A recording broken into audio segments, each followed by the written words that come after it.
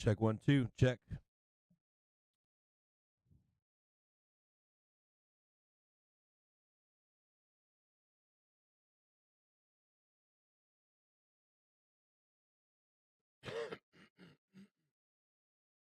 Whew. Gotta get that.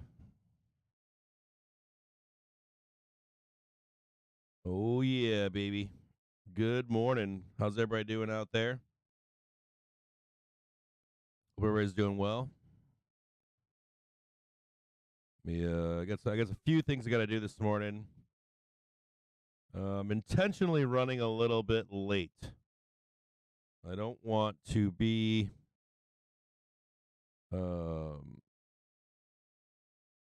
it's a good morning to let the market open up. I'm going to insert one ad right here. So if you get stuck in it, don't worry about it. I got to do at least one. And let me do some. I got to do some stuff in the background for you. So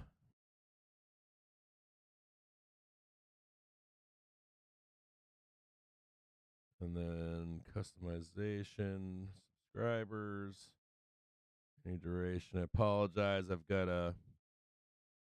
got some technical stuff I got to do in the background here while we open up the show here.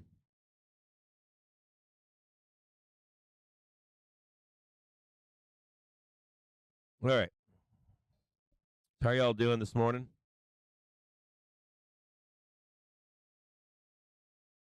Let's wait until everybody loads up in here. So, wait a minute here. Sorry about that. Okay, so couple things to be watching here this morning. You don't want to be a bag holder on. You don't want to be a bag holder. There's a few things. The vol is coming off. You've got calls and puts that you've got calls and puts. See if we can let this cool off for a minute here. There's a dip to buy too, just so you know, whether you know this or not. There is a dip to buy this morning. Just a second here.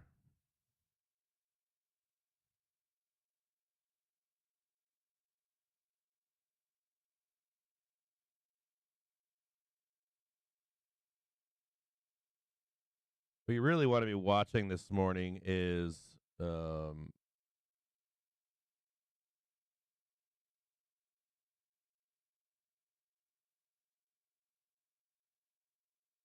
don't want to get caught in the options chain bag holding this morning. So if you're trying to buy calls this morning, stuff like that, let's see, take a look here. So the pivot point this morning is going to be a 411.35. Right there. We're going to get rid of this. So you know where your pivot is. S1 this morning is 409.72.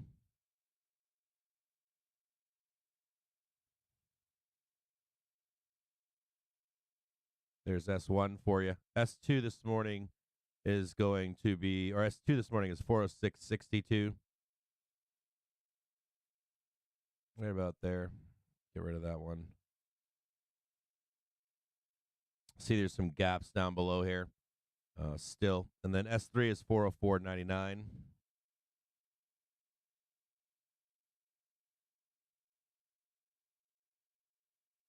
S2, S3, S1, S2, S3. And let me see if I can find any. Move these up here. Move these above. Get rid of that crap up there. R1, R2, R3. S2, S3. There's R3 back here. Do I have them all here? S1, S2, S3. There's one more down below. S3, we've got 404.99. And then R1 above is 414.45.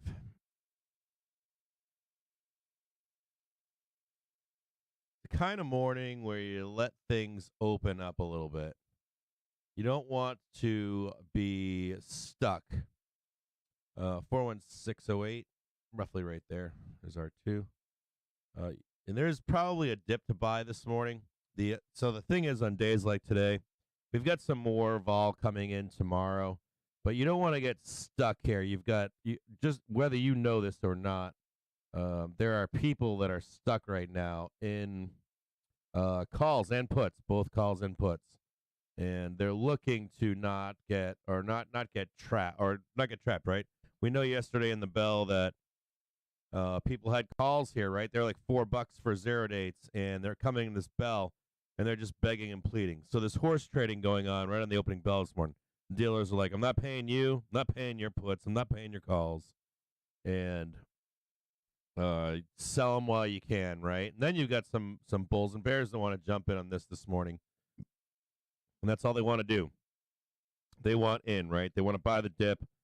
You've got bears that think we're going down this morning, so you gotta do a bunch of horse trading here, and see you want to let it open up is the first part here. So right now, off the bell, we're winning a 2 trigger cluster right here. We're winning the 1 minute currently, and the believe it or not, the hourly, the hourly. So you can't see it right now, but you're winning the hourly and the 1 minute. So this trade might be good if we stay above the white line here. This trade might be good until right here at 412.37, though I wouldn't trust it on a day like today. And then we've got more vol coming tomorrow. It really is just good to let the market kind of air out a little bit. Let this vol burn off the market briefly, and let it do its thing at this point. We're already at 188 viewers. Wow, it's early. Hold on a second. There's some coffee.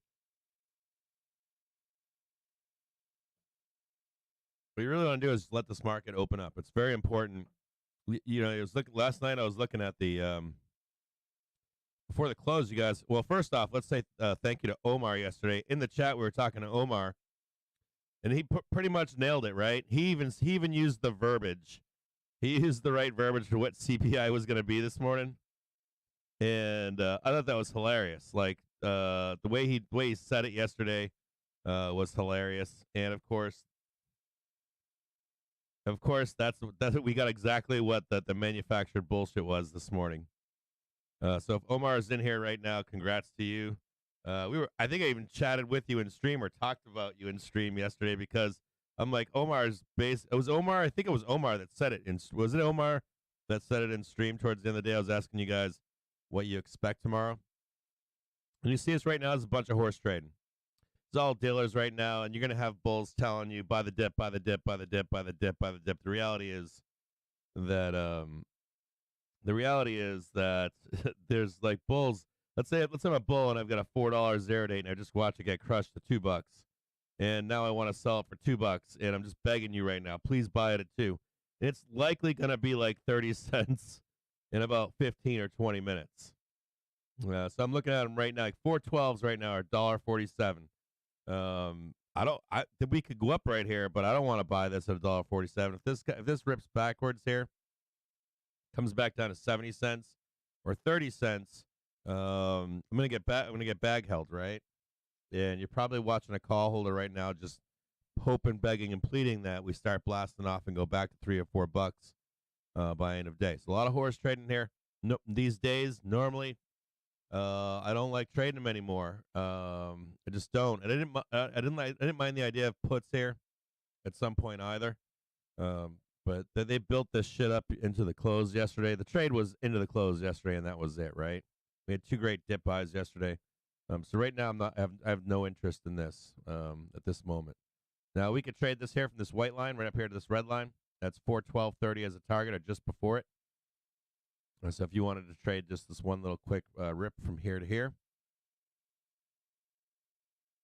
We've got a concentration of puts for today at 410Ps for $1.21.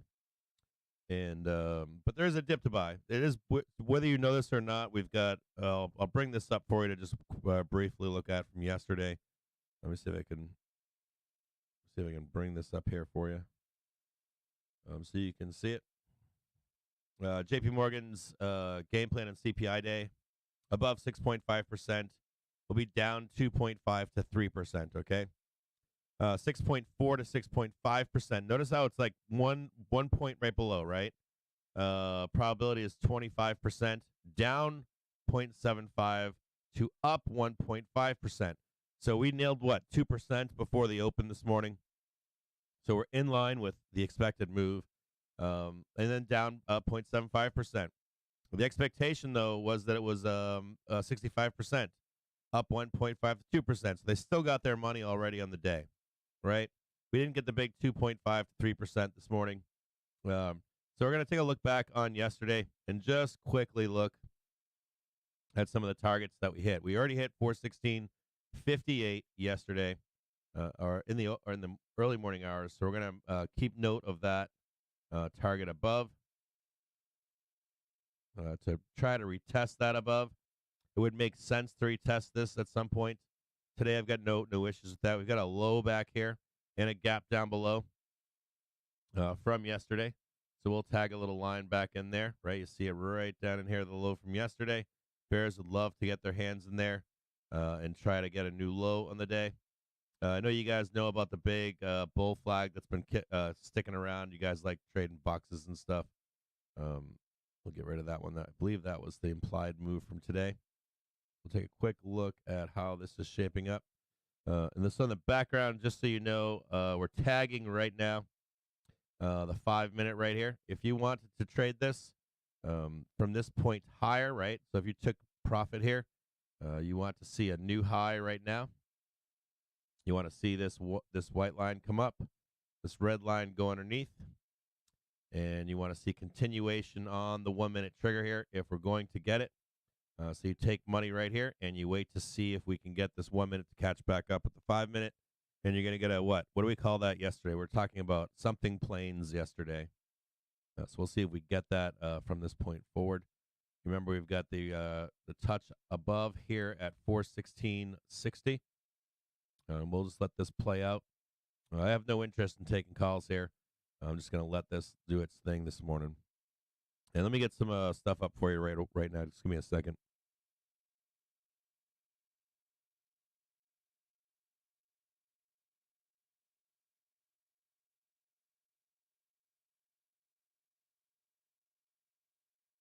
And I'll tell you the reason why is because I've gotten caught in this stuff before, and I'll get in early in these events, and let's say I buy something for like $1.50 or something that was $4, and then it goes down like 30 cents, and I'm directionally right, and then I'm fucking bag holding at 30 cents or something like that, and I'm like, damn it, I have to now I've got to triple down to get the direction that I want.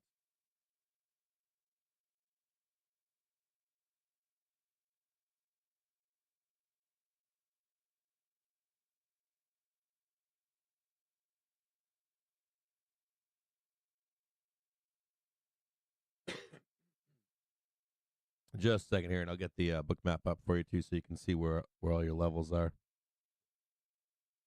Good morning. How's everybody doing? Y'all doing well out there? I'm hoping.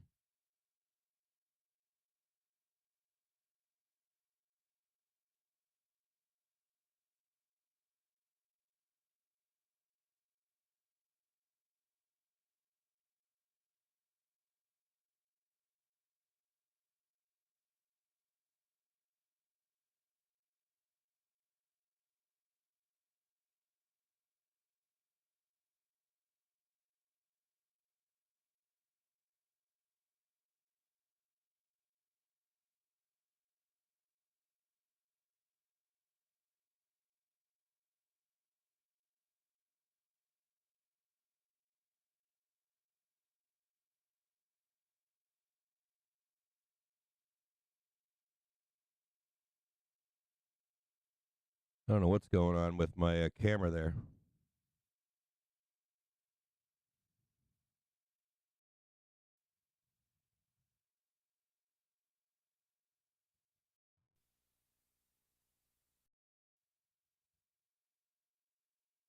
All right, it's better right there. Having some issues this morning. Just want to see this 5 minute here, just be able to catch up. And I'm looking for this right here to catch up here and give some lift. And a price target above right up in here, 416.60.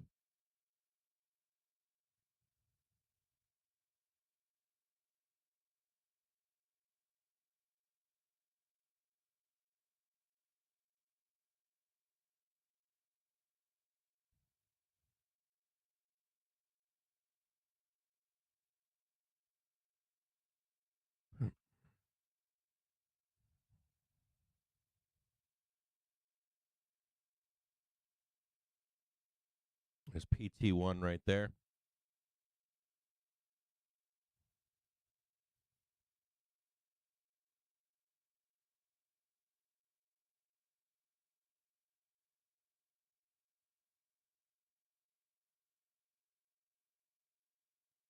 There's our one. There's our two.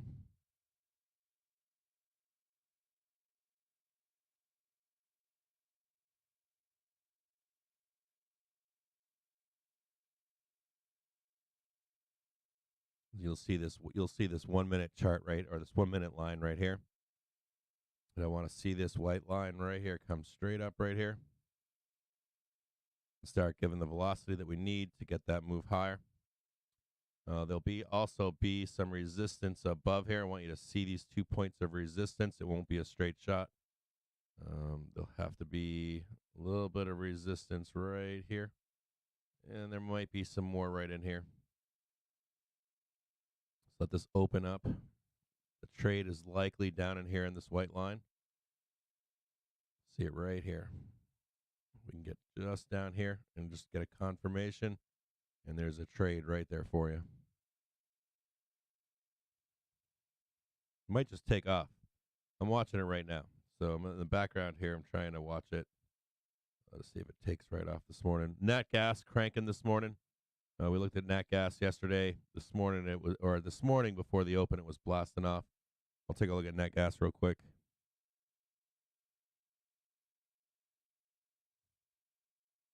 I'll let you know on nat gas. Right now, it's sitting on UNG. Right now is sitting on its 1 minute trigger at 864.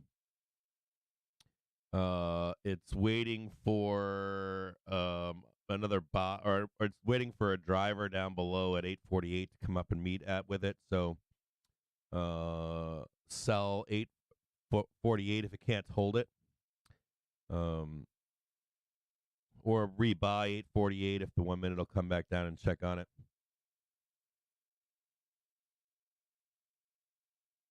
I'm just waiting for it to consolidate here and see if it's still bullish today. We'll see. Watch this roll right here. You want to be looking for this right here, okay? You do not want to see. Do not want to see. Oh, wait a minute. Let me get rid of that. Do this in a better way here. Show you what you don't want to see here. Or you want to see this right here. You do not want to see that. This is bad.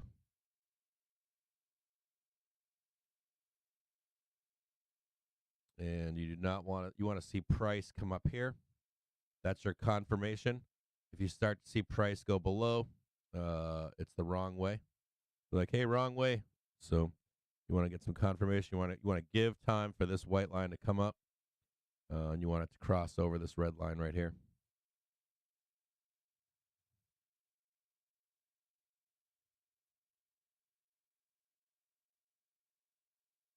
You don't want to get trapped in here.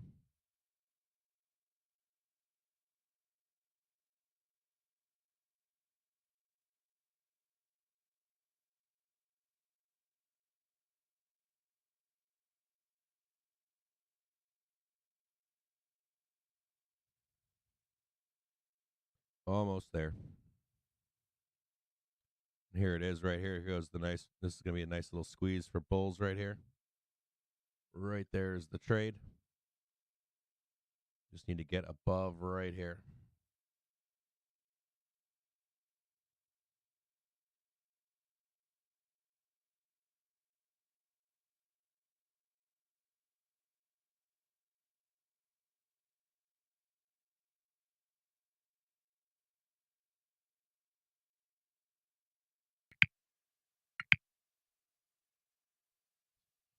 I'm long right now.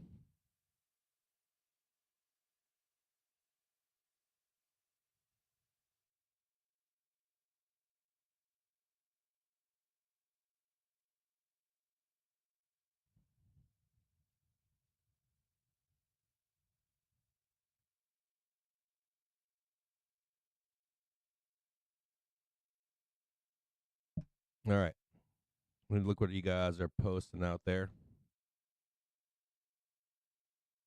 Morning, Harushi, Flama Blanca, Gabriel Rodriguez, Jay Cortina. Dean, good morning. Just so you guys know, I'm in a trade right now.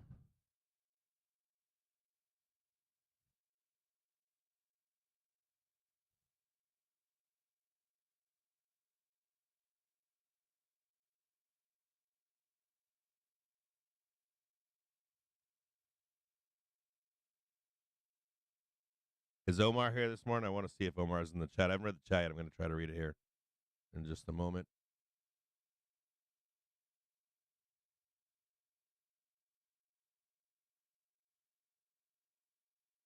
So I'm right here. I don't want to trade underneath. At any point we trade underneath this, I'm going to cut my longs. Morning, Dean. Good morning, Mark. Good morning, Casino the Great, or Kane the Great. Kano the Great. Good morning, Lisa. Good morning, Victor. How are you? Good morning, Johnny Mogs. Good morning, Jason Henricks, brother. Good morning, Nino. Good morning, DB Sigma. Where we roam. Good morning, Ollie, Binky. Lee Hans in the house this morning. How are you? Yeah, it's taking a minute for me to put some of this stuff up this morning. On the back end, the production takes anywhere from half an hour to an hour before I come on every morning. Let's see what you guys are talking about. Tesla. You can take a look at Tesla if you want. Tesla got the bounce this morning off 189.45. We'll take a look at Tesla in the background, see what's going on with Tesla. Nice squeeze off 189. Nice bounce this morning. Matter of fact, Tesla's on a 4-trigger cluster. It should keep ripping this morning.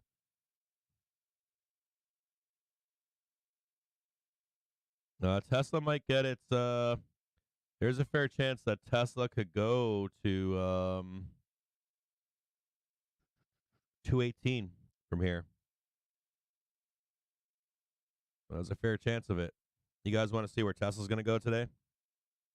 Let me mute Bookmap here. Yeah, Tesla could. You want to see? I didn't notice the. It's a 4-trigger cluster on Tesla. It's very bullish. Tesla trading 201, 202. Could actually trade. I'll give you a price target above of 218.37 on Tesla this morning. So look above. There's PT1 right there. And I'm going to draw another one. If Tesla does get up that high, you're going to look for a natural resistance point on Tesla too. Keep your eyes on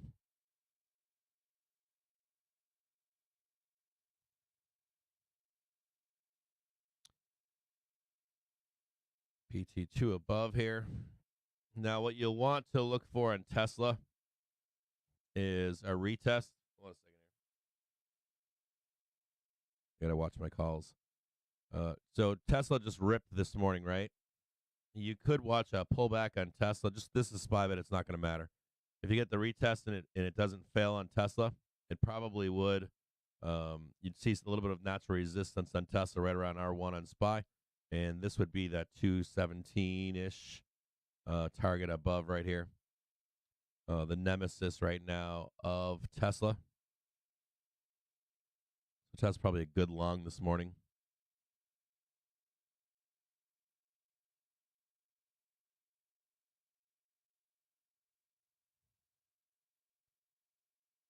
Good morning, Superman. How are you? Good morning, Winky. How are you, brother? I ain't buying shit right now. Yeah, this is a good little clean out right here right off the bell, right? Just sell it, sell it, sell it. Some confirmation right here, and then off to the races above.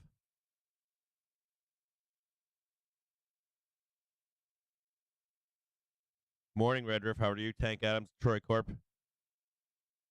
Oh yeah, so Airbus got that big order from India. Are you guys watching what's going on? So Boeing in the background is so Boeing, NASA, the U.S. government is trying to develop a plane that will save anywhere from 10 to 30% in gas prices. And Airbus has been dominating airline sales around the world for the past few years. I don't know if you guys know about that stuff. Um, 2 minutes before the Prince, man, no way.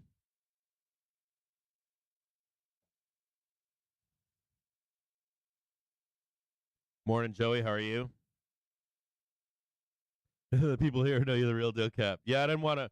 I didn't want to own the contracts overnight last night. Not nor puts. If we had traded to 420 this morning, I would have sold the market and had no problem buying some puts up there. There were some claims of going to 430. I was like, nah, that ain't happening. We probably have a Nalgo auto sell. Don't forget to take some profit up here. You guys know how we do shit here, right? Take the trade here. As we come in, you take profit because you know you're going to meet some rejection above, and it's going to take some work. We're going to probably snap a line at some point as we come up here to consolidate this. So don't forget to take some money off as we come up here.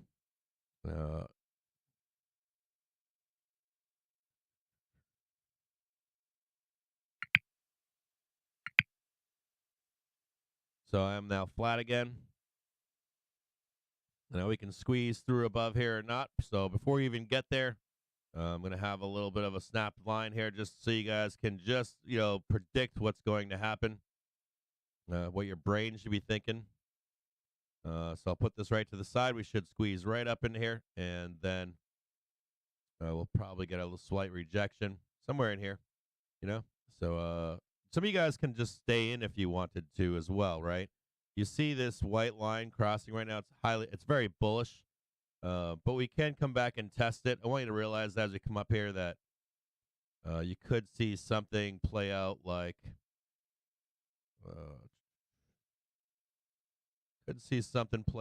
this, and then you'll see something play out like this, and then you'll see something like a quick, fast pullback onto this white line, and then we're off and running again. And I'll be looking for my next entry off of that 1 minute line that you see right below. Leave this to the side. No more stops for me. So I'll leave this to the side. Hopefully you're making money right on the open this morning with me. Some of you guys like to stay long all day long. Some of you guys like to express this through SPX. I get that, where you hold it all day long, or ES. First point of resistance right here. There's a little bit of a high, pre-market high right here that needs to be cleaned out.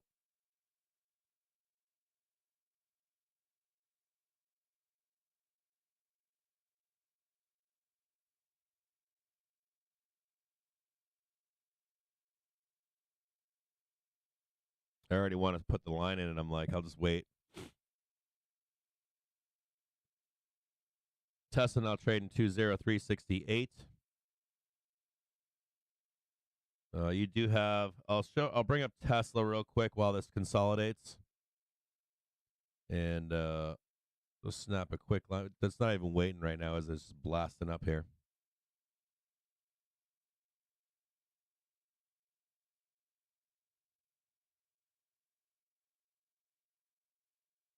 Should be some natural resistance on Tesla right now as well. If you're trading Tesla, should be a little bit of resistance currently on Tesla if you're in it right now. And I'll show it to you guys in just a minute.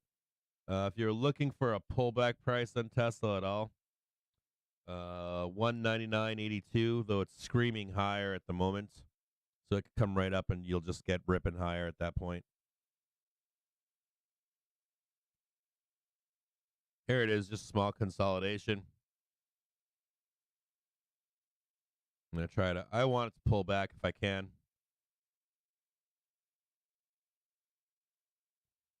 I think I'm going to wind up having to chase this, but I don't want to. I want to see the pullback if we can get it. If not, if it trades above, if it just starts breaking above here, I'll take this trade right here in just a moment with you. But otherwise, I'm going to be patient here. Let's see if we got a small pullback. If you're looking for a pullback on Tesla, 199.66 right now, if it even goes there. I'll show you Tesla real quick so you can see it.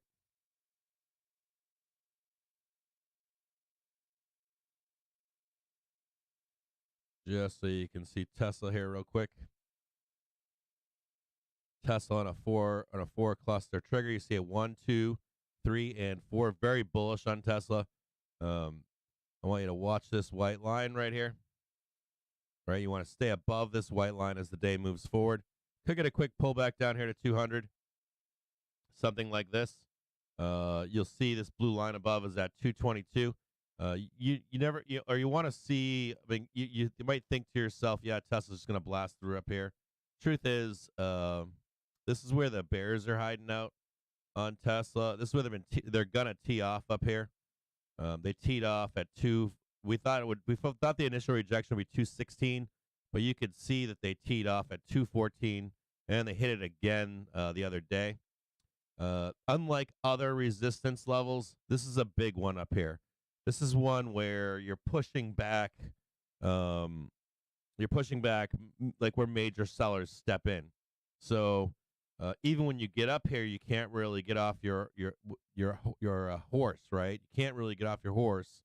You need to not only break above 220, but then you need the power of all this momentum coming up from underneath to destroy these bears, right? So even when you get up here, you're waiting at that point for momentum to catch up to you. Think of this like you've got I don't know, a platoon of guys, right? You got a squad, right? A fire team or something, and you're the guy leading the way, right? You rush forward and you overrun some. I'm not gonna say what I want to say right here, but now you're waiting for people to catch up to you, right? So you could possibly be waiting up here. So this is a dangerous zone to be waiting until your buddies show up, right? Your battle shows up, catches up to you, and so this is a good trade right here. Nice positive trade. Like right now, it's at 235. It's catching right up. Just look for a little bit of consolidation here on your own. Snap a little line. Take a little bit of time, and you'll be off and running again in Tesla. Just a second here.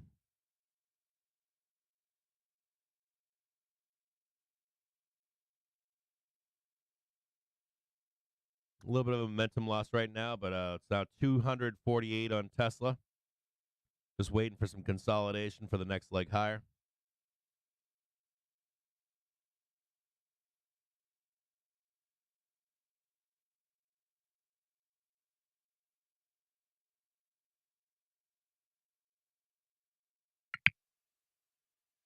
Got a trade set up here. I'm waiting on.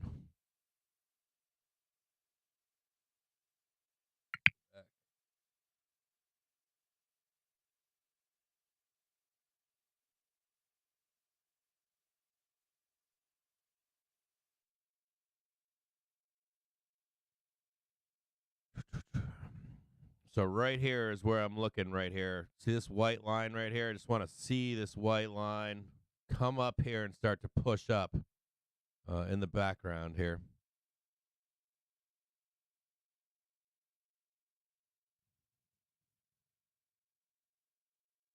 Sometimes we get a liquidity break here. There's two actions I'm looking to happen here. I'm looking for either the liquidity breakdown or I'm looking to catch the trade right above here to make the next leg higher. One or the other. I want to get caught right in here at this moment.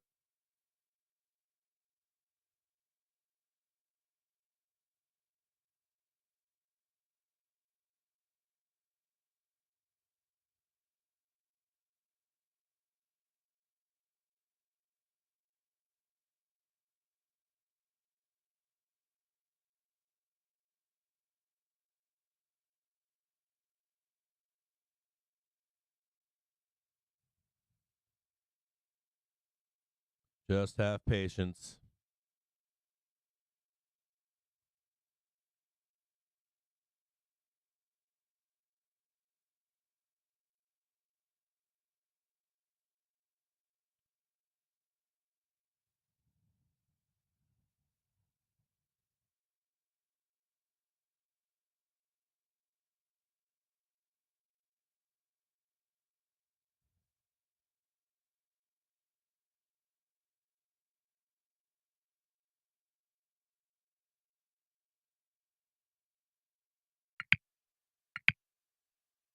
Long right here.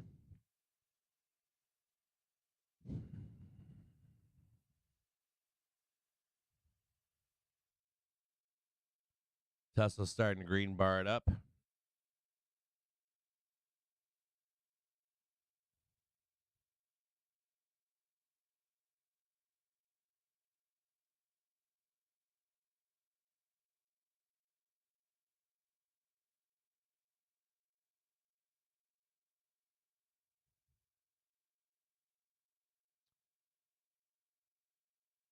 Jesus fucking Christ.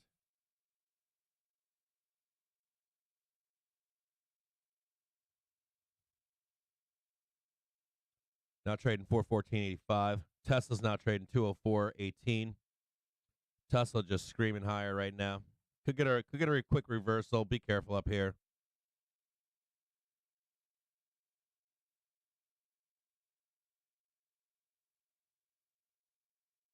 1 minute's just chasing Tesla right now. Price target above R2 416.09. Also 416.60 would be the pre-market high.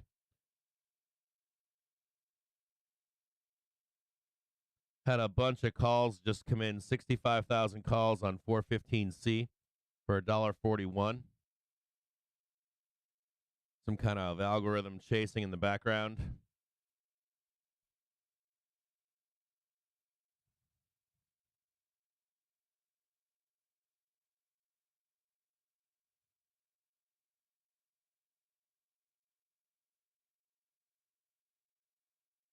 If this is a single red candle, I want to see a reversal higher. So the third candle I want to see turn green.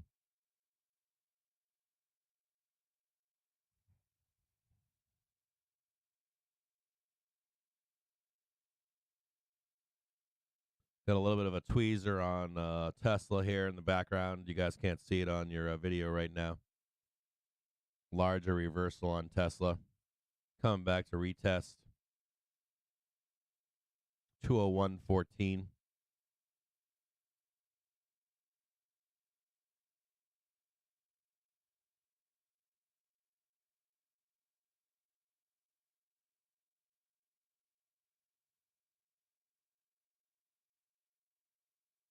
I said second candle. I guess the third candle on SPY, but on Tesla it was just two.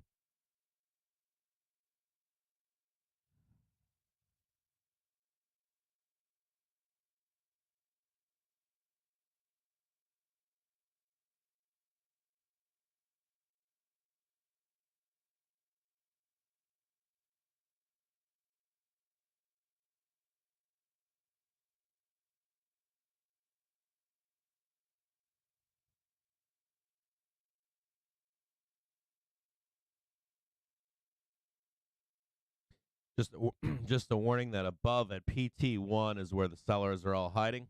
So if you see them above here, so all your sellers are up here, they're not going to want to give this up above.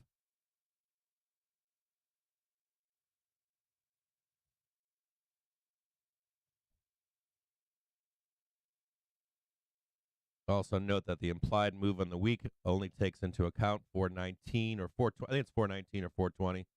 I don't know if we get this 419 today or not. Probably take some money above here if we can, and might call it a day at that point.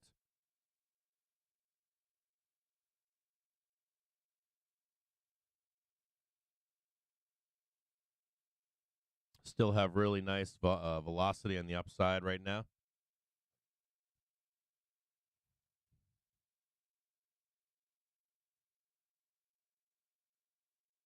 My fucking calls are like bouncing all over the place too.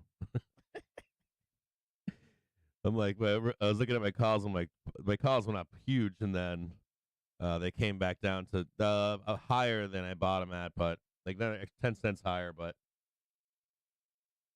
now 70,000 calls on 415C, just cranking. It's all call side activity right now on 0 dates. Make sure you have some stops down below. I was right here. I wanted to stop, but if they do a liquidation break or anything like that, I'm not getting out. I'm going to stay in for this trip higher.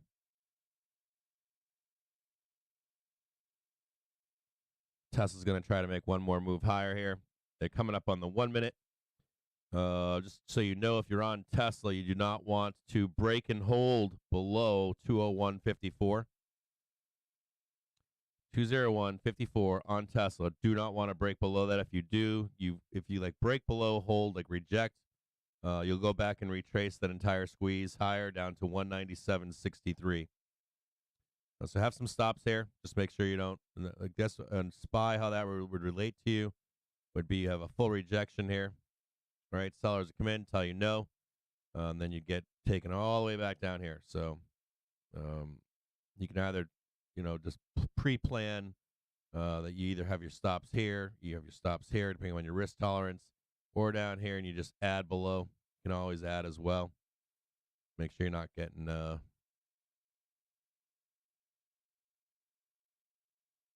some people like to add, some people like to do it whatever they do, I guess. Um, when your thesis is wrong. You have to have a limit or a place that you say, "Fuck you, I'm out of here. My thesis was wrong. My direction was wrong." Um, Make sure you have your own risk tolerances. By the way, this is not financial advice. This is just for education and video gaming purposes. None of this is real. If you trade with me, you'll lose all of your money. Come on, baby, burn it up. Squeeze me. Squeeze me. No, they're trying, man. These sellers are like, you're not going there. These sellers are trying to reverse this. We've got about it's 10:18 right now. We don't have a lot of time to get this high. I don't like seeing this much resistance here. Be careful of a reversal here. You have to decide if you want to put stops in above right here, stops here, adds down below. There's some pretty fierce resistance we're coming into here.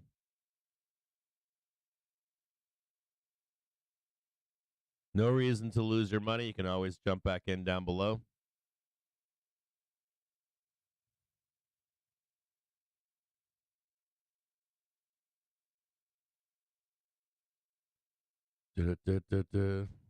Waiting on the 1 minute to catch back up to Tesla. Tesla's 1 minute's now at 201.69. Just taking some time to get up there. As soon as this 1 minute gets up here, right, you're gonna watch this 1 minute come up here, and this 1 minute's gonna drive us all the way to the Burr zone above. And we just don't want to see price trade below. We don't want to see price trade below the 1 minute, or else we're going to make a trip from the 1 to the 5 minute.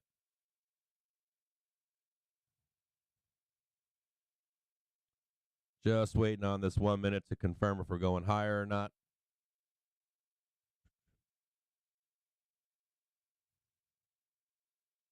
Snapping a little line down here so you can see it right there.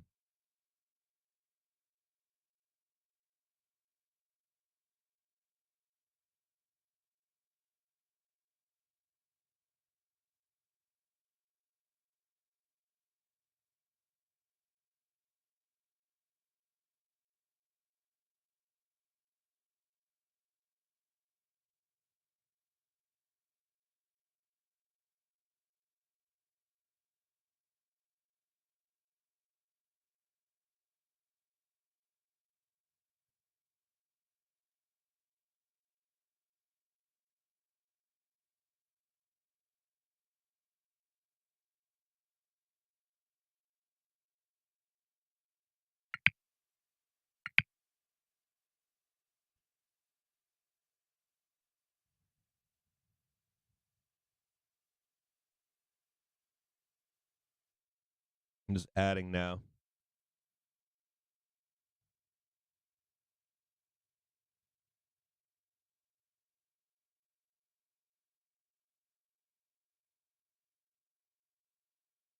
So I'm at this phase of trying to add to my position here.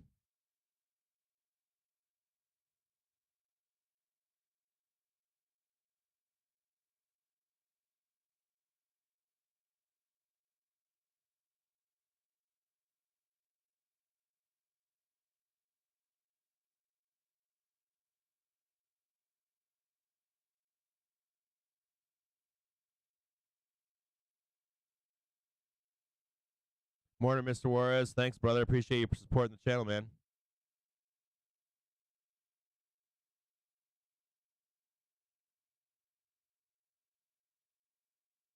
Oh, yeah, baby. Come on, baby. Get up there. Get up there.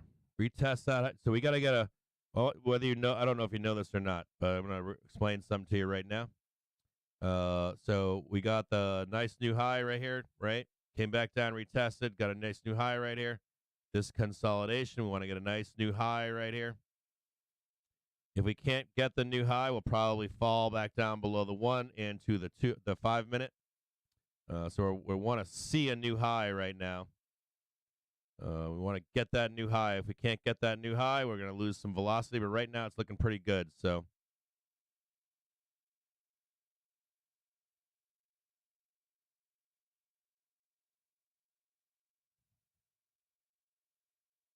waiting on Tesla in the background. Is Tesla's just about to come into contact with its 1 minute screaming higher on Tesla right now. It's at 202.05.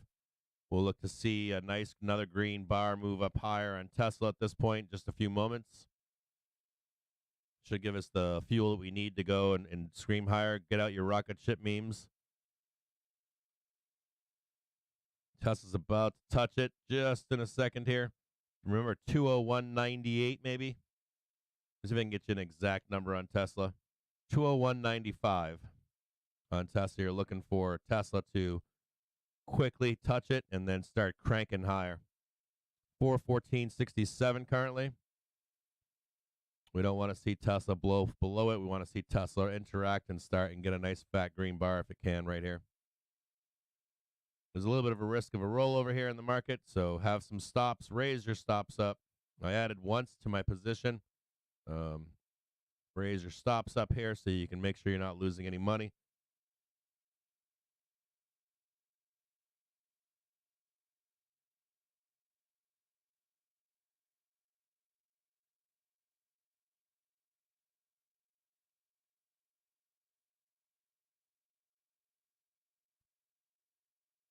Now trading 414.73. Tesla's just got its resting B face on. I'm looking at Tesla right now. I'm like, what are you doing, dude? Start cranking, bro. I'm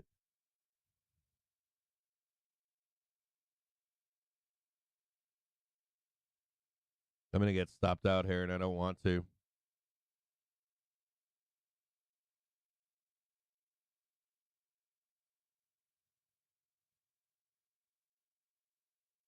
Here comes Tesla now.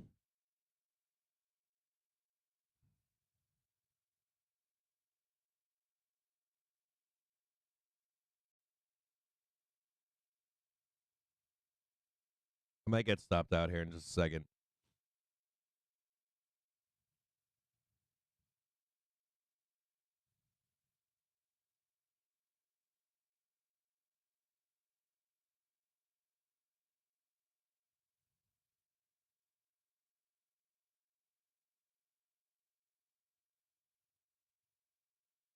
Come on, Tesla.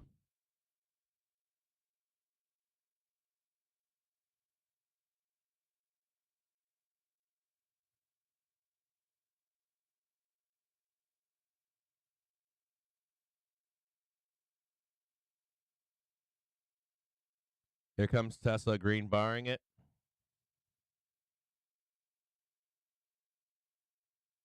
We want to see Tesla get a new high here. If we can't get a new high, I'll be looking for a rollover down to 413.13. Tesla's green barring it right now. We'll see if it can maintain its velocity. If not, probably gonna end up getting stopped out here.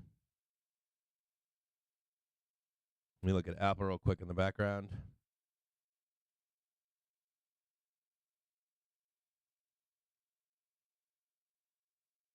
Yeah, Apple's bullish as fuck right here too. Apple's crazy bullish here.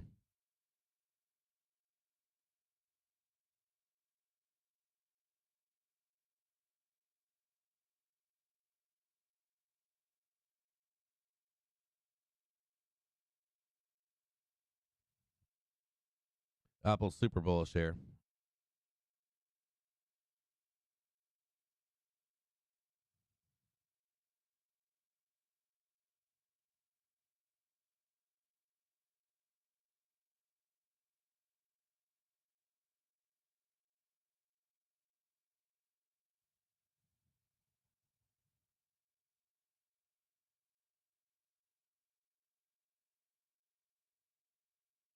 Yeah, I'm like looking at Apple in the background. I'm like, show you guys something here in a minute on Apple.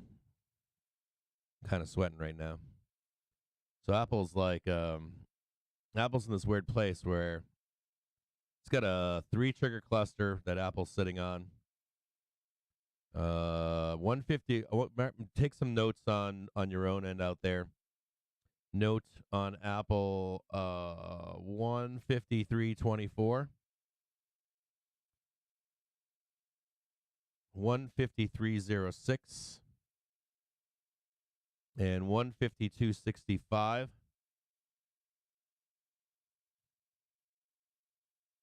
You want to make sure that none of that breaks on Apple.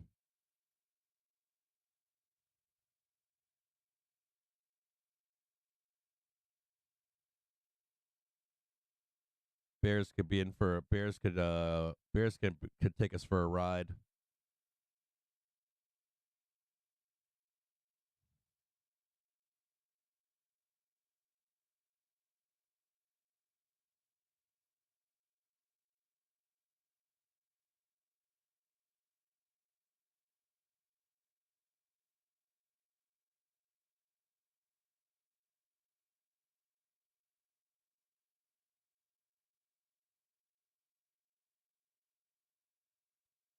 What you'd see is you'd see something like this cross over here, and you would end up seeing this cross right here. You'd see price try to blast down and get underneath. This would be where the bear trade would be, right there. Yeah, I'm stopped out as of right now. I'm flat.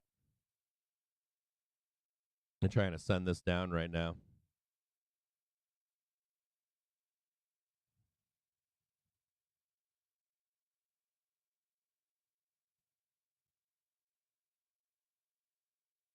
Not Beartown yet. Just hold on.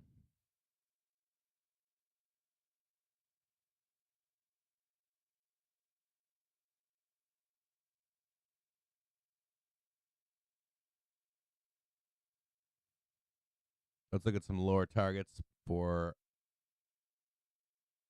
Yeah, we already tagged this one here. The only lower one down below down here is this one right here.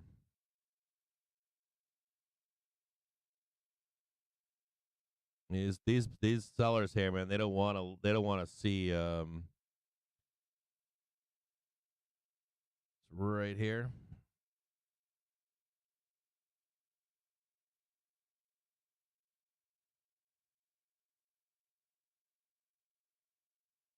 These sellers do not want to see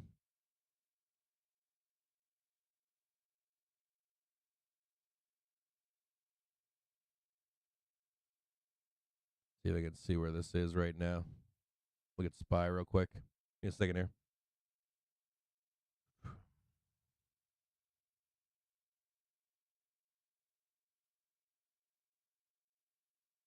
$413.10. Let me change up this EMA real quick because it's not correct.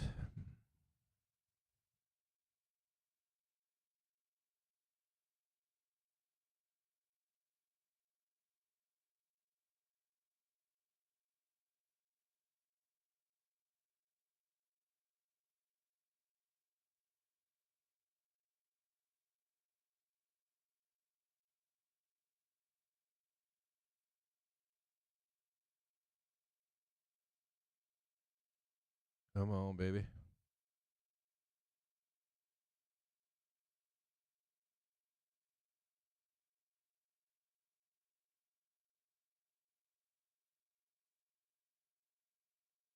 So anything a break and hold below 413.10 is going to be Beartown.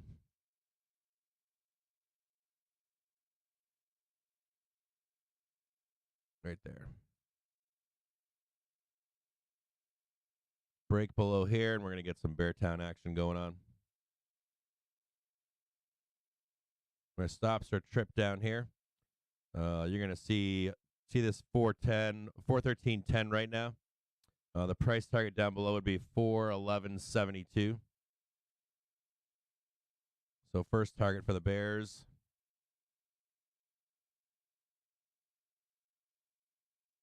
Right here. And then second target down below.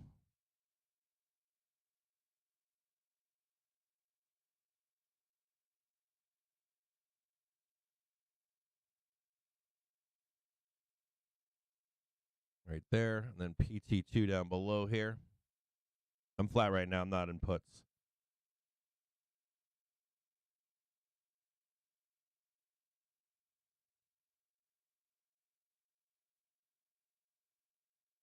And you see that cross that I talked about up here. Bears want to see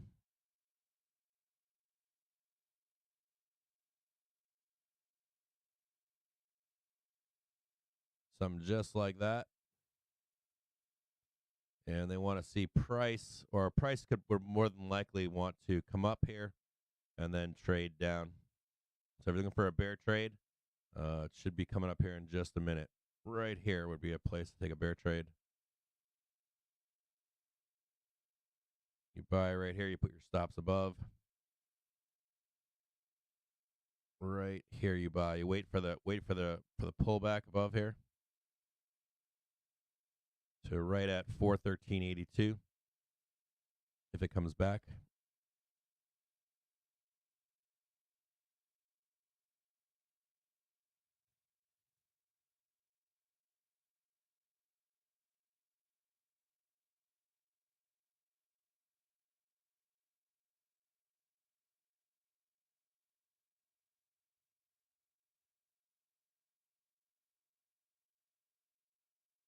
Apple's right at its support. If this breaks, it's going to get vicious. Bloodbath down right here. So be really careful if you're a bull. If you're long calls, you might need to start taking the other side of the trade right here. Even if you stay in your calls, you might want to grab some puts because it could be a trip lower here. Bloodbath actually. Apple sitting right on its support. If Apple gives this up right now, you can't see it on your screener, but if Apple gives up in relate or like relative to the SPY, it gives up 413.10, you get nasty. This is for the bears right here, not for the bulls. I'll leave it red.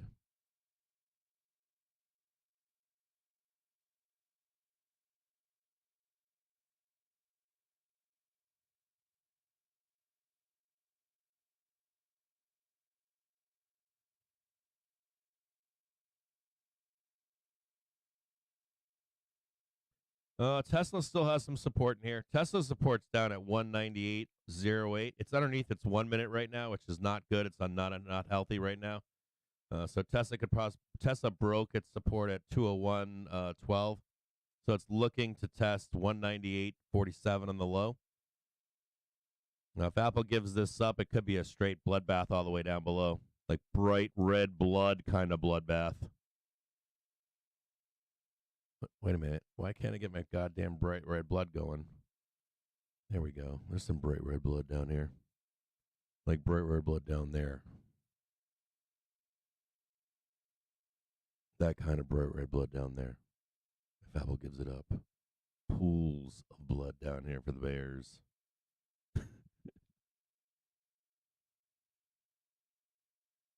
Hold on a second here. PT1 down below on SPY is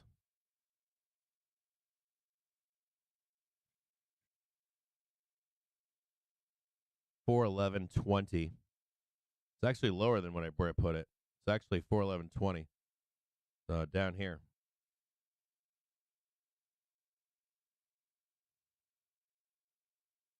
411.20. I had it a little bit too high. 411.20. So slightly lower than where that red line is right here.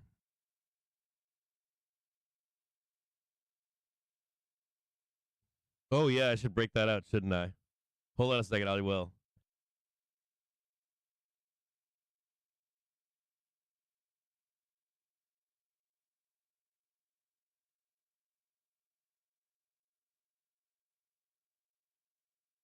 Oh, yeah, baby.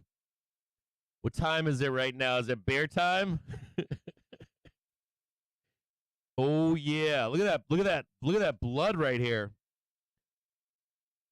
Oh yeah. What time is it? What time is it?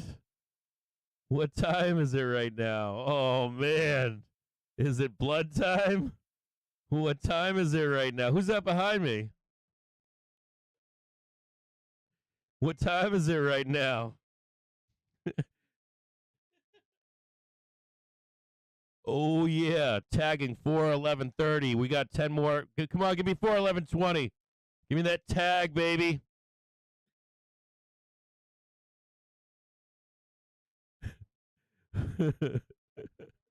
Yeah, that's good. It's good. It's good. 4:11:20. Retesting the lows on SPY right now. I'm going to show you guys something real quick on show the bears something real quick. So right here, hold on, bring this out right here. And you see the test right now on SPY, right? You saw the 1 minute was given up above, came right into the 5 minute, blasted back down, and touched support for the bulls here, right? So, or excuse me, the bears right here, right? Came up here, came to the 1 minute, lost momentum, broke down through the 5, and then nailed the hourly for the bears. Now I want to show you what the bears are looking for here. Bears are looking for this cross right here, right? And they're waiting for this white to come down and cross right down, right? And you sometimes will see a nice fat little break higher and then a power move even lower, right? So 409, something like that. So we'll pay attention to this and see if the bulls can hold on to it. If not, the targets down below are pretty good, right? You've got a 403.67, pretty significant, right? Let's see here. So bears trying to get underneath right now. That's even lower than this PT2. We've got the PT2 first, but 403. Oh yeah, baby. Now, I don't know that we get down here to this 403, but we'll put it down here as an ultimate target end of the day, right down in here. But I don't know if we've got the momentum to get down here in one day. Now this is a setup for bears right here. I want to show you a sweet setup here for bears. You got your PT1 right here. Here's your PT2 right now. You're going to be see this cross right here. If you're a bear, right, you're looking for the next target for you is for a pull here, and then this one more tee off right down below, and you'll see this line come straight down here. So we can get a better line here, right down here, and you want to follow that straight down into PT2 at 408.22. And more than likely, though, price doesn't go straight down. So even though it's breaking through right now, maybe it does. I don't know. Maybe it's that much of a sell, but normally you'll get a price. Or hold on, let me clear some of this up. Normally you'll get a squeeze higher, and I can get that there. You get like the squeeze higher, and they'll start teeing off right on the 1 minute, and then start getting right down here to this PT2 at 408.22.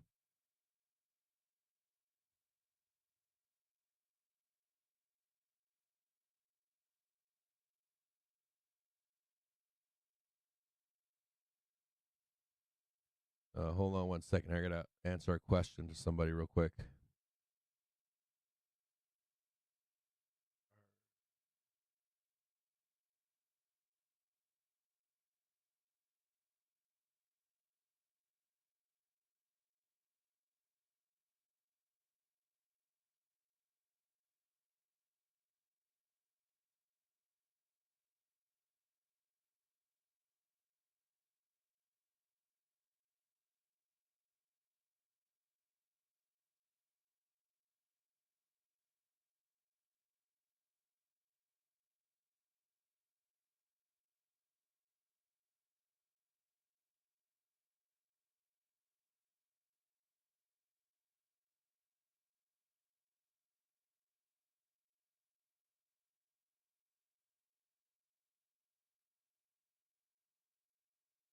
Give me just 1 second here.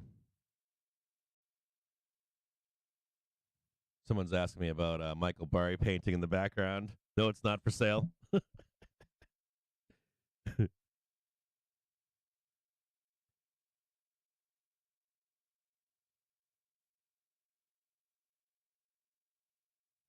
Michael Barry painting not for sale.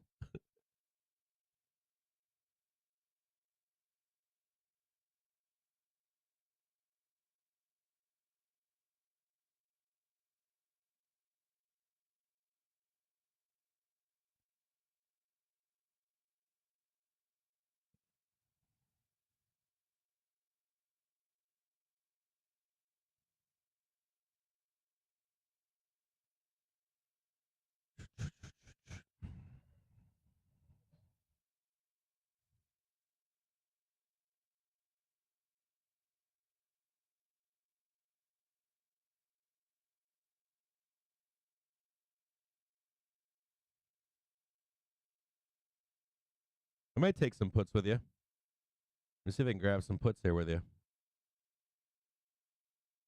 Actually, we've got let me check. Let me check in the background something here. Hold on.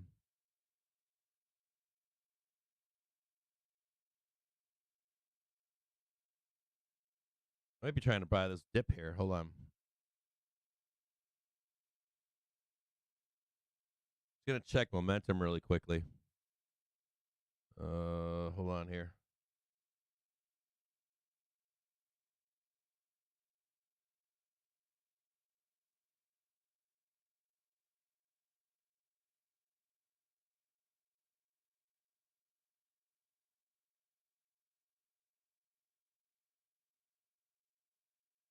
I gotta check momentum here.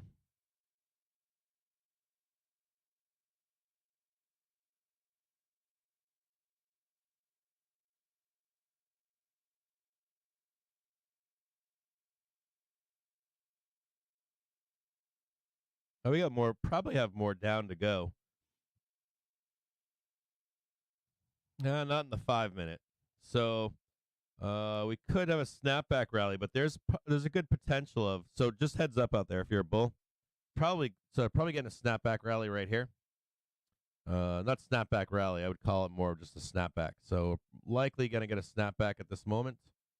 So I'm trying to watch this here, but Bears have a good chance of taking this much lower. So, damn it, this fucking color, this fucking thing. I hate fucking Windows 11 right now.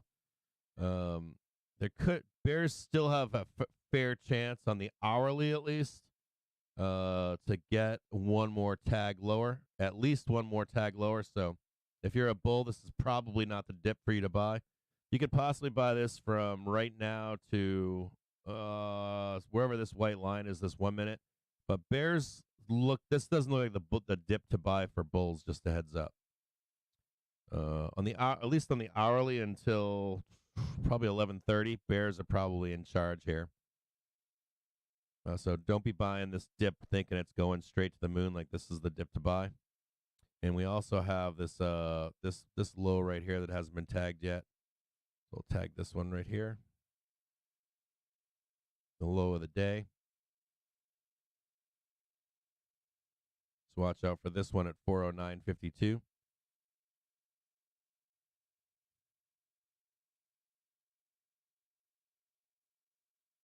But on the hourly, at least, the Bears have some. Let me see if I can take a look at this. Bears have some momentum on their sides to go further down here.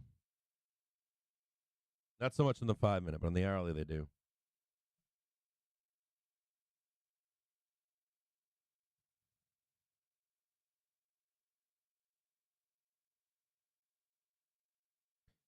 Chase, what do you mean you lost your job? How did you lose your job, man? Did you get laid off? Was it like layoffs or something?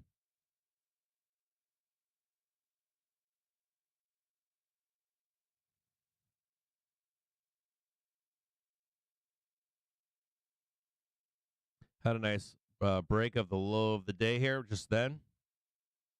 New low on the day. Next low to break for Bears is going to be this PT2. This is 402.20 or 408.22.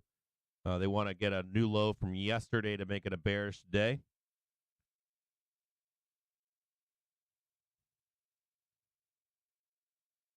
Or they get the bearish day, but they want the bearish week.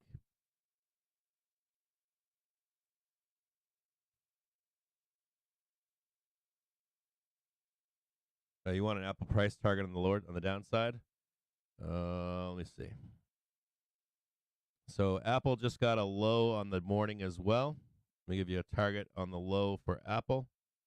A low side target for Apple would be 145.93, but likely it's higher. It's like 147 ish on Apple. So if you're super bearish on today, if you're just super bearish in the market right now, 147, 147. I just call it 147 flat on Apple as a target below. If you're an Apple bear, you're looking to defend currently 152.07. You defend that if you're a bear. And bears want to be defending this white line up here. You'll see this white line coming down. And you're going to want to see this get defended for bears.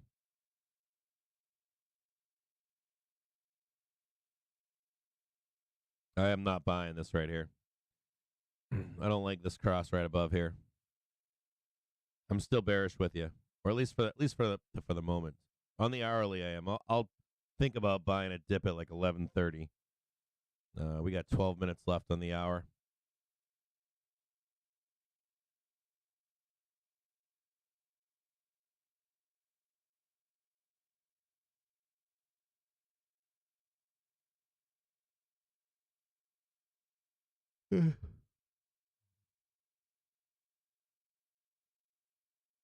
PT1 was tagged for the Bears.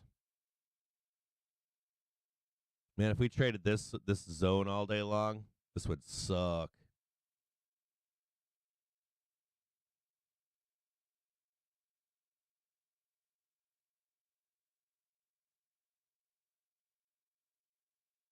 What happened, Chase? I didn't see what you were saying.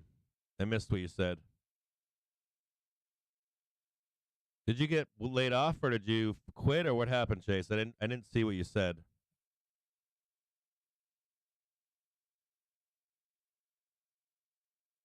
You guys are hilarious. I'm trying to track everything. The daughter could start a business. My house is littered with artwork. Kids are like prolific artists. Like it was funny because I went to a private art school when I was a kid, and my mom disenrolled me,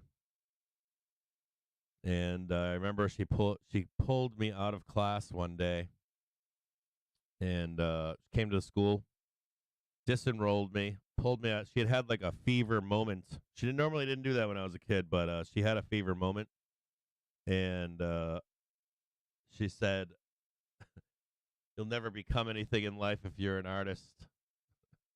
I'm not kidding. I can get these.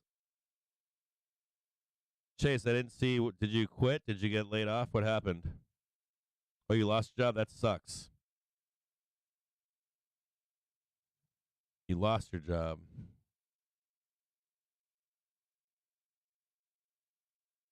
Yeah, you hated it. I don't. I can't blame anybody for leaving a job that they hate. I got stuck once in a contract job that I moved my entire family, and it was when I signed a contract, but then I had committed for a minimum of a year, and I was lied to, and they kind of knew it because I had moved my entire family across the country, middle of nowhere, and I got stuck, man, and it was my wife was so mad, and of course I had to debate with myself. I'm like, can I break this contract because I was lied to, or does it hurt my profession? Does it look bad for me in my career, all that kind of stuff? So it was this big long thing, and it was really bizarre too because the last the minimum end of my contract, the last 4 months. They knew I knew, and there was no point in me even being there. It was really fucked up. One of the major mistakes I made in my professional career.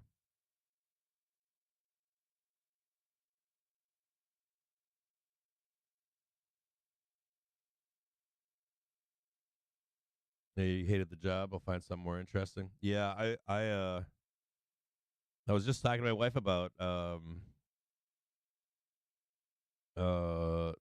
it's weird. When I was younger, professionally, I had one real huge regret that I had failed, and now that I look back upon it, I'm so stoked that I don't care now that I failed, and I'm actually very proud of the work that I did. Very proud of it now. I'm like, man, I was a young guy too, so I'm like, I was like always like insecure about it, and then when I got like not older, but I was telling, matter of fact, I was telling my wife about this 2 days ago. I was like, man, that was some fucking kick ass work that I had done. Um, and then we started like brought up the conversation of regrets that you have when you were younger, failures that you have when you're younger, and how we perceive them as we get older, and like the internal in your brain and in your head and stuff. Sometimes you'll self doubt, and how when you get older you're like, ah, no, that was fucking awesome. I had a great time doing that. And then of course the one where they got into the bad contract. If I was my age right now and I was that age then, what I know now, I would have been out. I would have been like, get out of here, I'm out of here. So if that's what you did or whatever, uh, have no regrets about it, man. I wish I had just walked because they basically lied to me in their context. Hold on just a second.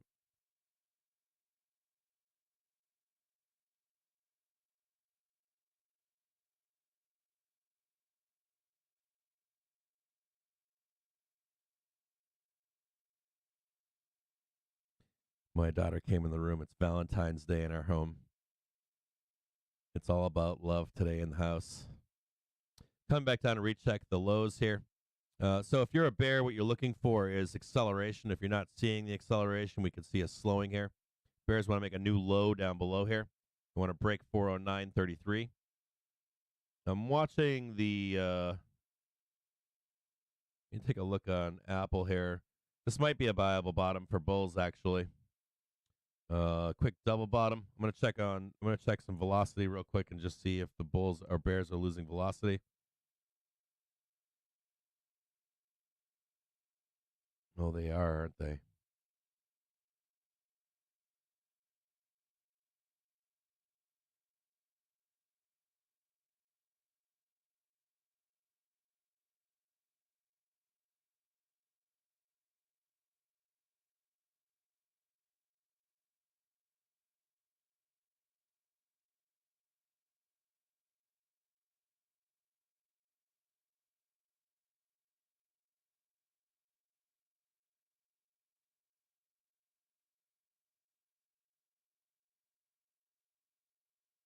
In a second here, I might be buying this right here.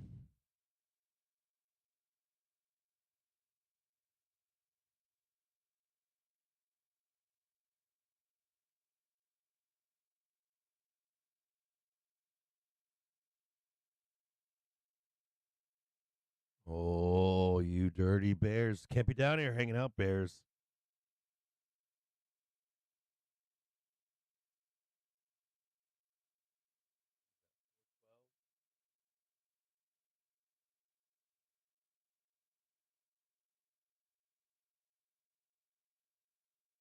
I'm looking at some 412Cs right now.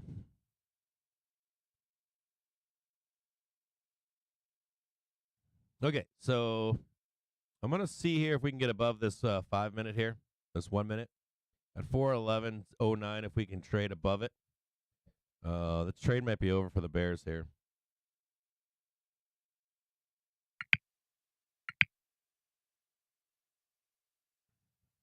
So I'm long right here.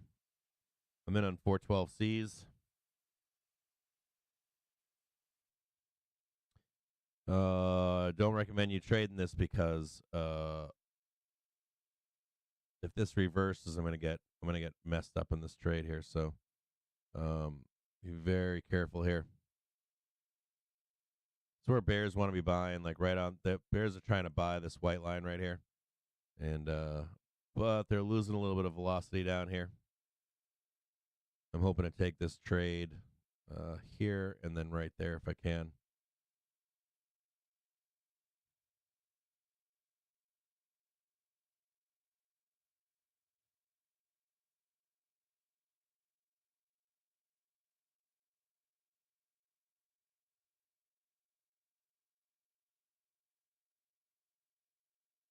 Bears trying to hold 412.69.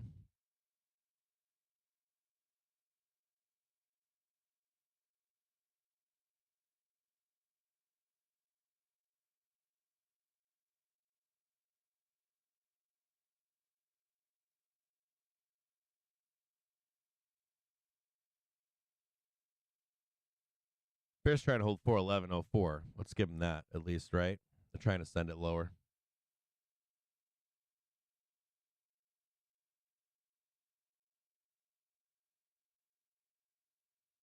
I'm in for 82 cents if you want to know, but I'm really scared here.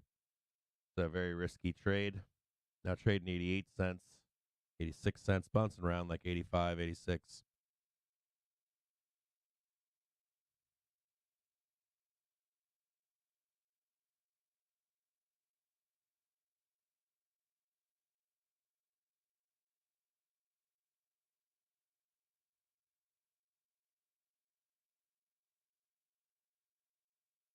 Bears trying to hold 411.04. Bears going to try to buy 411.04 to sell the market. There's a very bearish divergence above right here. So you can see it right here. Showed you this crossover earlier. Now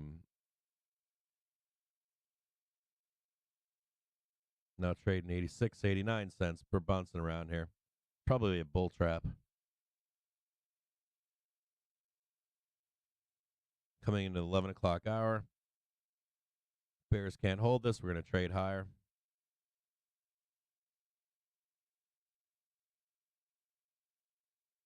Now trading 87 cents.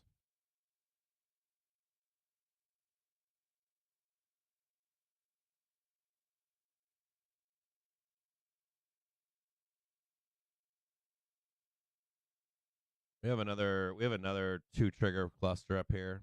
Probably going to get out of this trade.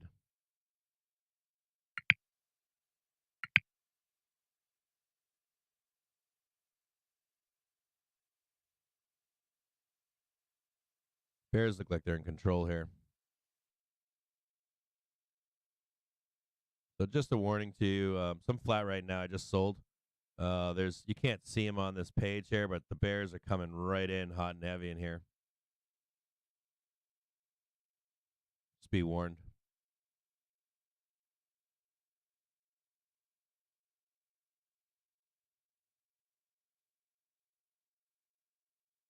I'll show it to you, and I'll bring it over here and show it to you guys. Too scared of being in here.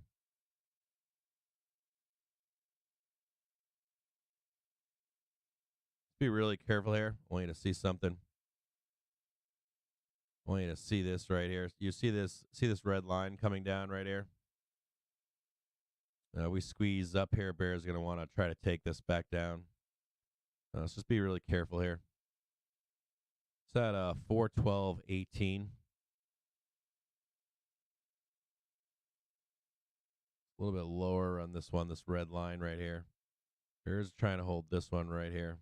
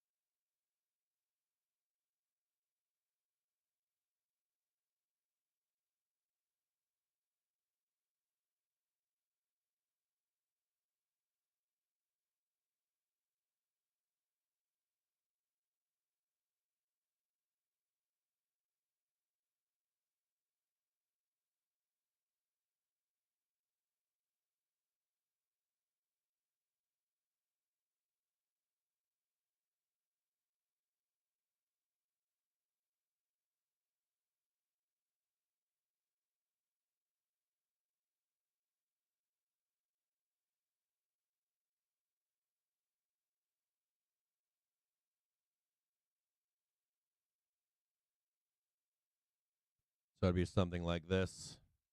And then so you guys can see it in advance, just in case it plays itself out. You'd see something like this here. Some kind of reversal right here.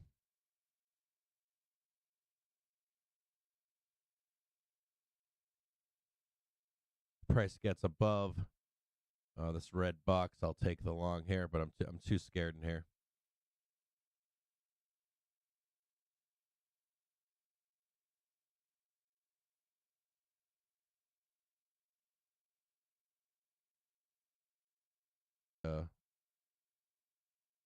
Where's 41220? Right. A little lower. It's like right. We can just put a red line there. 41220. Right there. We're just trying to hold that line right there.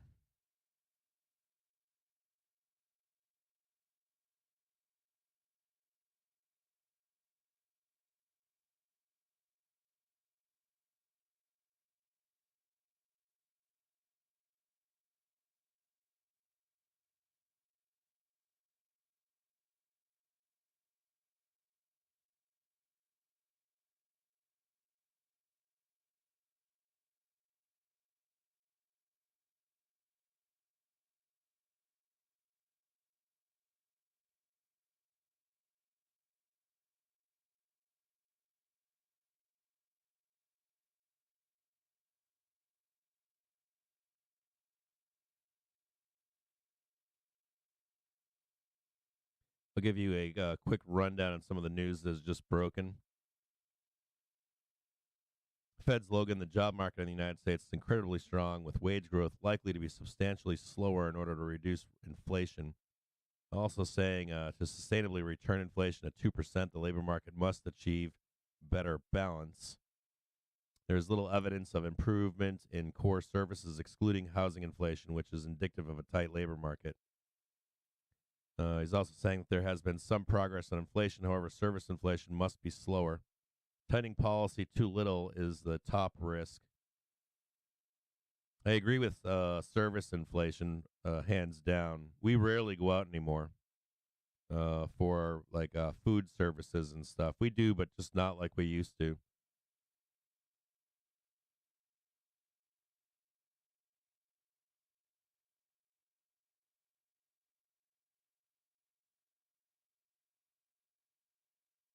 Biden said this morning that the CPI data shows that there's still work to be done on inflation.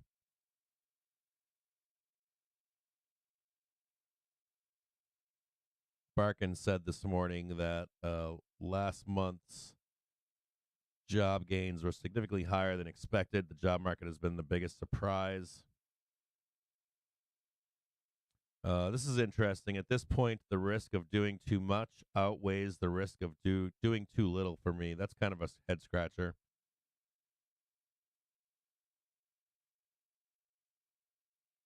Barkin's saying nobody knows how inflation will play out this year or next. The real issue here is the lag between impact on demand to impact on inflation. So she's a fence sitter.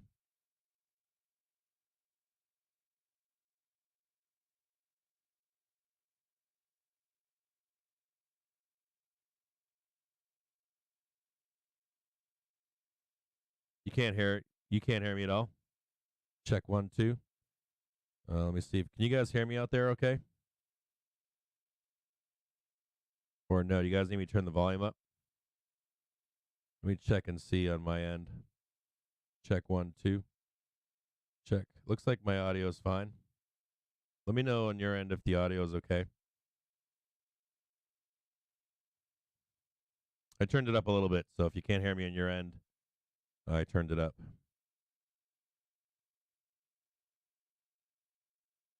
Henry, can you hear me better now or no? Henry, I've got a laptop that doesn't have the greatest volume. Henry, what are you listening to me on?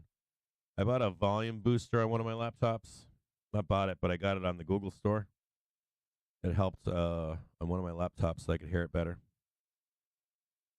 So right here, this is where the bears are sitting, 412.21. So I'm going to show you guys this in the background.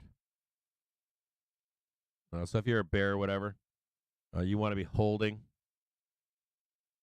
this 412.18 now. I want you to see this in the background here. If you're a bull, you'll see this. You'll see this check here, and then this swing high. So we'll see if the 1 minute holds or not on SPY. So I'm flat right now, but I want to show you if you are bullish, what you're looking for to take this trade. You'd be looking for price to reject off this red line, come back down and hold. Bears are looking for a break of this white line right here, okay? I'll explain it as it unfolds. So bears looking for rejection right now, currently, right? If price breaks below the 1 minute, so you see this 1 minute right here. If you see this price break below this 1 minute right here, it's going to be on for the bears.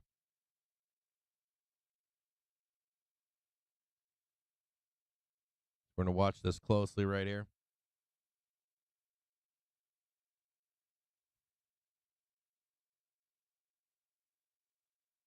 As a matter of fact, you can see it right here. You see how we didn't break below the 1 minute and we blasted higher. It's exactly what's happening right now. If this price holds and the 1 minute holds, we should get a nice rocket ship higher.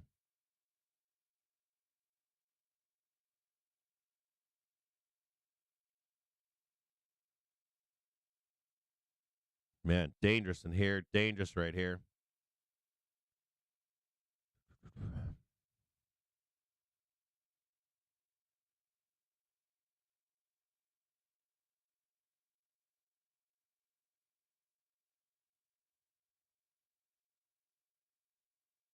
I'm flat right now. I want nothing to do with any of this stuff in here.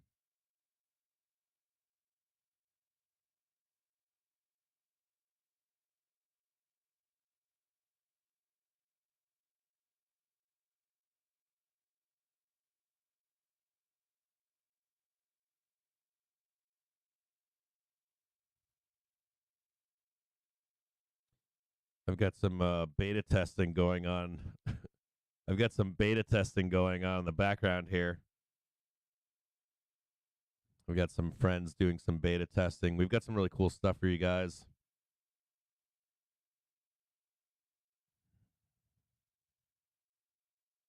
See how, I want you guys to see this right here. So we're kind of in the same situation right here. And you see how we're breaking under the 1 minute right now? We're losing the 1 minute. See how like price is losing the 1 minute?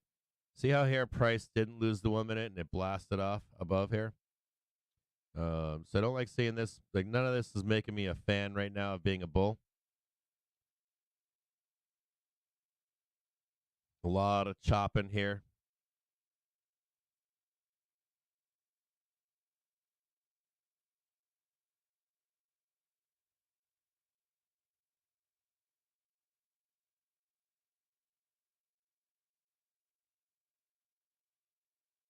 Kind of do or die for the bulls right now.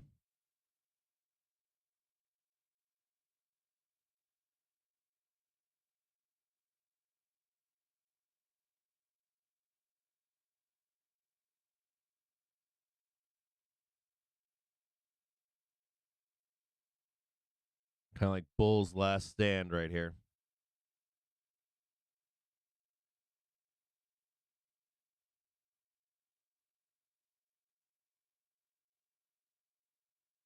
Spy sitting on a cliff.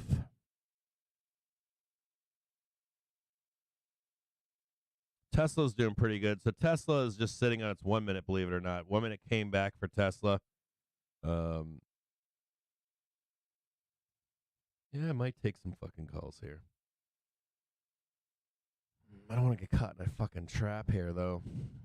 It's kind of like Bull's last stand right here.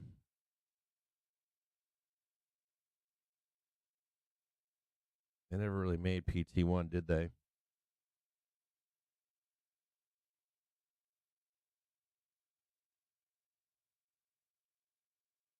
I really want to see price above this last one right here.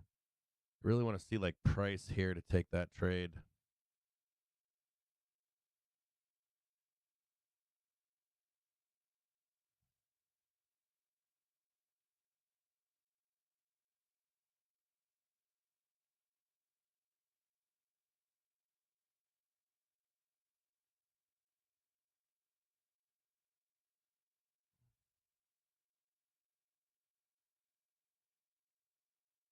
I'm not committed right now.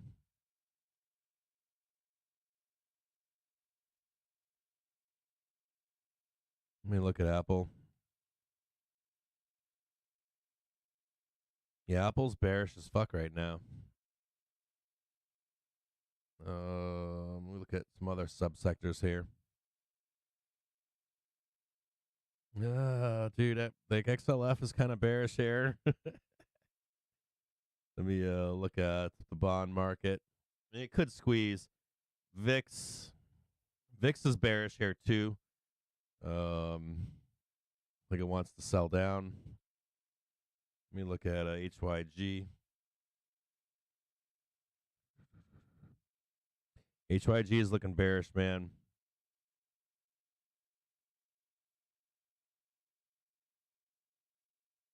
Oh yeah, HYG. This is a pretty big fucking bull trap in here, or it looks like it at least.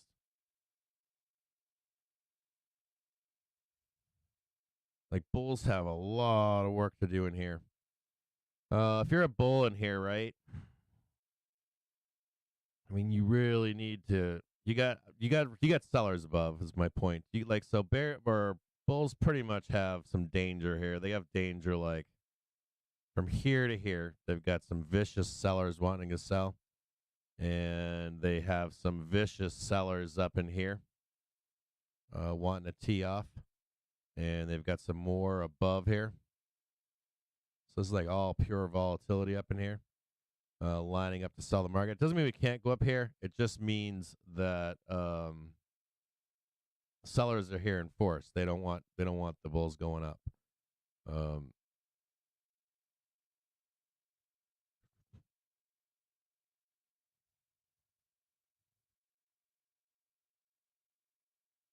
they really want that 403 bad. Look on. Give me a second here.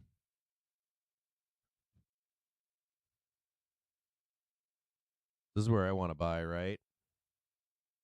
Jim really wants to buy this down here. So these are the two levels I wanted to buy. I actually want to buy this one and I want to buy this one. And these sellers are really here trying to get down and underneath. And we have more vol coming tomorrow as well. We've got more reports tomorrow. So for tomorrow on the 15th, we've got retail sales, and then we've got home builders, and then but we got claims on Thursday, right? So this could turn into a sideways and down trade into Wednesday and Thursday, Tuesday or Monday or Tuesday, Wednesday and Thursday.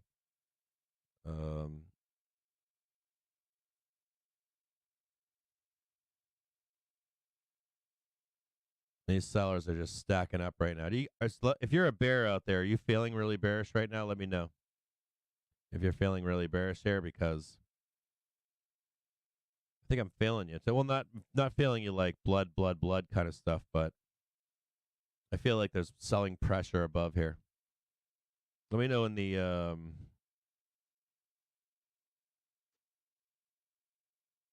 you're not super bear at the moment.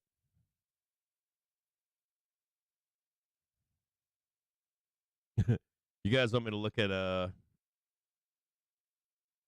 yeah, there's some selling pressure above on HYG. I don't know if it happens today, but there's or I should say bears are getting more aggressive. Now that doesn't mean we don't squeeze here though, right? So we can squeeze like hell here. Even though sellers are coming into the market, like you can see a giant squeeze here. But there's selling pressure above. There's certainly sellers here looking to sell the market down, without a doubt.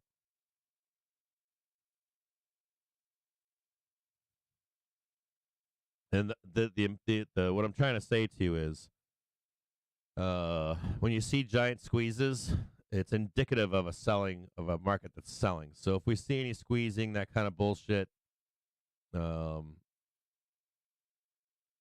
it's indicative of sellers being here in the market. So we'll wait and see how this plays out for the next few days. When we start grinding higher, it's bullish, right? We've got low volatility. If we start to squeeze higher, we've got some negative gamma and some uh, negative volatility and some sellers. So we'll The just see it. UK 2-year yield jumps 19 basis points to 3.89. Apologies, 3.83%, the highest since October 21st. Thus, the UK 2-year yield climbs 19 basis points to 3.83%.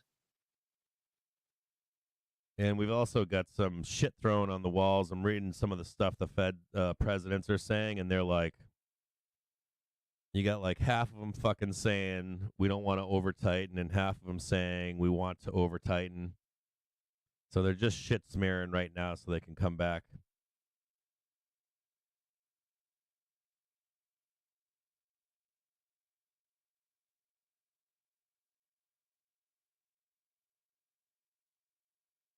Could get a squeeze here. Yeah, I'm long. I'm going to get long.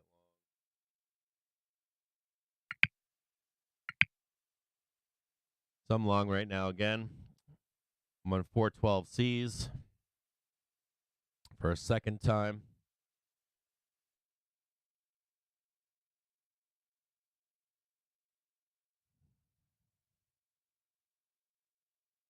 Want to see a break above 412.04 right here. If we can get above 412.04, we'll be off and running. Got to get it right above here and we'll be off and running.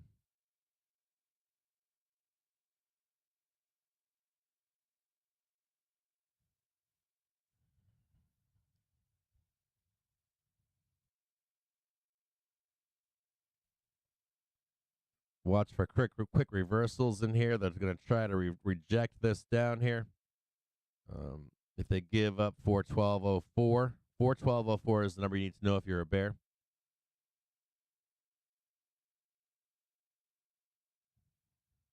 See if I can just draw a box maybe for you.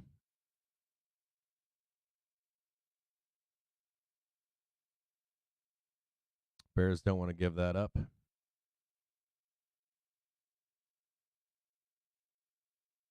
Watch me get fucking torched here.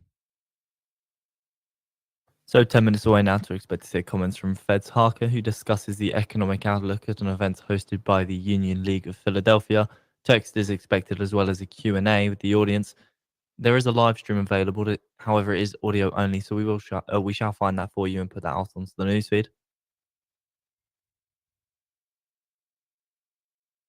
As well, we're expecting comments from ECB's McClough, who speaks at a joint event entitled "Has Europe Moved Beyond Financial Fragility?"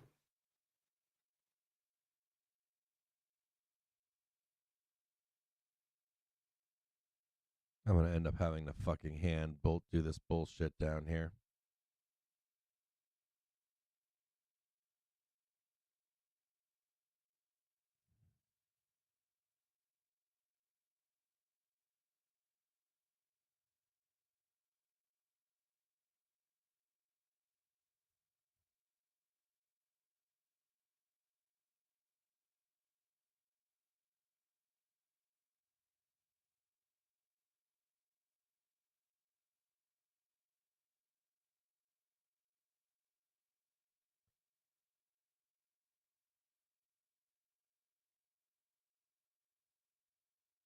Let me check on some other.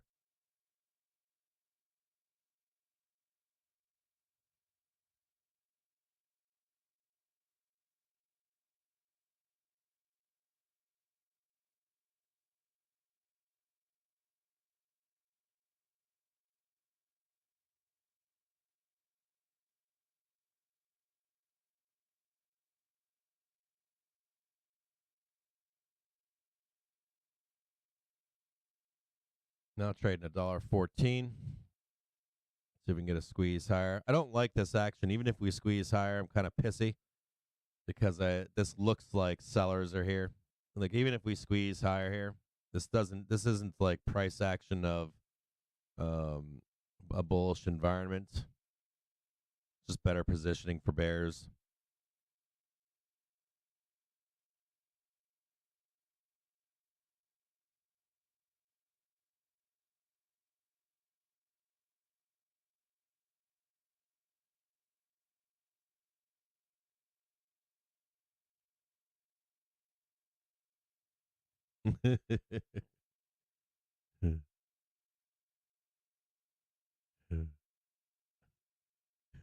I just texted my picture. I just texted a picture to a buddy of mine of a bear. Some pretty fucking bearish here. You can see it on Bookmap, right? I guess you can see the resistance here on Bookmap. They don't want to give this up. You can see it right here if you follow my cursor. These sellers are real here. I mean, these sellers don't want to be giving this up. If we go higher, it's going to be a squeeze. But it's just we can just as easily reverse here. It's a very dangerous trade. Make sure you have tight stops here. If we break below the 1 minute, see this is white line right here. I want you to be very clear with you here that if this wouldn't be a liquidation break, we'll just start bloodbathing it down. But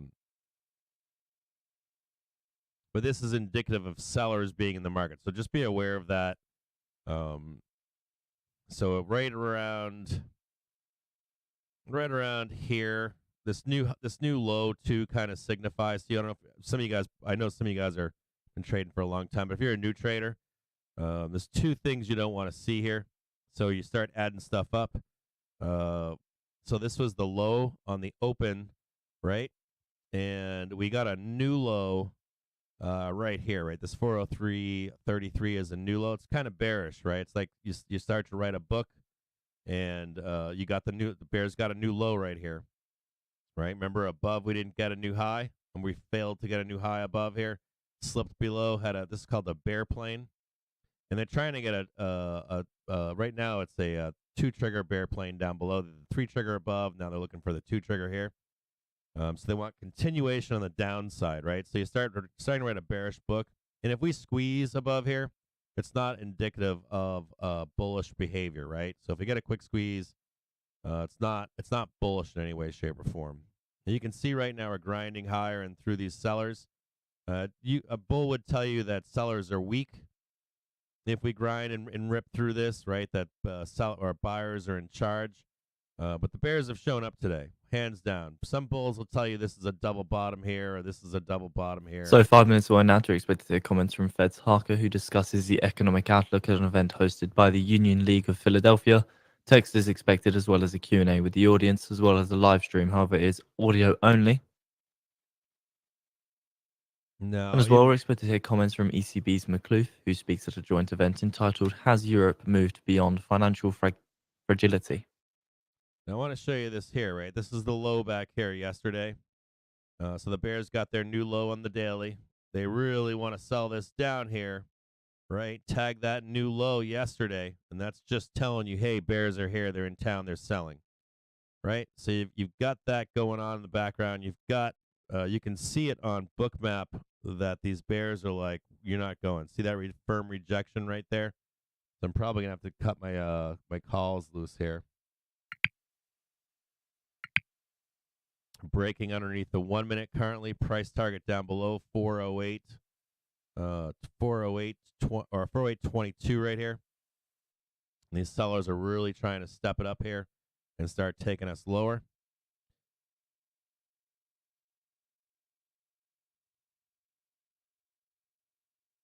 We tagged this one here, so we'll get rid of it. Then we've got this new price target down below 408.22. I did trigger my stops earlier. You can see I'm trying to bloodbath this down right now. Like almost to the T right here, right? As soon as you lost the 1 minute, it was on.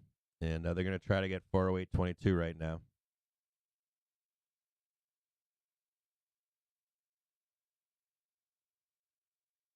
Bears back in town, baby. Right down here, PT2. And you've got a little bit of a gap filter down here at 407.75.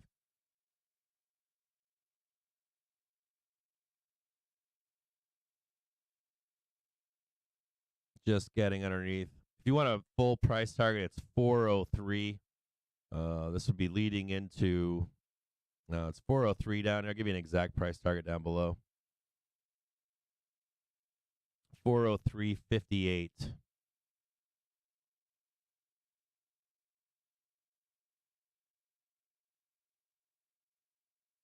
Right there.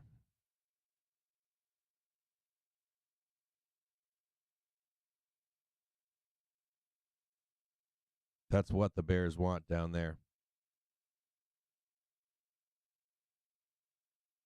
Here's S1.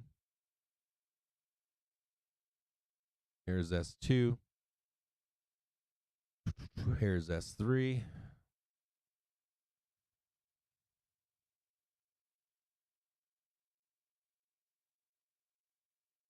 Here's PT2.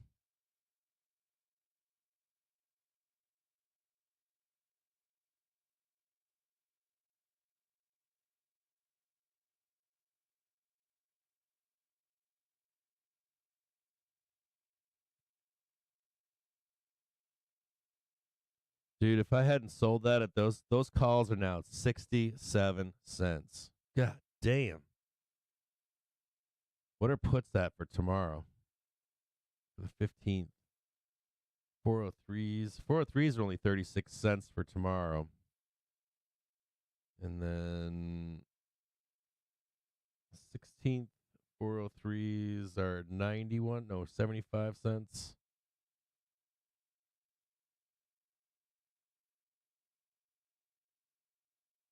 I might throw some on here. So 1 minute away now till we get the text release for Fed's Harker, and as well we're expected to hear comments from ECB's McClough. For like Friday or something.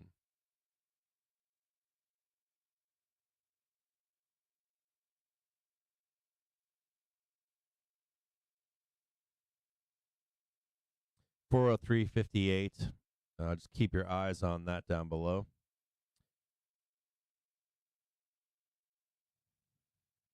Yeah, you see that wild shit? Let me see if I can bring it up on see if I can bring it up over here. You guys see that rejection right there? See that rejection right there. You see that rejection right there? Just no go right there.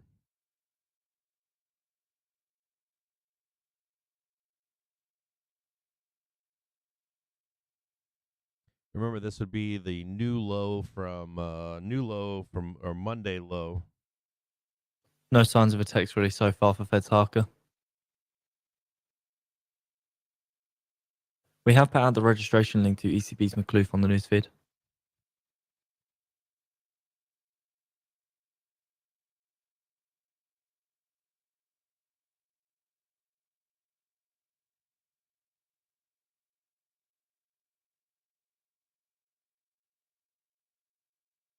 So according to the Financial Times, UK Sunak is due to meet with EU leaders in Bavaria this week in a final push for a Brexit deal on Northern Ireland.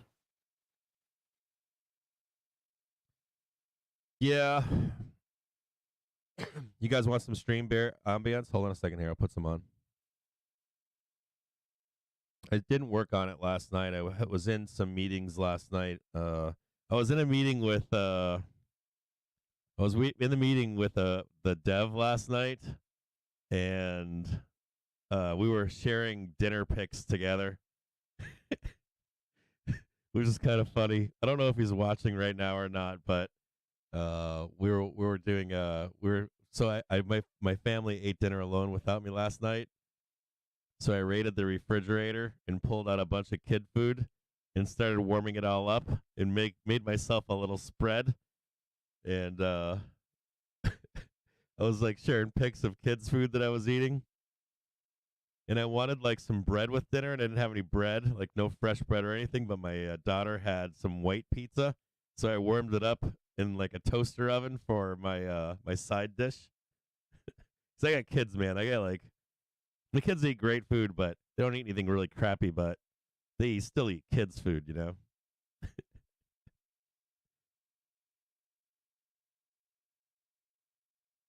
Carl Icahn behind this curtain, surrounded by steam, furiously pulling levers. Yeah, that would be true, right? Carl Icahn, if he bought those puts, he at least wants the print off him, right? Uh, where are those at? Like 4050 or something? I'm assuming this is the Carl Icahn trade right here. This would make We Carl have put out happy. the piece by the Financial Times on the newsfeed for those of you that are interested. We'll just name it the Carl Icahn trade. I forget how to spell his name, but I think it's something like that. This is all he wants. He's so ruthless. Oh, it's just one. It's just one N, not two. Doing two N's for the guy. It's probably got fucking what's his name in the background. He's probably got Carl Icahn trade down here. He's probably got what's his face in the background ready to buy the dip too. Like right here, you got the Carl Icahn trade, and then you've got we'll do Ackman buys the dip.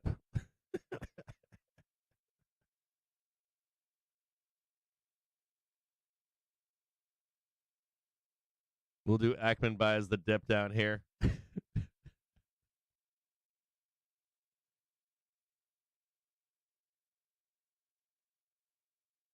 Let's talk about some velocity stuff. So, well, or if you're a bear, your next PT is 408.22. You actually want to close this gap right down here, and you want to close the gap and get a new low. You don't want to tag 408.22. You want to get an actual new low. It's important for bears to get that. So we're trading 408.69 right now. You saw the reversal sell here, and we could get some velocity to the downside. So I want to show you how bearish things are getting here as time moves forward. So I want you to pay attention with me, okay? Because over time we're going to talk about this more frequently. So I want you to see this. I want you to see this cross above here, okay? This white line cross and the red line cross, okay? So you should be looking for this. See this right here? And this is your first indicator that we're bearish, right here. Your next one is going to be so someone just mentioned velocity, and I want to show you it's very key. And I'm going to show you another example of this in the past. And I want you to see this here, okay? So you see this 5 minute coming down here, and you see this 1 minute coming down right here. I'm going to show you another example of this, okay? If you start seeing stuff like this, and you could start at some point seeing some pretty vicious uh velocity here. And I want to show you an example. I don't think I drew that exactly right, but I want to show you an example of it in the past, okay? I'm going to show you an example of this in the past so you guys have a firm understanding of what I'm talking about here. When you have downside price velocity, some of you bears probably think this is the move, and it's not. And I want to show you the move for bears because it is setting up right now what the move is for bears. And I'm going to show it to you right here in an example. Where the actual move is for bears. I'm going to try to show it to you before it happens, okay? This is back on the 23rd at 12 in the afternoon, okay? So this setup is growing right now on the 23rd, and I'm going to show you exactly what it looks like, okay? So what you're looking for. So I want you to take a snapshot of this. Open up your snipper or whatever if you're a bear. Fuck this, dude. This Windows 11 man is pissing me the fuck off. Okay, so what you're looking for as a bear, right, is going to set up like this. You're going to see this white move up like this, and then like this, right here, and you're going to see price. Now I'm going to use green bars here, but it's still negative green bars, okay? And you should see something like this here, and then a move down. And this will be the last leg. Now, it doesn't mean it's going to happen today. Like, it could happen tomorrow. It could happen later in the afternoon today. But if you see this kind of a setup here, where the white line comes up, the red line's still careening down. You've got the first one here, the second one right here, and this would be the third one right here, okay? And this is where you get the bloodbath move, all right? Now, this red line might be up higher, it might not. The red line might be like, watch my cursor, might be like right up here or something. Maybe I can draw this better. Could be something like this, okay? Could be something like this. This is just what you're looking for here, okay? You could see price push higher right here, right? And then that's where the real bloodbath takes place. And you would see like price try to make its way higher here. Hold on here.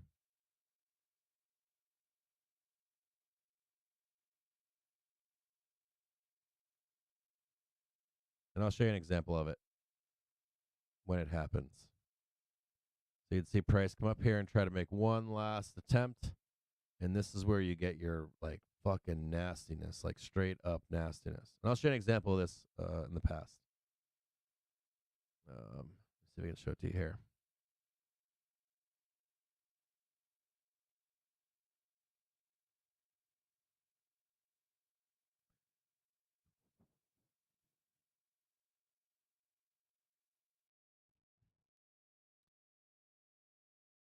You can see it setting up right now, right? And you'll see it tee right off. And it's right here. See it right here? And the same kind of a trade is setting itself up right now. You can see it right here. Before it even happens, I'll show it to you. See this green line right here? See this white line right here? That white line right there.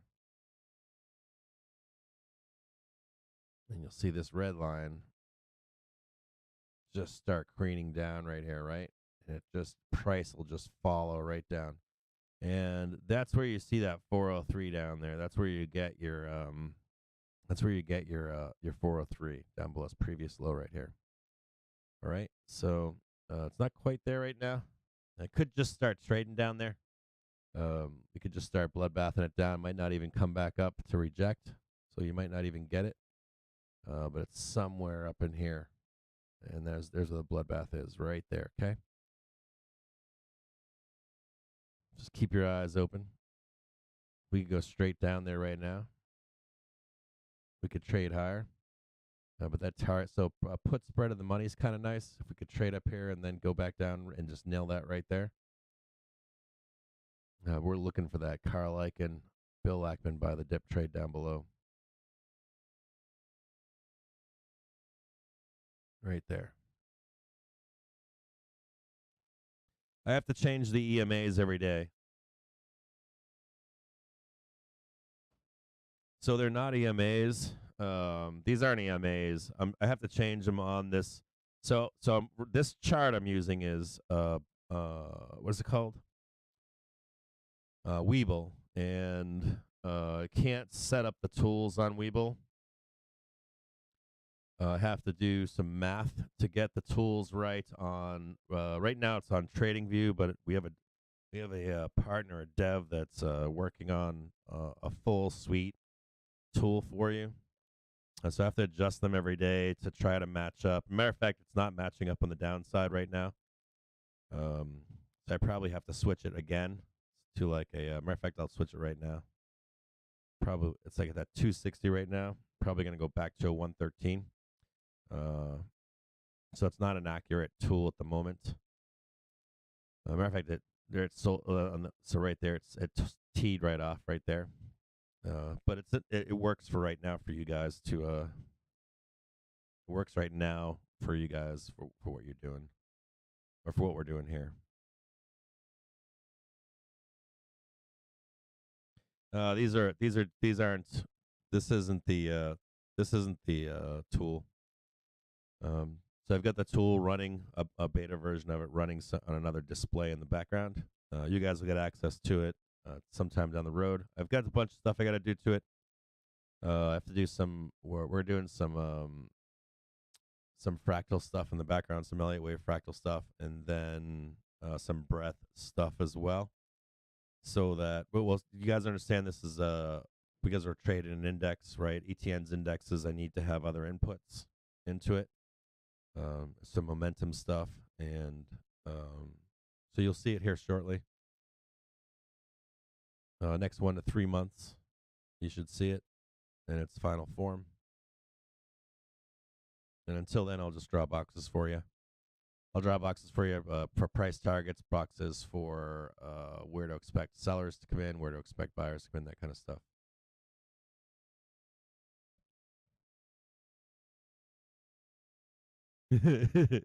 Weebles greater than Weebles. Yes, did I say Weebles?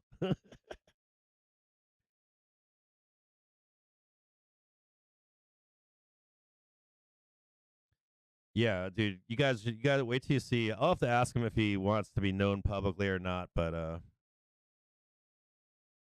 our our developer is hold on a second here. Give me one quick second here.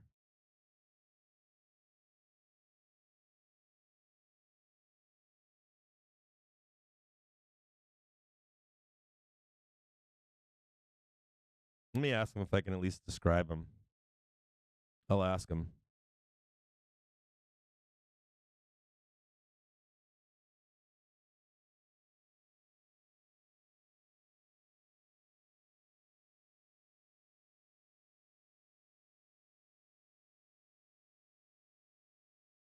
No, yeah. So our I didn't I don't want to say anything about him, but our developer is a works for a big tech company, and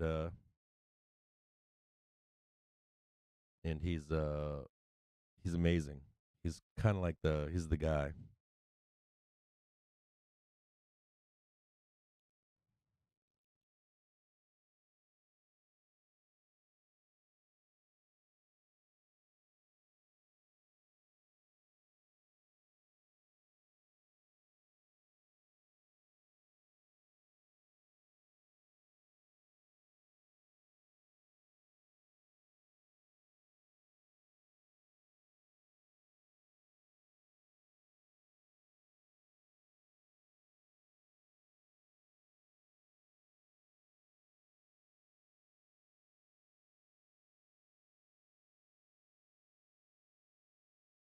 Feds Logan says the main thing she hears as she does her regional listening tour is the challenges of inflation, and says the number one priority is to restore price stability.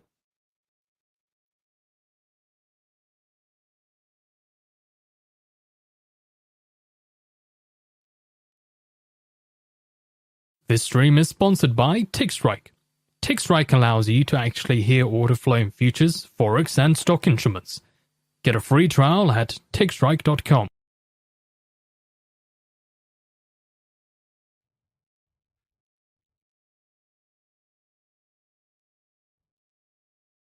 Hang tight 1 second here.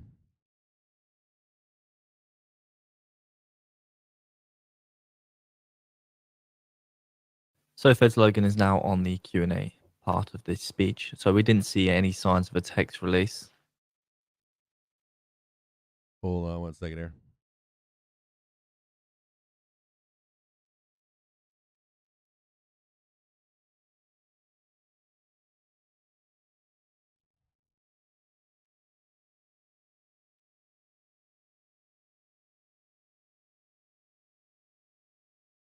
Did the company that he works for reported earnings already? I can't tell you guys who he works for.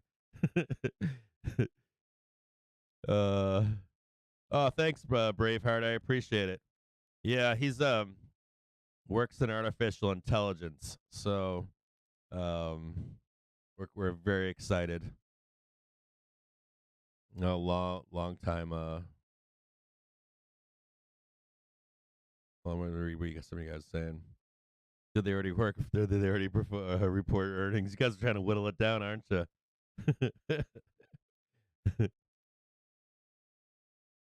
Michael Burry already bought stuff in his 13G.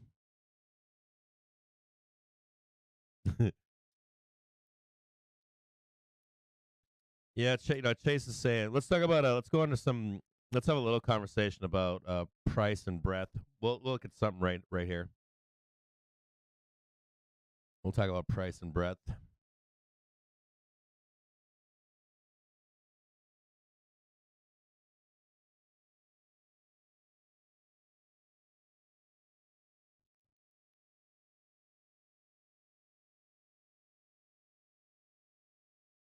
Most of you guys follow me all the time.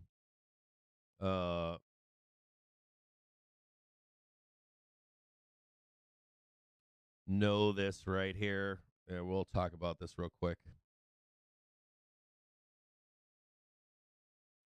We'll look at a couple things. Fed here. slogan says expect to continue reducing Fed's balance sheet for some time.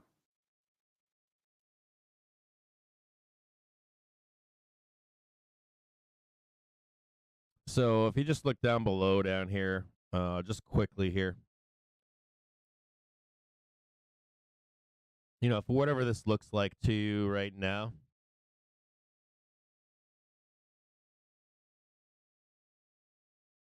One of the things that we're not seeing is price. We're not seeing price here follow breadth down. And I want you to see what explain to you quickly what I'm talking about here. So you can see this little dip right here, and I'm gonna make this a 1 point. Okay, so if you just look here, you can see, follow my cursor down, you'll see that breadth came down, and price wasn't following. And my point here on price not following, see if I can clear this out and change this. Bears really need acceleration. They're not getting it, right? They're not getting downward price acceleration. So just not getting this. Let me see if I can change this back to a different color here. And they need this. Like if you're a bear, you need to see price acceleration at some point. And by not seeing price acceleration, it's still bullish, right? So you need to see some kind of price acceleration on a downside move, and we're not seeing it. An example in the past is, and that means we have less volatility overall. So if you look back here, when we had these, we had huge price acceleration as breadth went down, right? So price velocity on a downward move, we're not seeing. And even right now, we're not seeing it. Now, you're actually seeing dip buyers stepping in right now in the market. Currently, they're trying to buy this dip right now. And to see some of that price velocity on the downside, bears really want to see this. There's some key places for bears to look out for. I'm going to give you two of them right now for what bears are looking for. And they're looking to break 403.51. We'll write that. We'll do I'll do a small 403.51. It's right in here.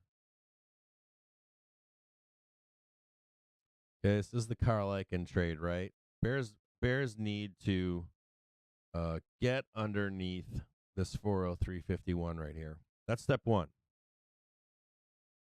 And then bears need to get under 397.30. It's not really that far down, to be honest with you. See, that says Jim really wants to buy this right here. It's like 397.30 on a 5-day chart. If you can look at this here. 397.30 and 396. Like I say that I want to buy this down here. To be truthful with you, a bear needs to see some price acceleration in like 1 to 3 days down here. You need to get underneath this 403, right?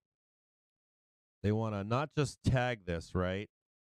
But they want to get underneath, like with velocity. They want to get push, right? Like bloodbath down, right? With price going faster than breadth, and then hold underneath this 396 for another move lower. So this is where the real big bear trade is down here. is like a break and hold of 396. And then even it doesn't matter because as long as the all this bear stuff can come, this bear momentum come down and meet back up with it. Down below, they can get lower pricing like that 3,600 and stuff like that. But it's not showing itself right now, right? You guys remember when I know most of you guys at this point, at least, were in the bear market of 2022, right? I mean, look at this movement right now. We know that when we're in a bear market, or at least bearish behavior, this is bearish behavior, but not like 2022. You guys remember what 2022 was like, right? It was like no breath, or not breath with a D, but like for a bull, there was no breath. It was like, I mean, this was like fucking 9 to 11:30. It was like wham, wham, and then wham, right? And then let's give it one more slam into the close. And then we'd wake up the next morning too, right?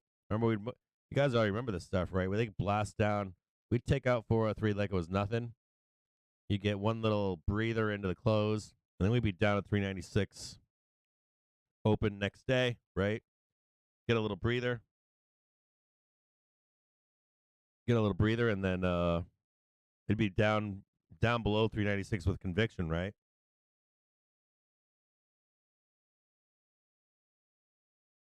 It would just be down, down, down, down. 3 straight days of it. Sometimes took 5. If it took 5 days, the other fucking 2 were like sideways and underneath known resistance or known support that was turned into resistance. So if you're a bear, that's what you want to see. You're looking for that behavior of the market right now. So far, we haven't seen it. Even on our ugliest days since October, we haven't seen it, right? Remember, there was some days, I think, in this, where, like, do you guys remember in like October and December, we'd have like a bloodbath? And that's my point here is, let's say you see a bloodbath, right? Let's say you see this bloodbath down to this 396. Let's say we just bloodbath it down, right? Straight down. So as a bear, you're like, oh, yeah, when we go to this close and wake up tomorrow morning, we should bloodbath it some more. And we're still not seeing that velocity price down and then the continuation of velocity on the downside. Like momentum, right? Boom, boom, boom. Selling, right? Just relentless selling. So you really need you are going to be watching for that as a bear. You don't want to be seeing this kind of stuff.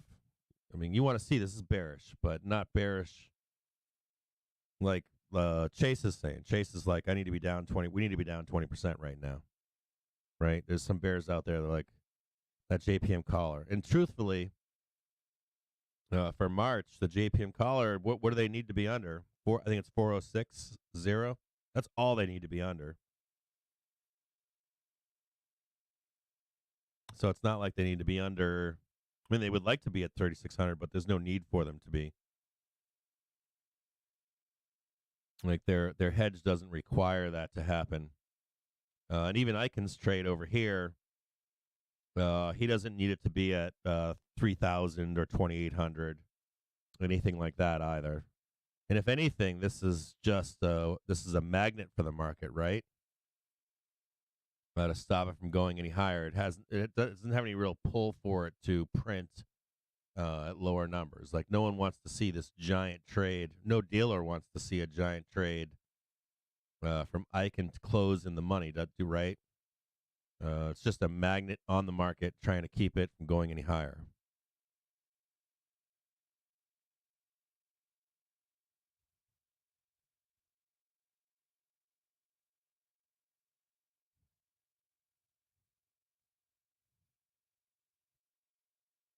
E-trading shorts. I'm disappointed in the Bears.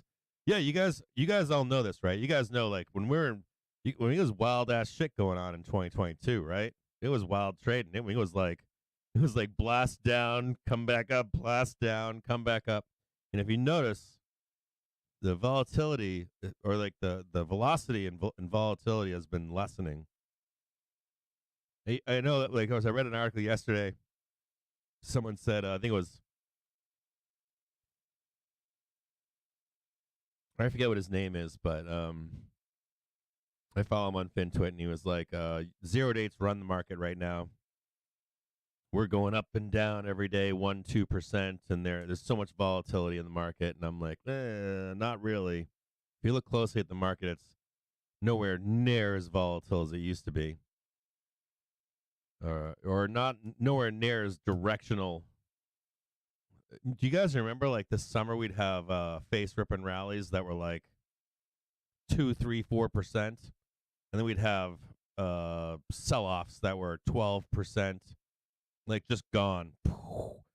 12% was like nothing to blow through 12% in a day or two, through maybe 3 days at max. I just don't think that people like the one up and one, but 1-2% up and down is less volatility, believe it or not.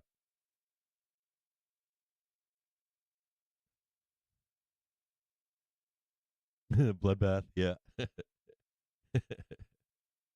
The big move for Bears is below there. So you've got 3 moves for the Bears. You pretty much have you're looking for price velocity, and you're looking for if you're a bear, you're looking for, again, your first target down below is that 403.51. Your next target is between 397.30 currently, 395.62. And then from there, you want to hold underneath there to try to get those really low numbers. That's the big trade, right? Down to 360 or 3060. Right now, that momentum is coming up like a shark underneath. So bears aren't getting any leverage here, right? So all these sharks are like, so these sharks, as time passes and velocity doesn't pick up for bears, you've got this shark underneath the market. Hold on a second, see if I can draw it. So as time passes, this shark is swimming. This is an ugly ass shark. Is swimming underneath. And it's got its jaws out. It's an ugly ass shark, man. And it's just pushing the market higher, pushing the market higher, pushing the market higher. It is interesting. Last night I was talking to someone on the phone. I got a neat chart for you guys to look at. I'll show you guys a cool chart. I was trying to explain to someone what my expectation was for. Give me a second here. I got something cool for you guys to see. What I'm looking for. I got something really cool for you guys to see. We'll look at something cool. We're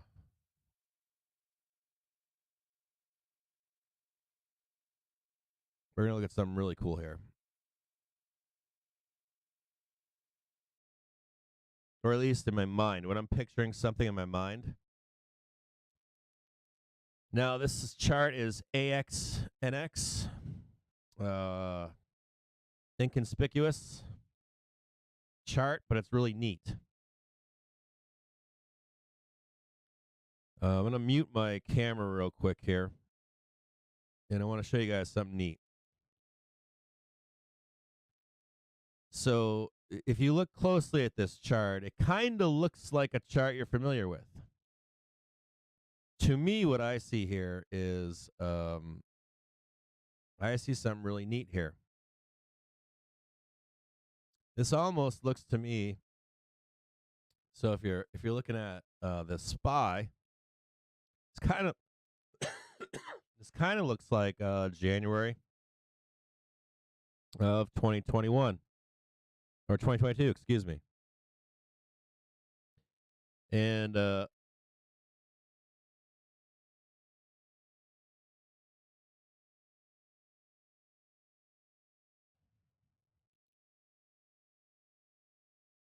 here, let me show you this one here. Kind of neat.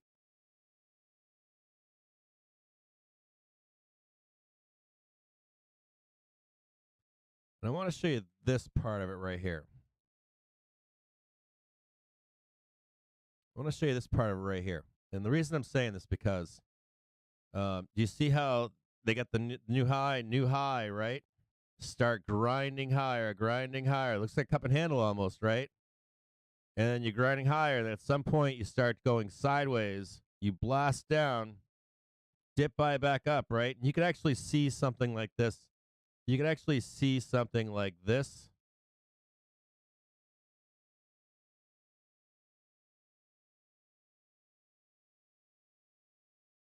you can actually see something like this play out multiple times this year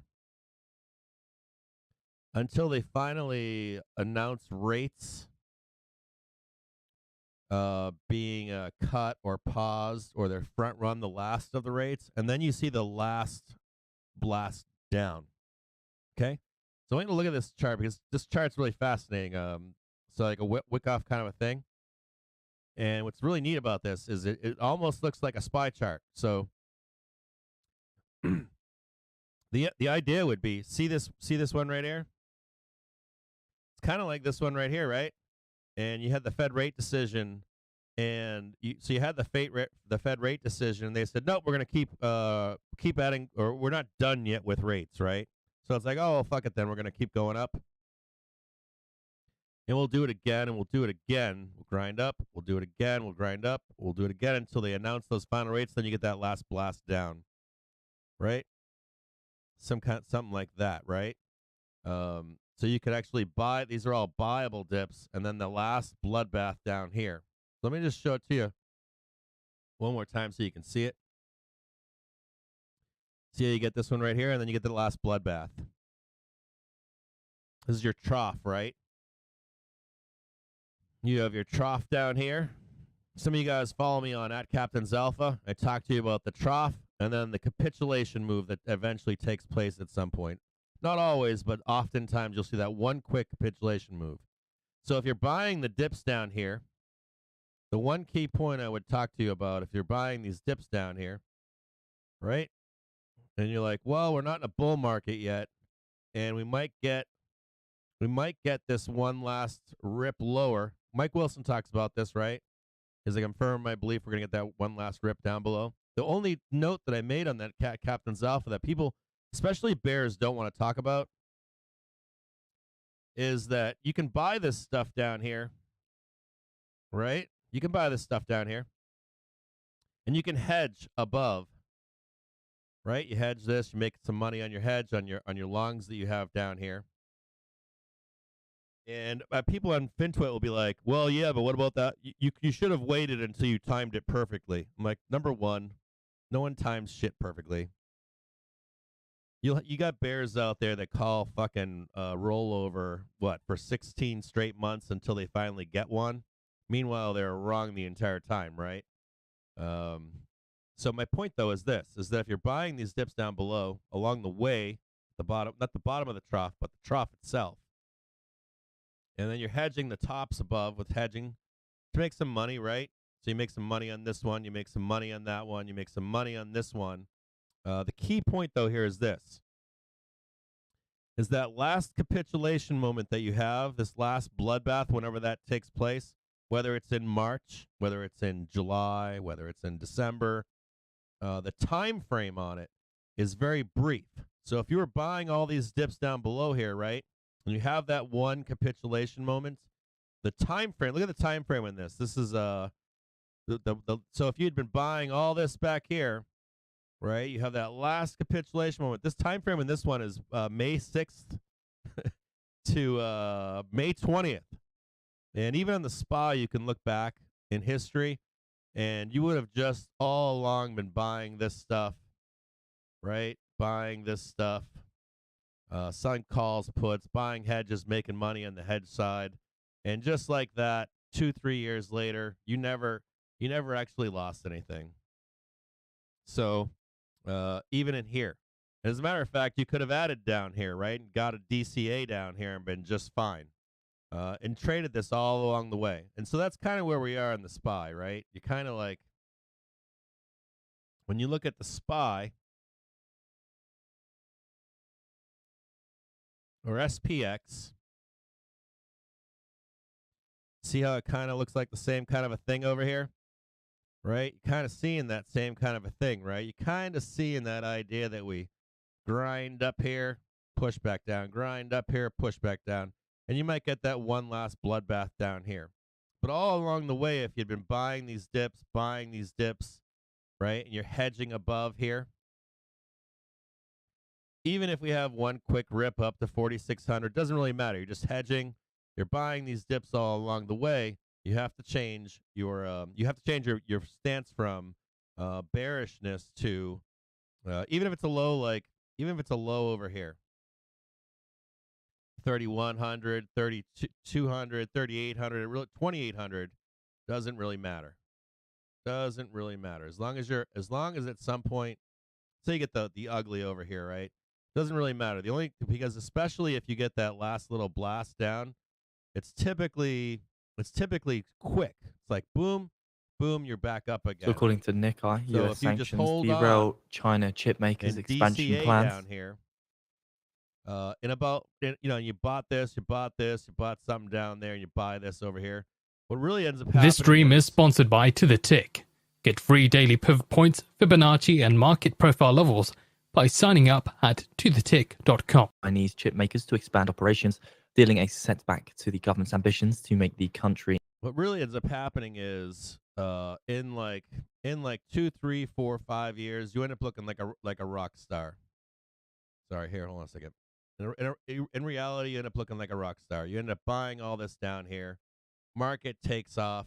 You bought all this crap down here, and you hedged all along the way. As soon as we broke above and confirmed that we were going higher, you DCA'd down the one low in the trough, the one blast down. It literally lasts historically for like a month at max. It lasts for like a month. So if anything, at this point in the market, when we're down here, you should be buying dips. So we're actually switching our.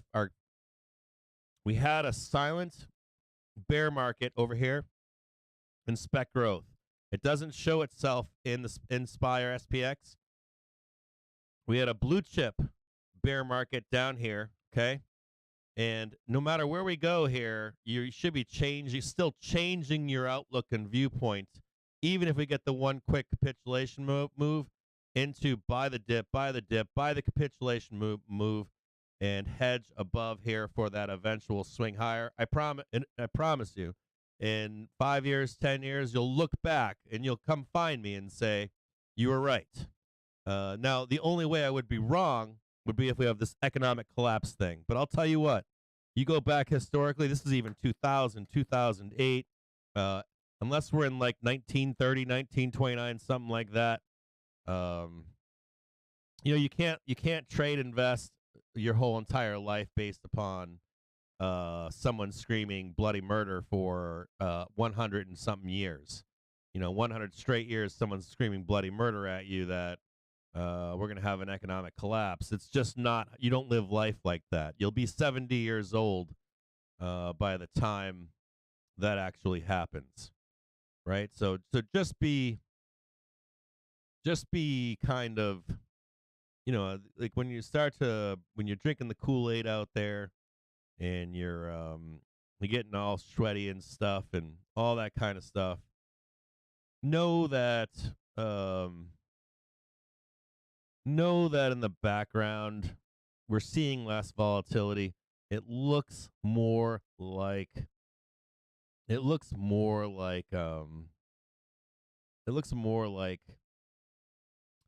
holding the market up until they're holding the market up until some kind of announcement that they don't have any more plans for rate increases. We're on our second or last rate increase. They announced it in a rate increase meeting. Hey man, this is it, our last one. That kind of stuff. When you see that kind of stuff, get bearish. Now they're not going to add liquidity to the market like they did in COVID. So you're not going to see this big giant squeeze higher. And even if you do, you're going to see the market sell off once like it did in COVID.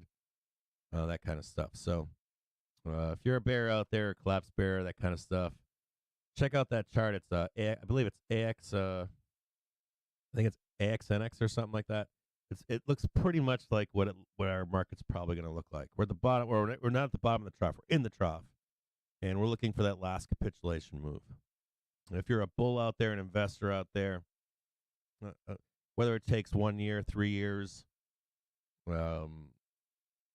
there's a place to buy down below. Switch your game face. You don't have to. You can still be a bear and sell rips. You can still be a bear and sell highs, but the narrative that's pushed publicly of like huge danger, not true. I heard another comment or read a comment last night on FinTwit that said bulls think they can buy here, like they're buying Tesla here and they're buying Apple here. I don't think that bulls are. I don't think investors. I don't think people with money are. My friends that have money, like the guys that I know that have money in this market, they know where to buy. They know to buy the bottoms. They know to hedge the tops. They know to look for a capitulation moment. They don't care. They're not listening to the rhetoric that's sold on social media and in the news. And even of all the prime banks, Mike Wilson's probably the most bearish, right? You guys know that, right? Of all the lead traders, big traders for the big banks, even in his bearishness, he's like 20% from here, 30% from here, right? Not 30% from 345. It's like 30% from 420. So, I mean, let's be realistic in our bearishness versus 2022. And if you are a bull and you're buying these bottoms, when we get a capitulation move, I would turn social media off for like 1 month. Just come right back and you'd be like, wow, it's the same price as when I left a month ago. Does that make sense? Hey, good morning, your wife's boyfriend. How you doing? Yeah, happy Valentine's Day. Hey, Omar, dude, were you the one? I was talking about you here in the stream this morning. Yeah, we'll look at Apple. You guys want to look at some of this stuff in the background? Let's look at Apple and Tesla. Hold on, guys. We'll look at everything in the background here. Give me just a second here. Second here. And then we'll take a look.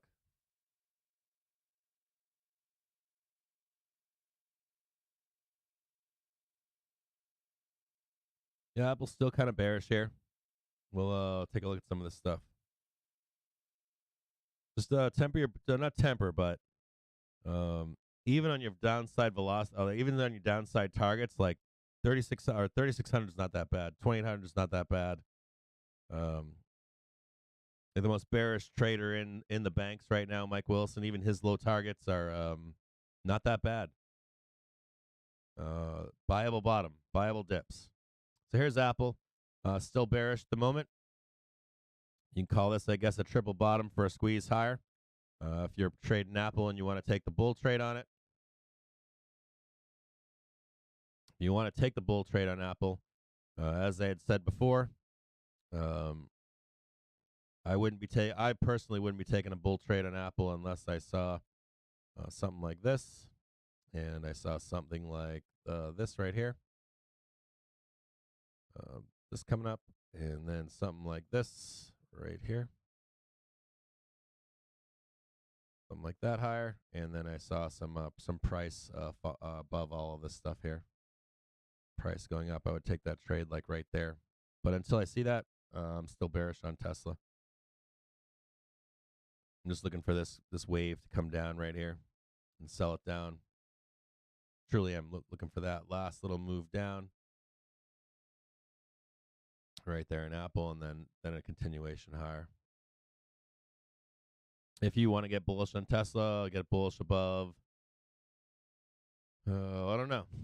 As long as you stay above the 1 minute here, you're bullish. But in the short term, I just don't know how long that lasts. We can look at Tesla too.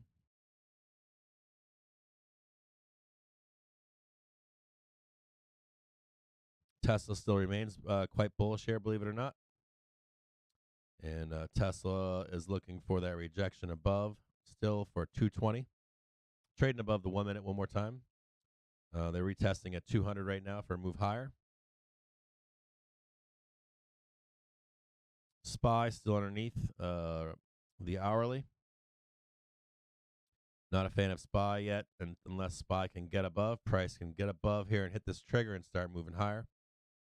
So a long on Tesla at 411 and some change, or on SPY, excuse me. So right here, 411 and some change. And I'll take that trade with you.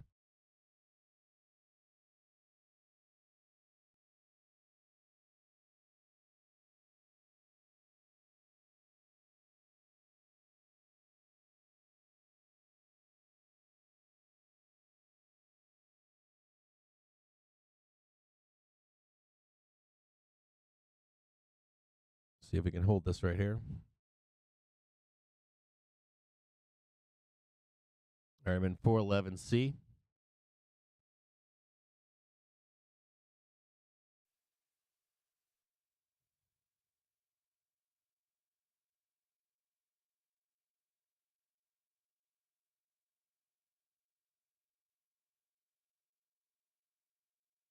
if we can get this 1 minute to come up here.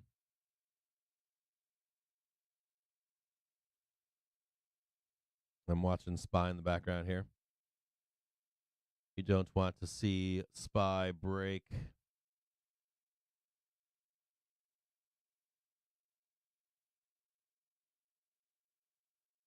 395.74.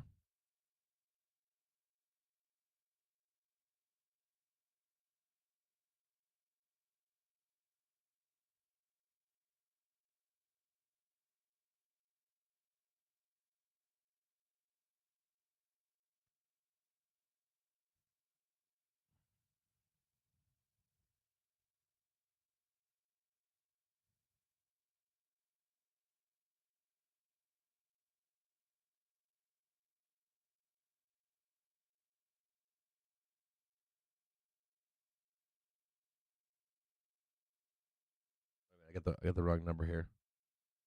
410.07.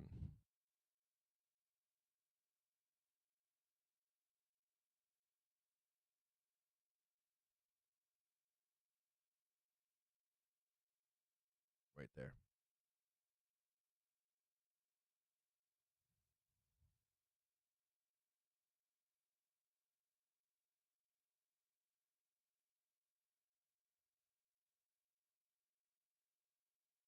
Here's your pivot.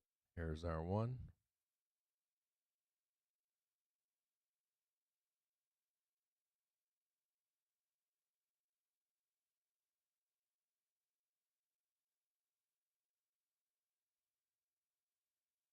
Get this up here and right.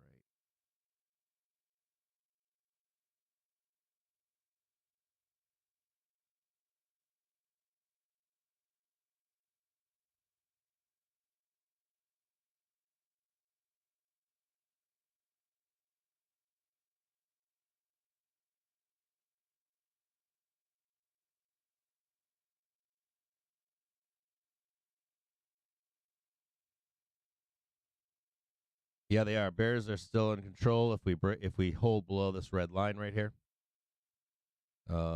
Bears will get another leg down if we break 410.07. I'm long on 411C right now.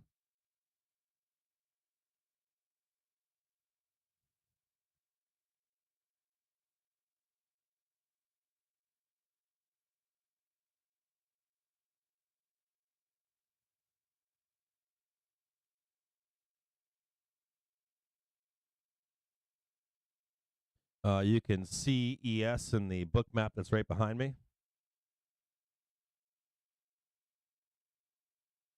So you can see right now this is ES where my cursor is.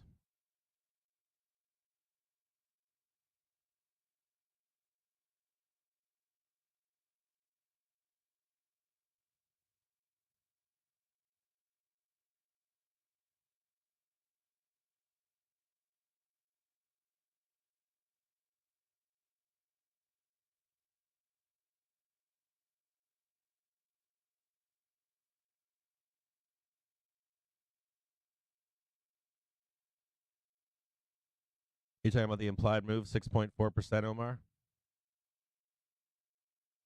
Yeah, Omar, I'm now long right now.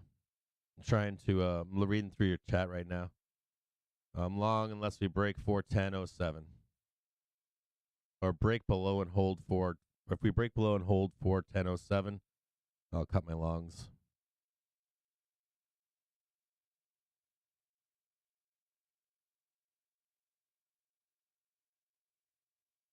Hey, Brad, how are you, brother? Hey, Brad, I wanted to say thanks for supporting the channel, man. Mr. Wars, thanks for supporting the channel. Did Mr. Wars, did you ask a question up here, man, in the super chat or no? Did I miss your question? Chat's been rolling by like crazy. Panfish Dan? No, who was it? Dude, Joe Harper, what are you doing?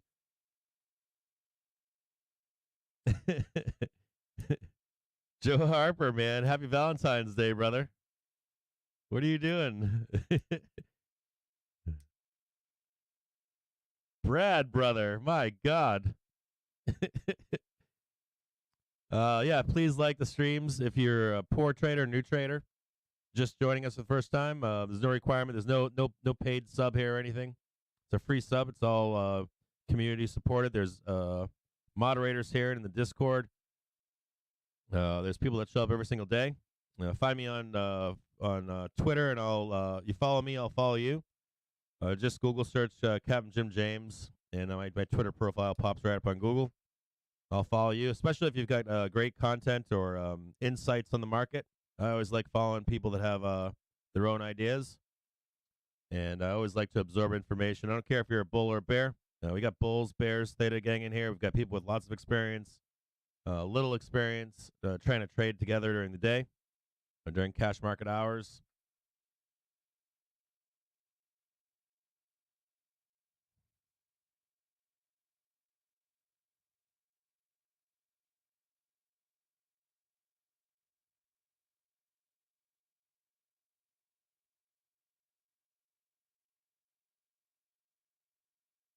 Yeah, you nailed the.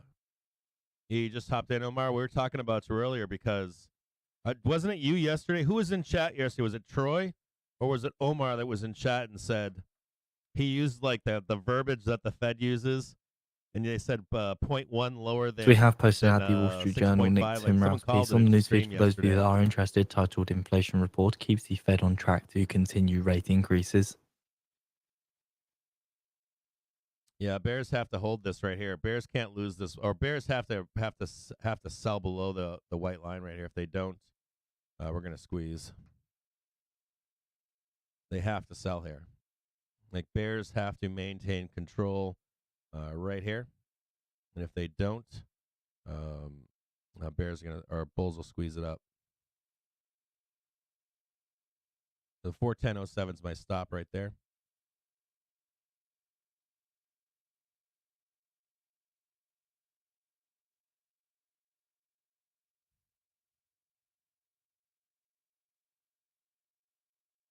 Yeah, it's too high. The news dude every day is like too high, too low. I can't hear it on my end on my mixing board. Thanks for saying something, Don Mafia. No worries, brother. Captain Ron, baby, how you doing? Yeah, I'm long, man. I'm long calls right here. I think we're gonna squeeze. Bears losing velocity here.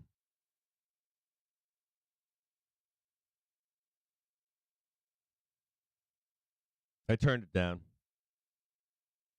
Nino. How you doing, Captain? So the what's weird is that the news some days, I don't know, their output is higher than. Sometimes it's really low, you can't hear it. Sometimes it's really high, you can't hear it. And for whatever reason, on my end, I have a mixer for the desktop audio, but I'm not my headphones is so like the mixer is working, but the headphones is like post mixing it into my ear, so I'm not able to tell. I could tell by looking at the levels on the on my dashboard, but my levels are or my dashboard squished down so I can see the screen and some what you guys are saying right now. Here, let me push this up higher so I can see my desktop levels. Squeezing higher right now.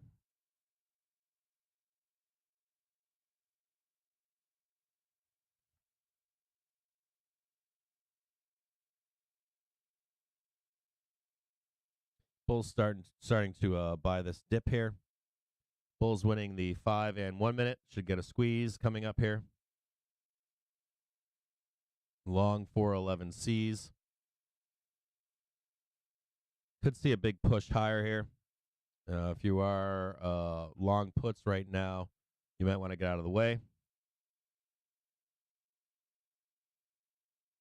Could have an explosive move higher coming up. Now, this is the last resistance for bears right here, to be honest with you. So this has come down. The resistance has lowered to right here.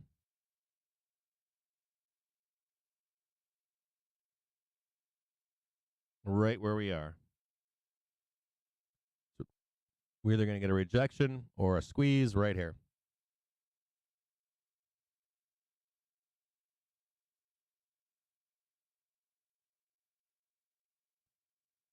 If you're a bear, this is your place to sell.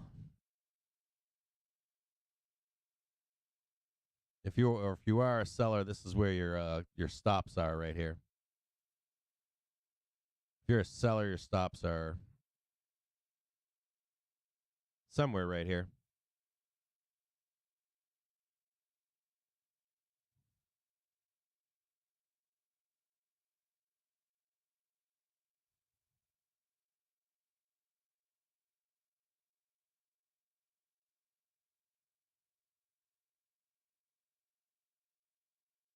Have your finger on the sell button if you're long calls, because they will try to throw this down and over.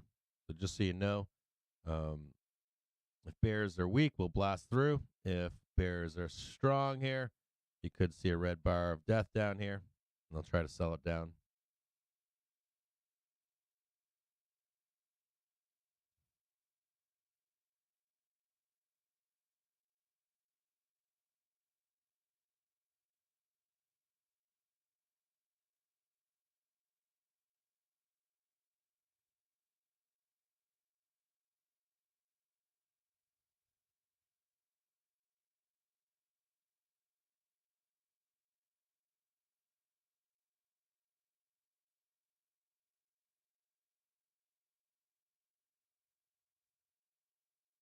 You're going to try to kick me out again.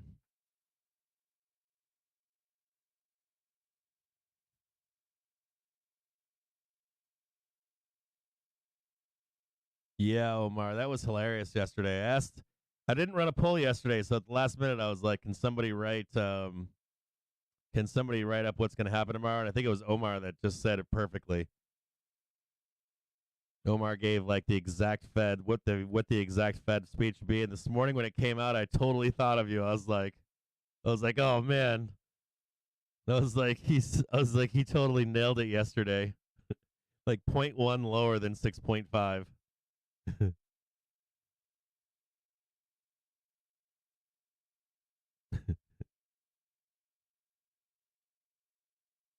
Yeah, I'm looking for a squeeze here. Hey Chase, when did Jem say that he bought those 395.50 puts? That makes sense. I mean, if you look at the implied move, so let's talk about something here. So there, there could be here is you guys understand that I want to do something. I'm going to do something in the background for you guys. So when did Jem say that about the puts being bought? I'll show you guys something cool.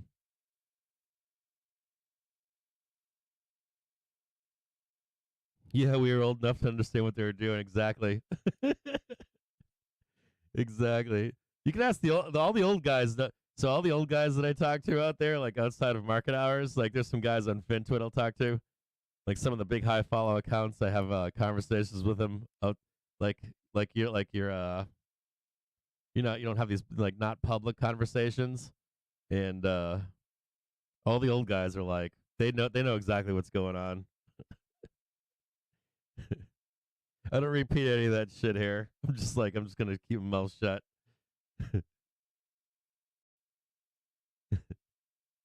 I got something cool for you though.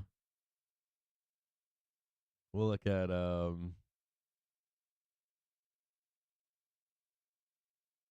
this is kind of in line with Icon. So we talk about this like nonstop, don't we? You guys understand that the banks. I'll keep this short and sweet. Banks don't like high volatility markets. They like the markets to slowly go down, slowly go up. They can't be selling pension plans and 401ks to their prospective clients and saying, this year we made 200%, last year we lost 300% because of true price discovery in the markets. So part of the idea of hedging is to control the options market, believe it or not. And it's part of the function of it. It's limits upside and limits downside. If you guys remember when we were selling off hard and heavy, Carl Icahn was providing liquidity down at bottoms. You guys remember when he was selling puts down there? He was selling puts to bears, doom bears, so they would buy the puts, and then we would rip higher. Some of you guys might remember that. Some of you guys might not. So on our upside, my point here is that on the upside, the banks don't want to see us go too high, right? So if you see like in a Carl Icahn buying puts right now, it could be by request to provide liquidity in the market so that we limit upside, but not necessarily send us to the downside. Yeah, man, dude. Omar, when we went into that close yesterday, I was like, fuck no. I was like, fuck no, am I holding anything in that close? There's no fucking way. No way possible. Starting to squeeze now. I'm in 411 C's. But I'll show you guys the implied move. So the implied move, this is really neat, right? So so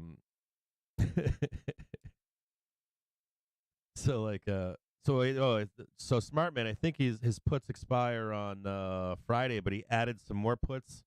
Looks like Chase is saying he added some more puts for March 17th. And is that true or not?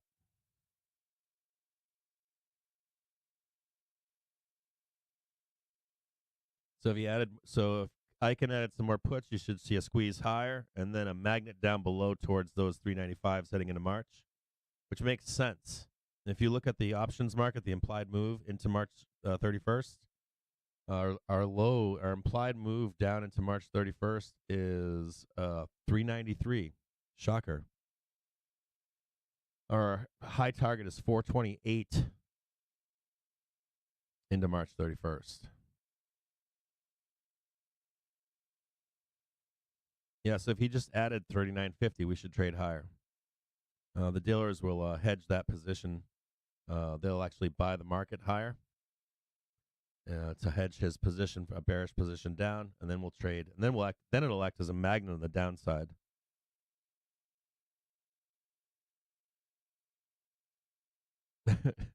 Yeah, like Ackman and Icahn trying to manipulate the market. They get the phone call. You want to make some free money?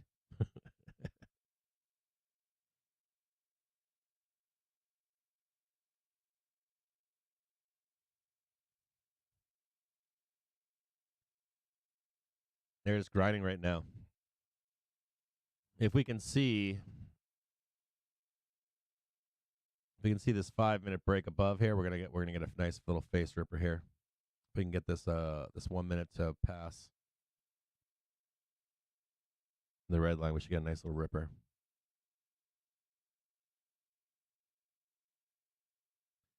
Sellers still trying to sell this down here currently.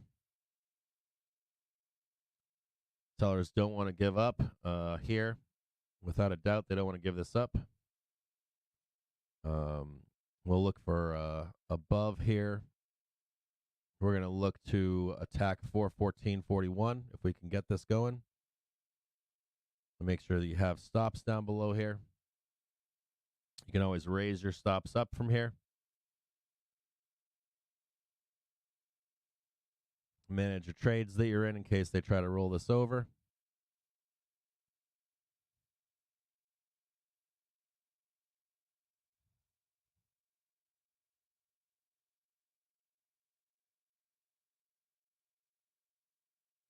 That's the risk that you have here is that the sellers are there. So if they throw this under, it could be a bloodbath. So make sure that you're watching your trade. If the trade is wrong, that you don't just stay in the trade and lose all of your money, right? You don't want to be giving up. You want to have a plan for your trade, and you want to make sure that I got to watch my trade as well.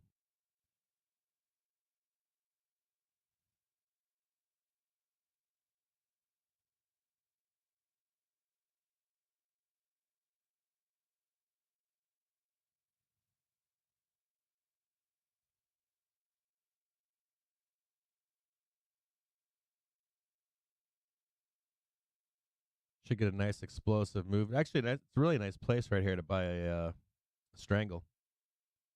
We're in a really good place to buy a strangle. You can go up and down here. Get a nice little coiling action for a break higher or lower.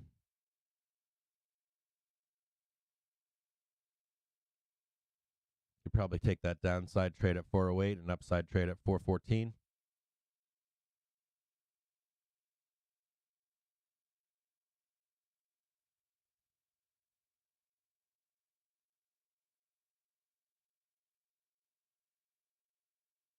Pull one side off. We break in either direction.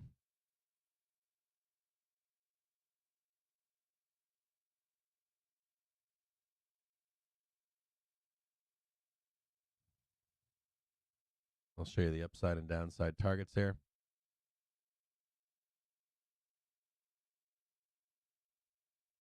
They're testing right now.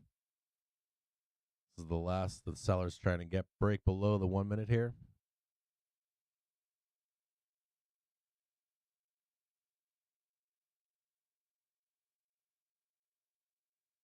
Got my finger on the sell button here.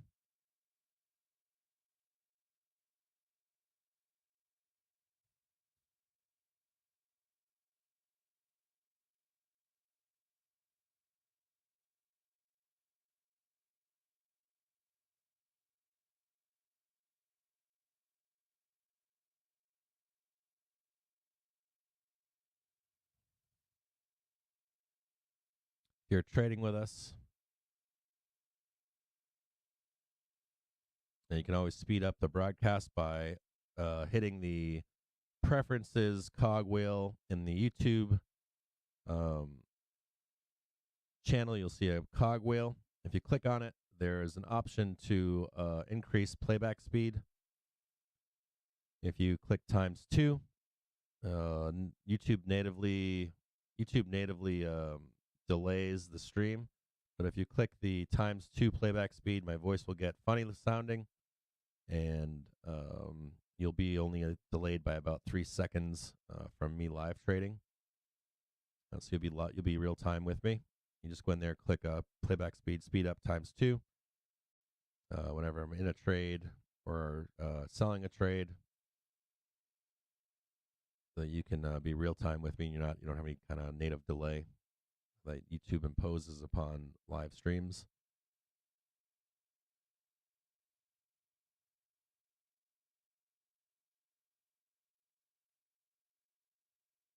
You got an all-time high in MBLY? You dirty dog, Winky.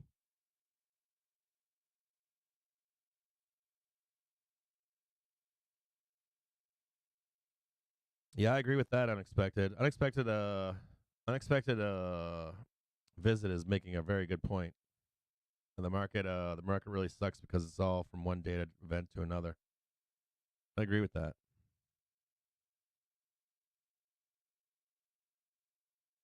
Should see a nice break here in a moment. Should see a nice squeeze coming up. Get your memes out for FinTwit. Get your up-down memes, your rocket ships and burning flaming car running down a hill memes to post on FinTwit.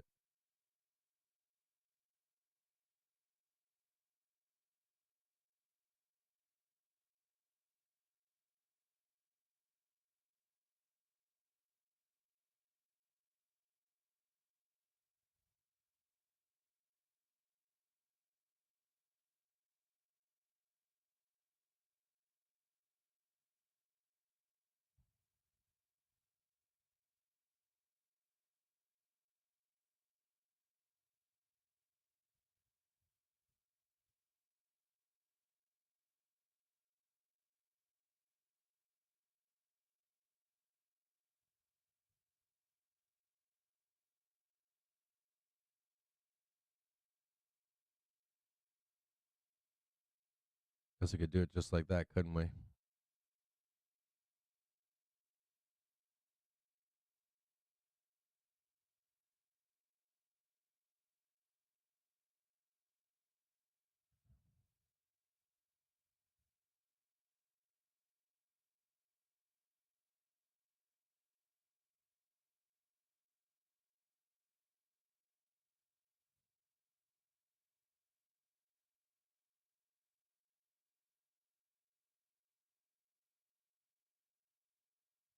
Come on, don't fucking stop.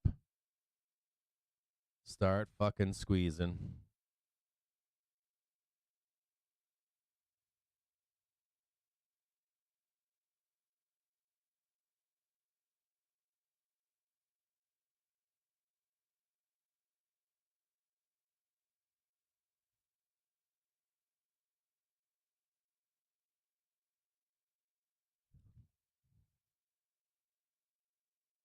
I feel like we were just in a bar brawl and like the last bears in here. Like the last bears in the bar brawl, and you're like, the fight's over, man. I'm gonna have to drag you out of here if you don't stop swinging. That's what I feel like right now. Just calm down, man. The last bear's like, the fight's not over, and I'm like, it is. It's over for now. Chill. And he's like, it's not over, and I'm like, God damn it.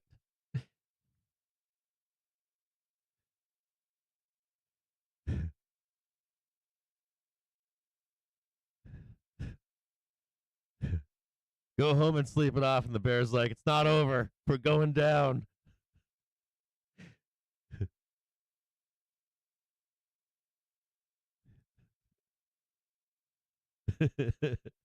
I know. I can see it right now. We can break either way. We're gonna break either up or down. So I don't know which way it is. They don't want to give this up, man. They're just like selling.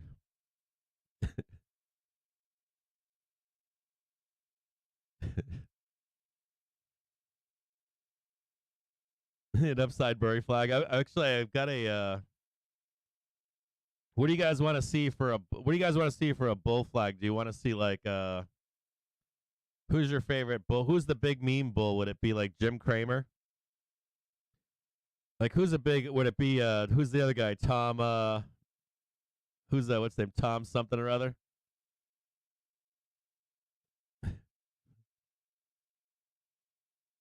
Who's the other? Tom Lee. Who's an atrocious bull? If Barry is like Barry doesn't realize that he can't be out there in social media anymore. It's like who would be the other one? Is it Tom from Funstrat? Who would be like? Oh, David Hunter would be hilarious, wouldn't he? It'd be one of those two, wouldn't it? just let your David Hunter flag fly. I think that's just as funny. I mean, Tom Lee is like, I'm serious. I'm like, okay. All right, David Hunter it is. I'll write that down. I gotta watch my shit here. I'm like trying to write this shit down and I'm watching to see which way we break so I don't get burned.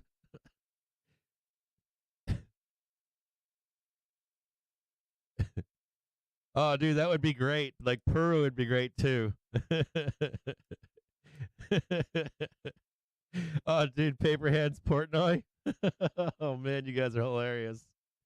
At least bulls can make fun of each other too, right? Themselves, right? I can't decide which one's better. Is it gonna be what do you think, Hunter or Portnoy or I'll do any of them. Should I take a poll? I'll do a poll. I don't want to make fun of Peru. I got in a fight with him once. Not a fight, but I pissed him off. I pissed off Peru, allegedly. Allegedly.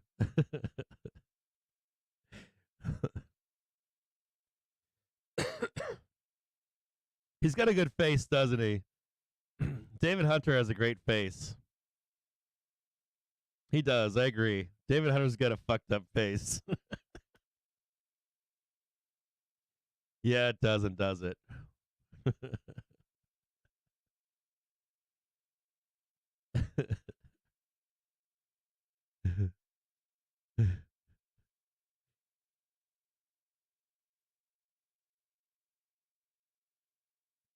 Like if I was a bear, I'd be like so pissed at Barry. I'd just be like, please, just go Like Burry is like the kiss of death, or he's not the kiss of death, but he comes off as the kiss of death, like Kramer comes off as the kiss of death. Kramer's really not the kiss of death, but he comes off like that, right? Like if you're in a ticker and you're like, yeah, man, I'm just making a bunch of money over here, and this ticker's kicking ass, and then Kramer comes out and he's like, buy this ticker right here, and you're like, oh shit, the gig is up.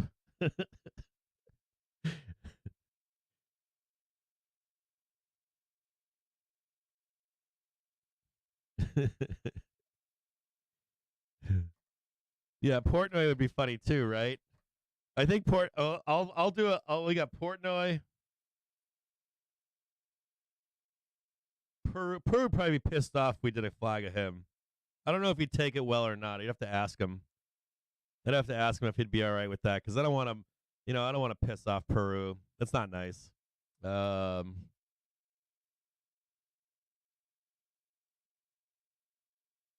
I think David Hunter would take it well. I think David. Let me know if you think this. So you guys understand that I think that David Hunter is like master trader. I think the intent is for you to either get the humor or not. Do you guys believe that David Hunter is humor driven, or do you guys think David Hunter is a real contrarian trader or whatever?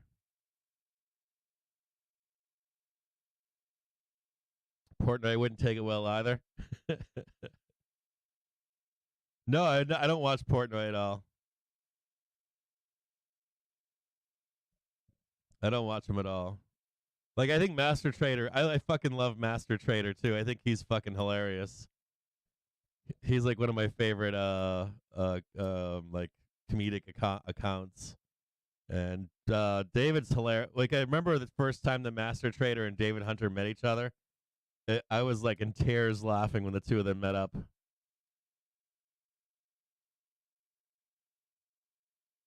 No, I don't think he is. I don't think that Hunter is real. I think it's a meme.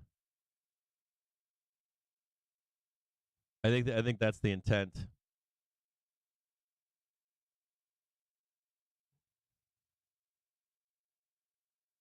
Still watching this grind to break. Whoop, I dropped my my S1 down here. Sellers still trying to sell us down here, just trying their best here. Slide this over.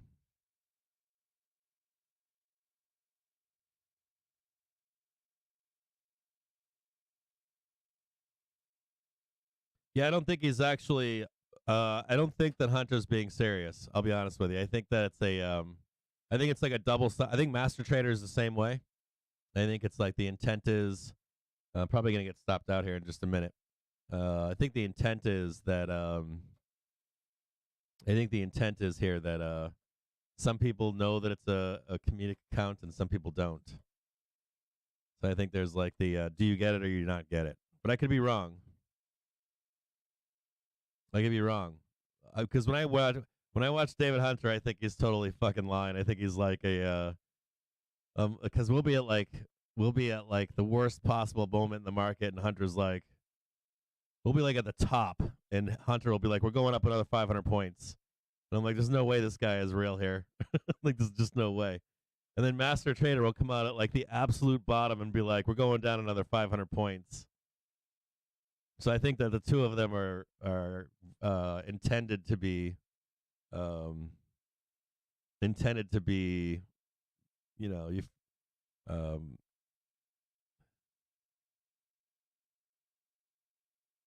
who Mr. Zach Morris was the biggest indication. I didn't know that.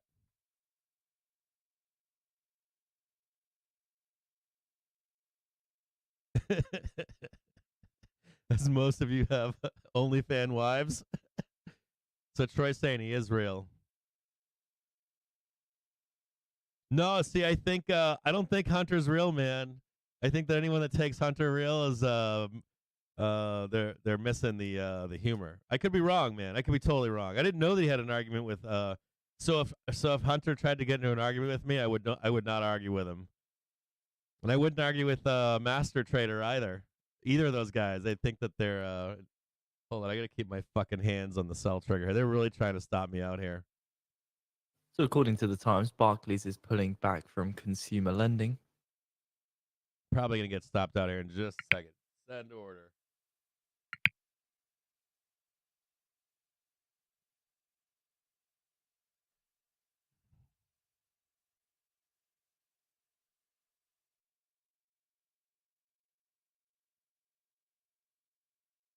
Oh, you gotta be shitting me.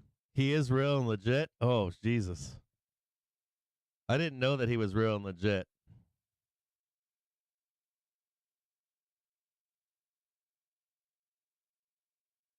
I didn't know that he was legit at So the all. Barclays is winding down the bulk of its £2.5 billion I thought he consumer was lending operation, lying. which offers credit to shoppers at the checkouts of a string of high street retailers. I thought that David Hunter was just a meme account. Well, I know that he has I knew that he had like a channel or something, or he's got he has claims that he's a real strategist or whatever.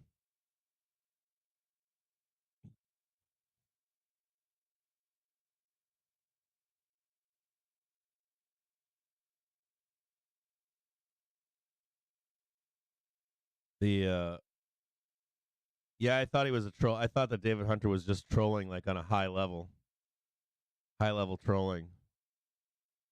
Dude, you guys follow Master Trader? He's fucking awesome too. I love him. I think he has me in tears because sometimes Master Trader will get in arguments with people, and the people don't know that he's not being serious, and so they'll fight with Master Trader, and Master Trader keeps a straight comedic face in the argument. He plays it like the straight comedian, called playing it straight, I guess. Yeah, Master Trader is fucking awesome. I love him.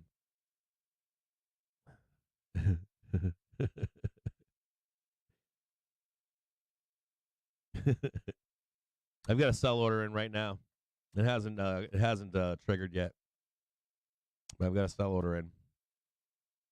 No, so I bought down here, and we've been grinding higher, and I've got a sell order in down below, protecting myself here just in case we bloodbath down.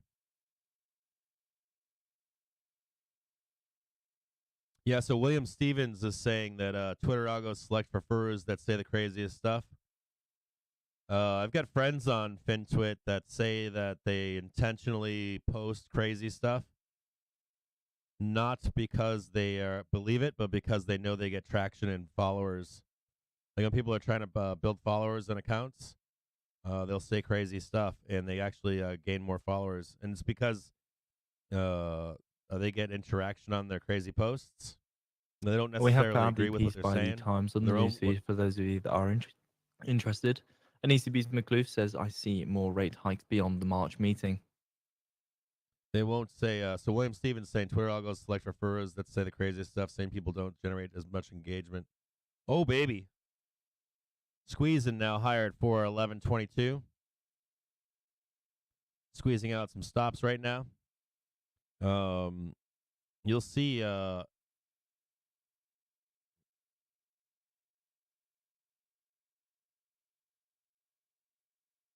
Yeah, nice little squeeze right now. But even though we're squeezing right, so I want you to see something here. So just that's indicative. So we're squeezing right now, right? This is good, of course. Well, for me, of course, it's good, but at the same time, this is bearish, right? So even though we're squeezing right now, this is quite bearish in my view. This isn't indicative of us being bullish right here. Cycle will end. When we're in a trend day, we just trend up, right? So even though we're squeezing right now, this is not bullish.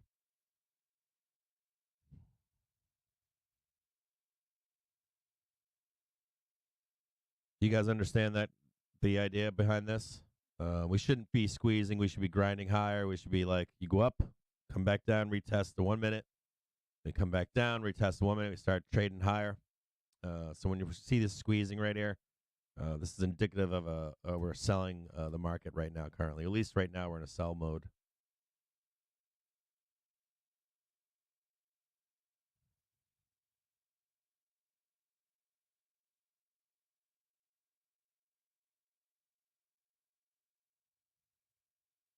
Yeah, just squeezing out stops right now. Squeezing out seller stops right now. I'm watching SPY in the background. We're above the hourly trigger right now, so we should get some ramp higher. We're now trading above the hourly. We're trading above the 5 and the 1 minute. Three trigger bullish move. Tesla now trading 202.50, going back to attack its highs.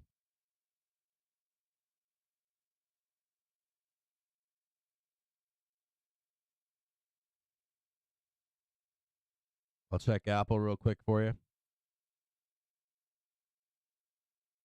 Bulls can hold this right here. We should go higher here. Start looking at higher places. Got sell stops above. Breaking through sell stops right now. Price target above 1 or 414.41. We've got one more little box of resistance above here. Right here. Just volatility. R1 414 above.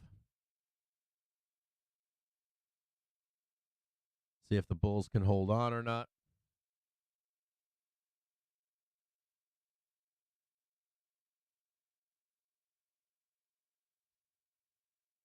Who would you want to get on? Tegan, who do you want to get on for an interview? Lines of creatine, let's go. Yeah, they're not going to sell it right now. I'll show you where. I'm going to show you where. So bulls are winning right here. So bears need to sell. I'll get rid of this one. Bears now need to sell this line right here. Turning sell stops have been broken. This is the pivot. Fed's Harker says, I think unemployment will rise Right to a here is where modestly bulls now above own 4% this right this here. year. And at some point this year, I expect policy rates will be restricted enough to hold rates in place. Raise your Fed's stops Harker up. says GDP growth will be modest, but I am not forecasting a recession.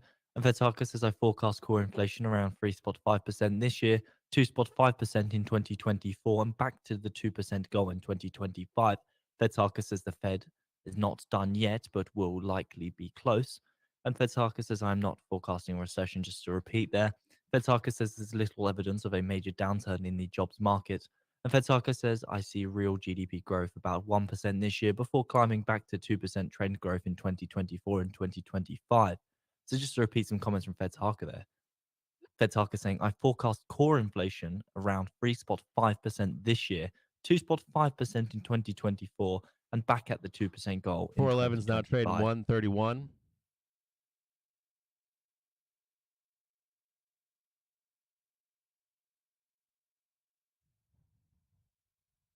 So we were expecting to see a text release for Fed's Harker at 11:30 Eastern time, so it does appear we have seen that text release now.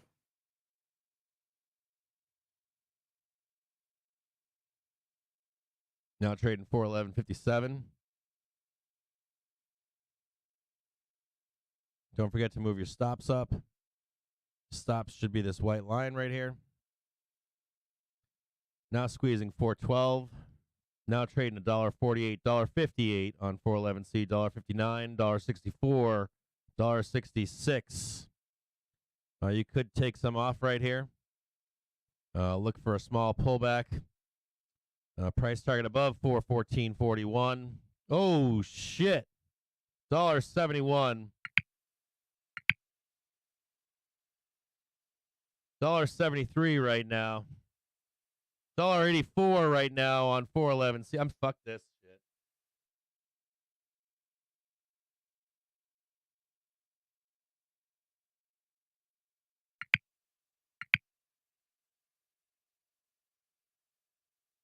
All right, I'm out. Now trading $1.98. That was a $1.11 call. Now trading 205. Holy shit. Did you see that? Woo! Woohoo! Oh shit. Did you see that right there?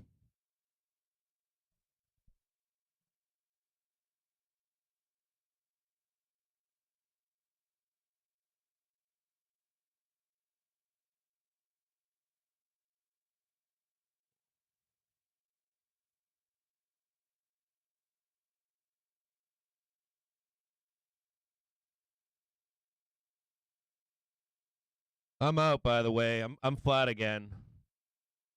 Holy shit. I almost threw up.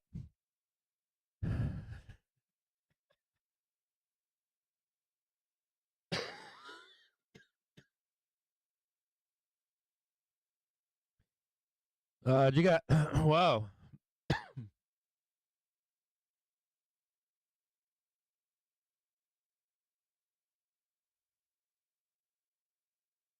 Well, give me a second here. You could leave runners on here.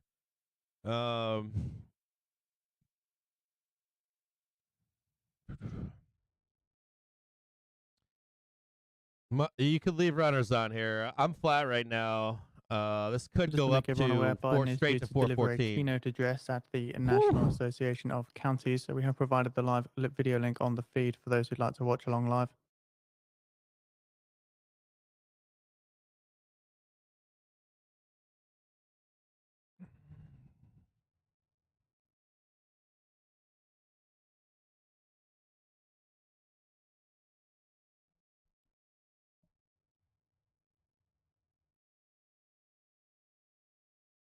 That was fucking crazy.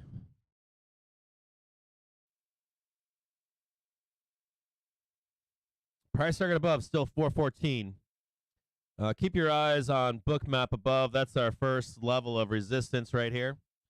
Do you see that? We broke through this one. We got another one right here now. And look on, just keep your eyes on bookmap. Real sellers are above right now at, I'll just put it to the side here so you can actually see the price action. The next batch of sellers is above here at 414.41. I'm going to slap some more. I'm going to bring this PT1 down now. There, it's right about here. Holy shit.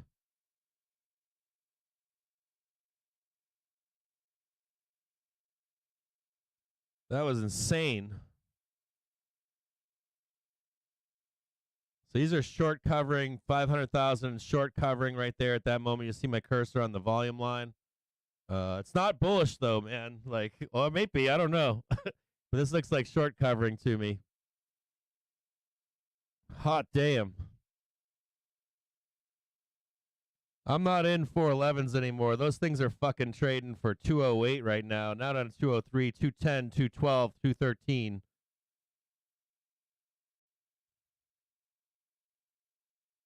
Holy shit.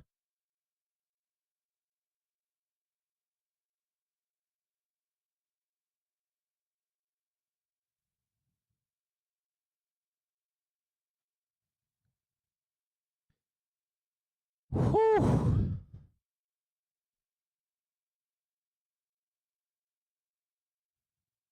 Breaking through resistance right now. Again, we might get another explosive move up here. Here it comes.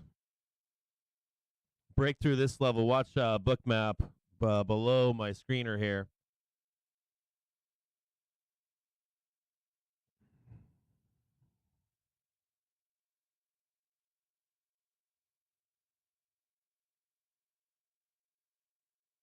Should start to continue to see screaming higher. Now trading 412.96, 412.97. I had to turn the financial juice off, I think, there for a minute.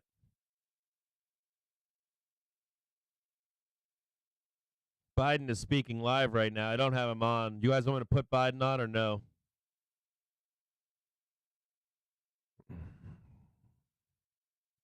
Someone pumping the press conference or something?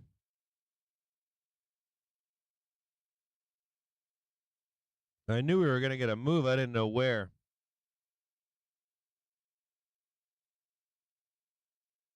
Yeah, no, we don't have to listen to him. The only time he's not like whether you like or dislike Trump, man. Trump would move the fucking markets like insano. He'd like bloodbath 3%, come back up 5%. You couldn't trust him. You had to have him on at all times. Dude, when Trump was president, you just had to have fucking you'd have to watch it, because if you didn't, you get torched. Long or short, didn't matter. I mean, look at that. Bring some stops up on yourself. Make sure you have stops up here if you're still long. This could reverse at any moment. Just be careful. This is short covering. I don't know if this is sustainable or not. That was a massive move higher. If you're looking for a rebuy in, it's down here. If you want to try to buy this again, currently it sits at, believe it or not, it's right down here. I know this seems kind of low, but it is.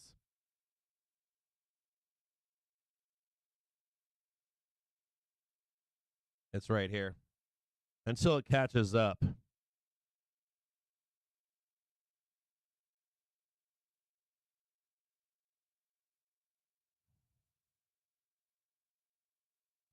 Yeah, man. Trading with Trump. You know what's crazy part? I got better at trading Trump. I would wait for him to sell the markets, and then I would be like, "What is he expected on next?" Because I know he's gonna pump the market. So he'd be like, and then do you remember when he would remember when he'd like postpone a presser, and you'd be like, "Oh shit, I just went long." Like he would sell the markets, and then you'd be like, "Okay, he's gonna pump him in this next presser." And then he'd be like, "Oh, he's not coming out for another hour," and the market would keep bloodbathing.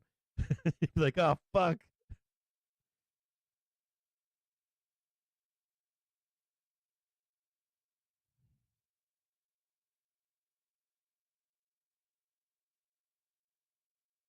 Oh, this is most certainly indicative of short covering.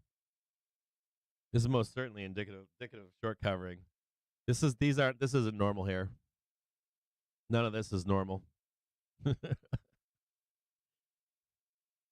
Yesterday was a normal day of buyers.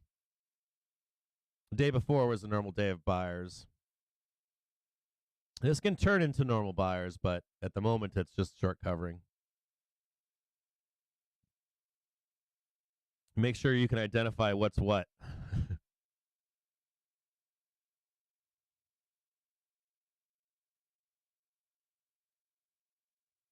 We could retrace this whole move like it's nothing right here. That's why you got rebuy down below, stops above. Stops are tight on this because it is just a short squeeze.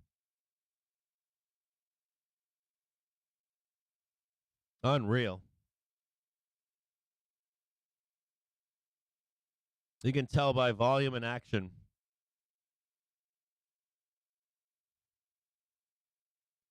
You should so you'll see here, right? They'll try to sell the rips. You'll see an emphasis on buying a dip, and you'll see an emphasis on selling the rip. And you shouldn't see rips in a bullish environment. You should see orderly buying going up. When we're selling the market, you should see any moves higher should be rips. We should be like ripping fast and high. It means that they're selling the market. It's very easy to spot.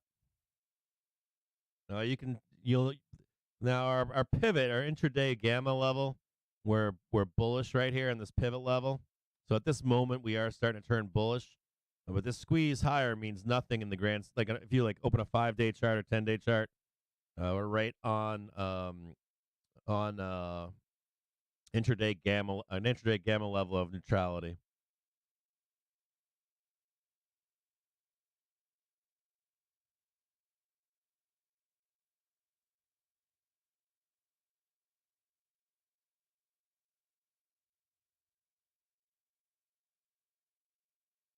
Trust me, you don't normally see that many squeezes on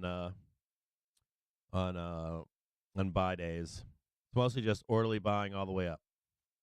Nice pullbacks, supportive pullbacks. So like here's an example. This is a great example. So right here, right? I'm gonna snap a line right here, right? I'm gonna extend this line. And now we might go up here, but this should not be supportive. What should happen is we trade back down to the rebuy point for another squeeze higher. Right? So your stops here. I'm out right now because I'm afraid of this rollover here down to the rebuy. Personally, I'm afraid of it. I don't trust this consolidation.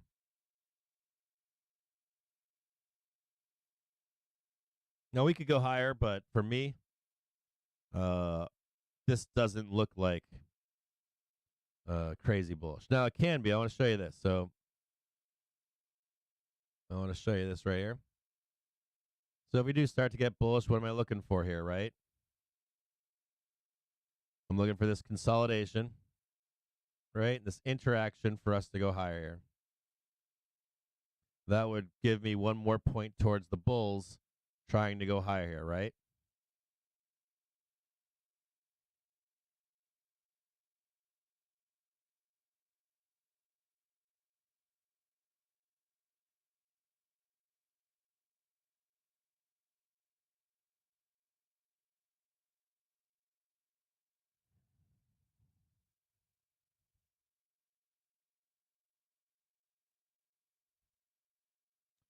And just watch this white line as it comes up.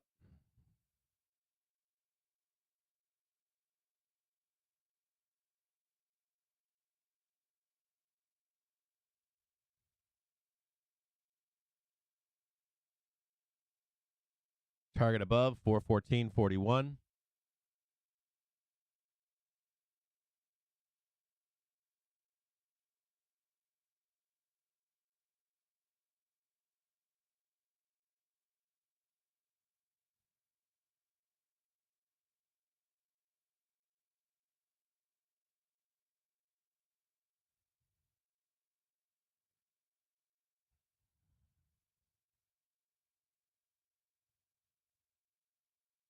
Yeah, we didn't fill gaps yesterday either, did we? We left some gaps behind yesterday too, right?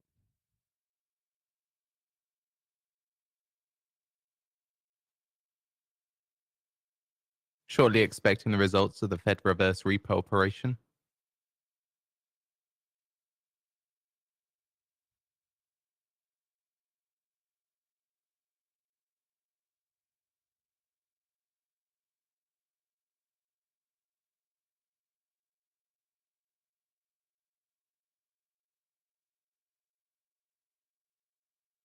If you want at the end of the day, so someone just asked how I can show what squeezing is and what supportive buying is. If you want at the end of the day, remind me at 4 p.m. and I'll show you back in history where the sellers and buyers are. And when buyers and sellers are overcome and we become selling and buying, like when buying is supportive and when we're squeezing. Just for right now, if you want to see, I can give you a quick idea.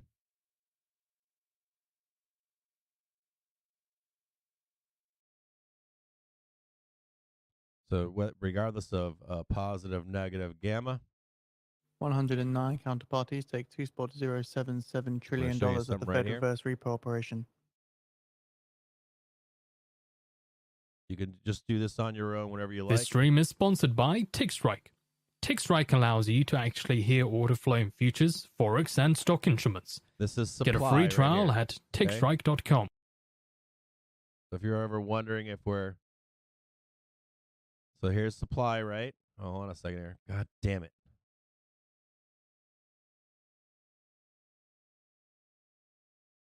This is supply into the market, right? Supply into the market, right? Supply into the market, right? Supply into the market, right? So this is where the sellers are currently, right? So the sellers are here, sellers are here, sellers are here. And then the sellers are down here, right? See how the sellers are right here? And there's a line right here, right? So the buyer's trying to get stronger. We squeeze above the sellers. Once you're above the sellers, becomes a squeeze, right? We squeeze higher here, right? And then down here, we know that the sellers are right down here, right? So if we're looking at a 5-day chart, we know right now that the sellers are here, then they were here, then they were here, and they were here, right? This is where the sellers were right here. Right? So the first thing we should do here is squeeze higher, right?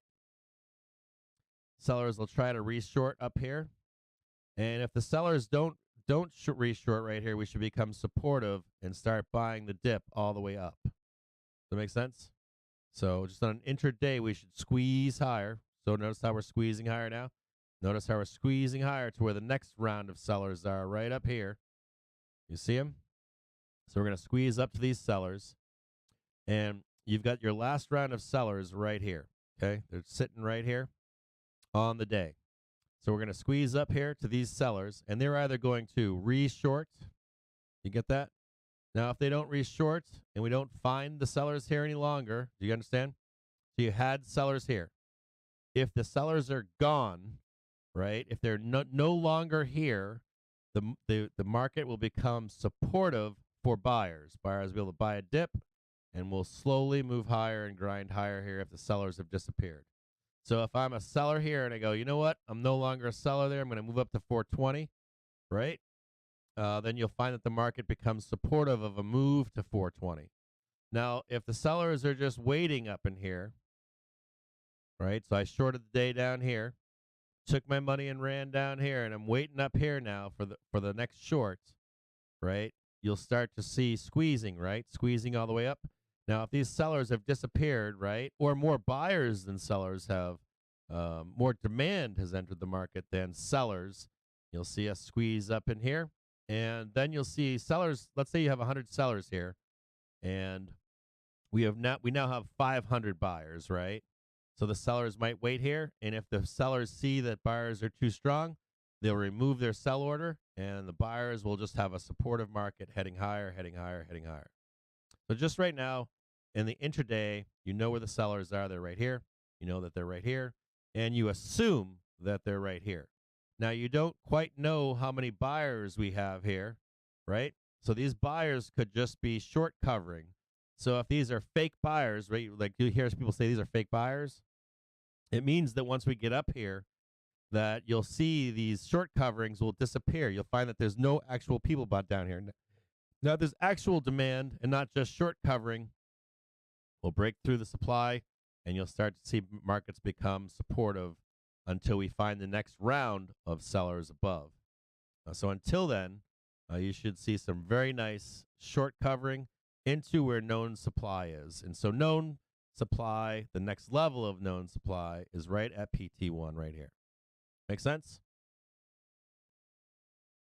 So we should squeeze up here to 414.41 or near about it. You can see some sellers came down, right? You can see we had supply above, and we have a little bit of supply now coming, testing the waters to see if this is a short squeeze or if this is real demand down below. So we're going to find out and try to push ourselves up to this 414.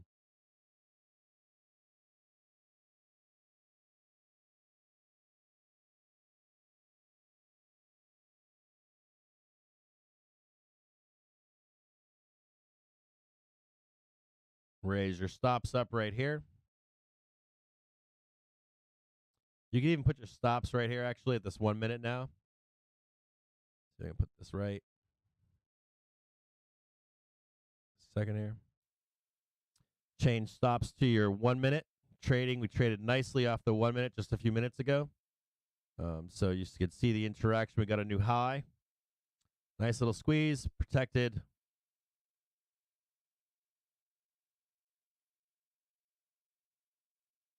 Traded off the 1, hit the trigger, got a new high. Want to see an interaction off this again for the next move higher. So you'll see this white line right here. So you want to see nice little consolidation. You want to see this white line come back up. Here's your pivot behind here. Your rebuy if we break into the 5 minute. So you're gonna be looking for here. I'll put this line better so it's better situated somewhere down here. Stops are right. We're at the white line right there. You're going to look for one more trade higher into where these known sellers are on the left here. We'll see if we can trade this one more time up. One more squeeze higher. I'll jump in with you.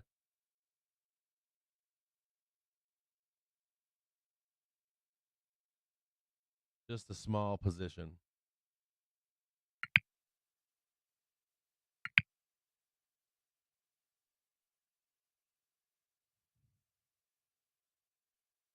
And see that they tried to slam this down right here with this red wick on this candle. And so we're going to see if we actually have. We're going to come back here, probably recheck this white line right here, and you'll see if we'll We'll see if the buyers are real or if they're fake. So right here, we're going to find out right now if these buyers are real or if they're fake. If we break through this 1 minute trigger, you'll have your stops down below. We'll find out real quick here if this is just short covering or if we actually have buyers behind this move.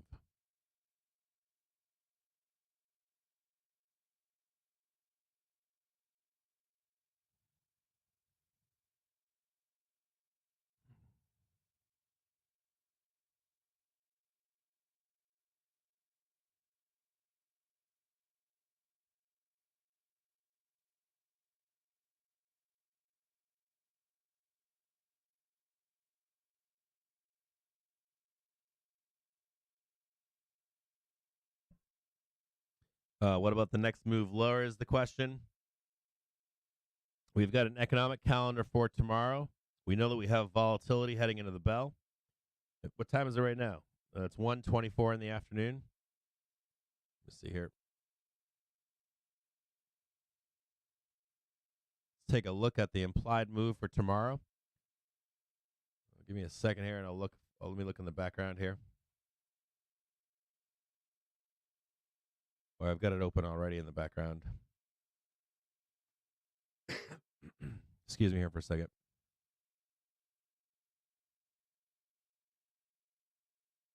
As a matter of fact, we can show where the bears are. They're right here.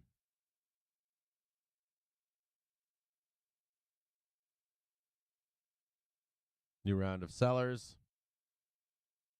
Guess you can make that PT1. And then you could say that the last round of sellers is just above right here.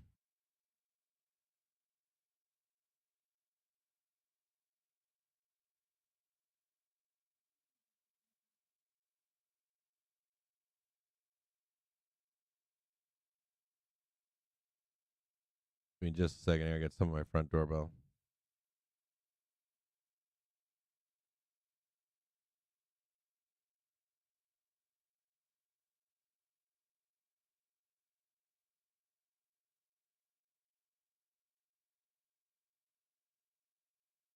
If you're a bear and you're like, what about the next sell signal? I think someone asked inside the chat. Hang tight. I've got someone at my front door.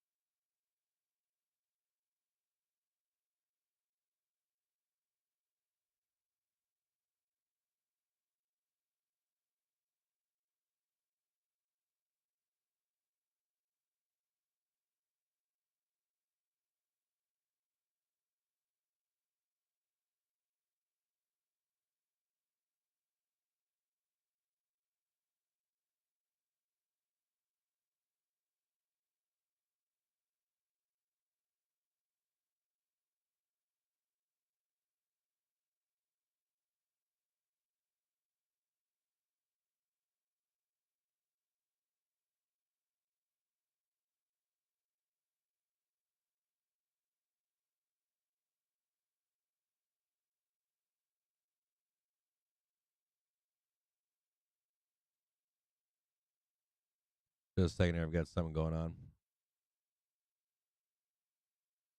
Here you go. Stops right here. Rebuy back down here at the 5.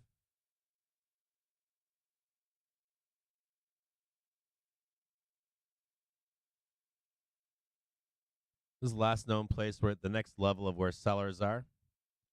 See if I can show this in a better way to explain this to you.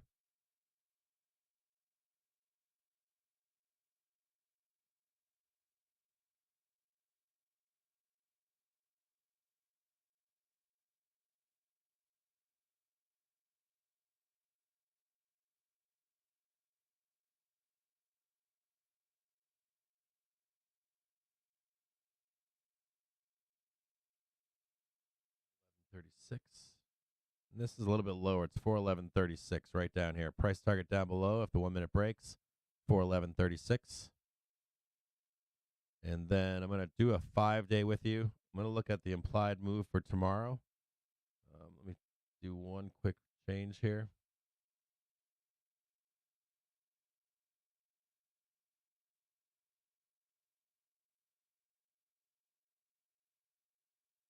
$2.15.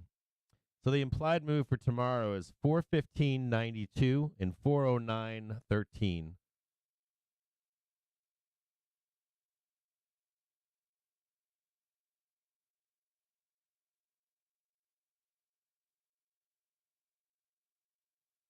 Let's take a look at tomorrow.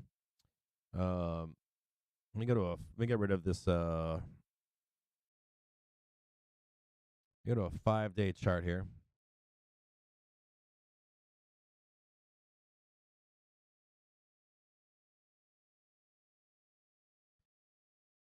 PT Monday low. See this down here? That's the PT for the Monday low. We'll leave this little yellow thing right here for you. We're going to look at tomorrow's action, what you guys are expecting for tomorrow. So we've got a high tomorrow expected of 415, which is right here. Fed's Harker says how much above 5% we need to go depends on incoming data. This stream is 415.90. sponsored by To The Tick. Get free daily pivot points, Fibonacci, and market profile levels by signing up at tothetick.com. Fed's Harker says we need to maintain a 25 basis point interest rate path. This is what the implied move is for tomorrow. 409.18.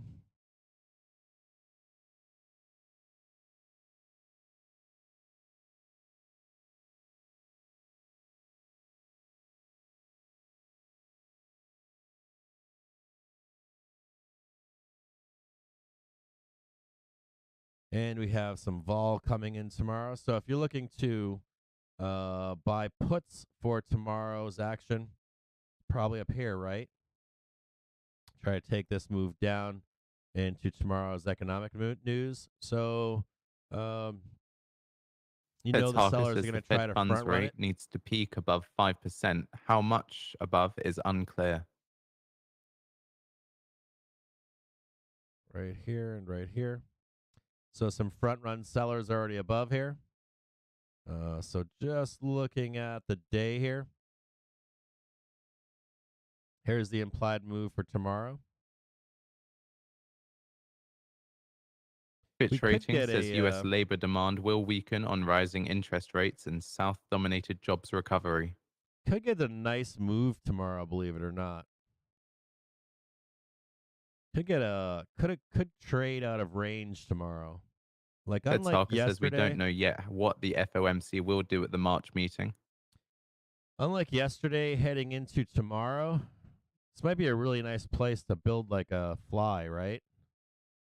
Add the legs down here, or add the legs from up here, add it right here. We're in the middle right now, too. You could build it right now where we are, or you could have added the higher legs down here and then add the lower legs above up here. Might have been a better place, but look at this for tomorrow. The implied move is the range is not that big. We know that we have some early sellers stepping in above here, and we have some early sellers stepping in above here, and they're more than likely going to want to step in above up here. But right where we are right now in the center of the implied move, it's a nice place to get a strangle, nice place to get a straddle in the market into tomorrow. It's actually a really nice place right here. Notice how we traded down, we traded up, we traded down, traded up, dead down, and we're starting to go up. It's almost like we're pinning right into the center, right, for the close tomorrow. We could end up closing today right here. That wouldn't shock me. Or if we traded up into the end of the day, Just and some then more came on down that into Fitch the piece into the we got. close here. Fitch Ratings New York says expect the U.S. labor market to weaken as aggregate demand stagnates over the course of the year in response to the lagged effects of higher interest rates, according to the new Fitch report. Could also build a nice spread here if you built a spread with some calls. We have Then posted the sold full some article on the calls, right? feed Buy for all some those calls, sell some interested. calls, buy some calls, sell some puts. You could sell some puts down below. Buy some puts here. or some calls for above. A whole bunch of different things you can do right here. So a bunch of different choices in it tomorrow. But it would be fascinating to see us trade out of range tomorrow. Because we do have some decent news coming out tomorrow. We've got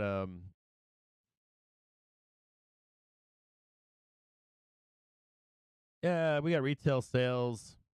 Actually, it's not that big of news. We don't have or sorry, excuse me. We've got initial claims on Thursday. So no like crazy vol. We've got retail sales, but could also be a nice place to do like right where we are right now. Be nice to just do a wide ass butterfly for just Wednesday. So you could do like this huge ass like 420 butterfly for up here, and then something like nice and low like below 403, like 400, 420, something that expires for Wednesday close. I like a butterfly here. Should I look up a butterfly and see what it costs?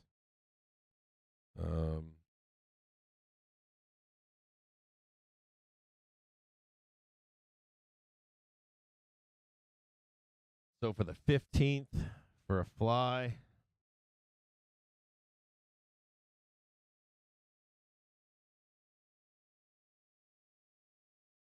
let's see what it looks like.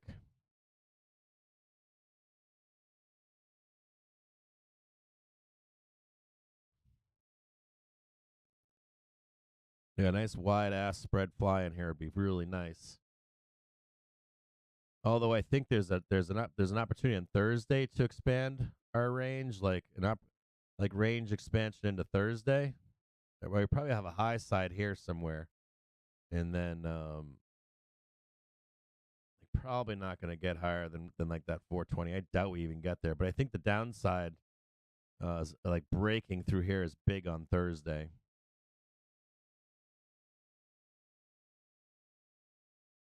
So yeah, I'm bullish here. I'm generally bullish here. I'm bullish until Wednesday. I think these are early sellers right here.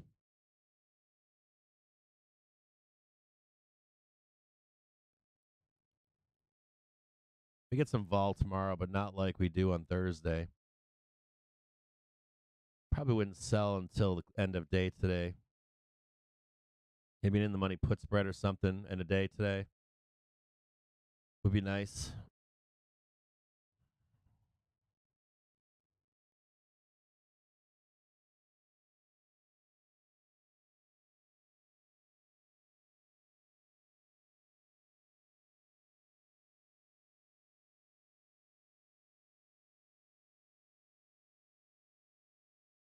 Fed's Harker says we have to be cautious on rates while running off the balance sheet. I am generally pissed here. Yeah. I have a feeling that if I had to guess, you guys want to guess what happens today? I'm long right here, by the way. I'm still long. I haven't gotten stopped out. But my guess here is twofold. We either grind sideways into the bell, or we just grind up into the bell just like this, and then we get our retail sales bullshit in tomorrow. It's not really a large trading range, is it? My first guess is we grind sideways into the bell to the close today. I'm gonna go to the bathroom real quick and take a quick break. I haven't had a break all morning. I've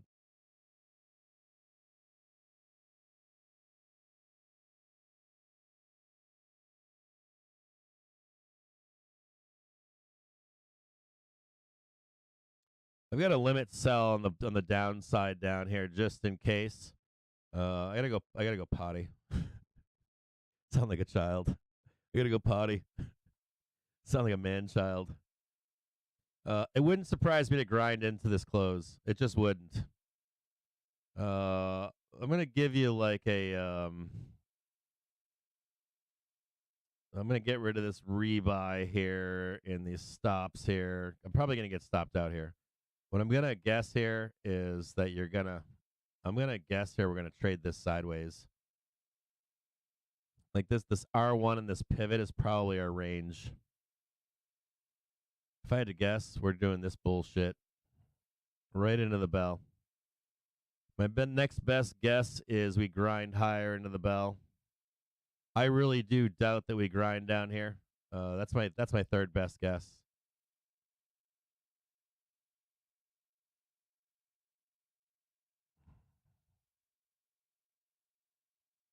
It wouldn't surprise me. Grind sideways or grind sideways and higher into this bell. There's not really.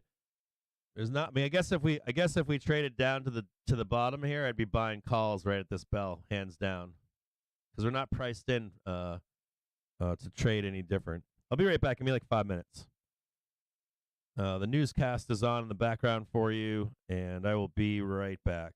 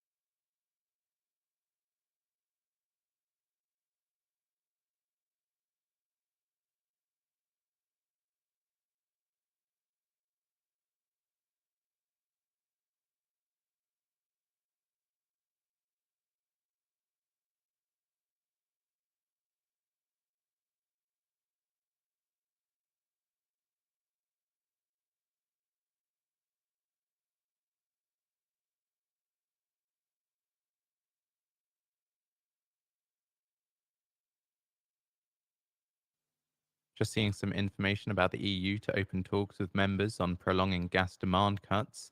The European Commission will begin consulting with member states over whether to prolong emergency steps to reduce gas demand that were put in place at the height of the energy crisis last year. The bloc will discuss over the coming weeks if voluntary measures to cut consumption by 15% should be extended beyond the end of March, an EU official said on the condition of anonymity.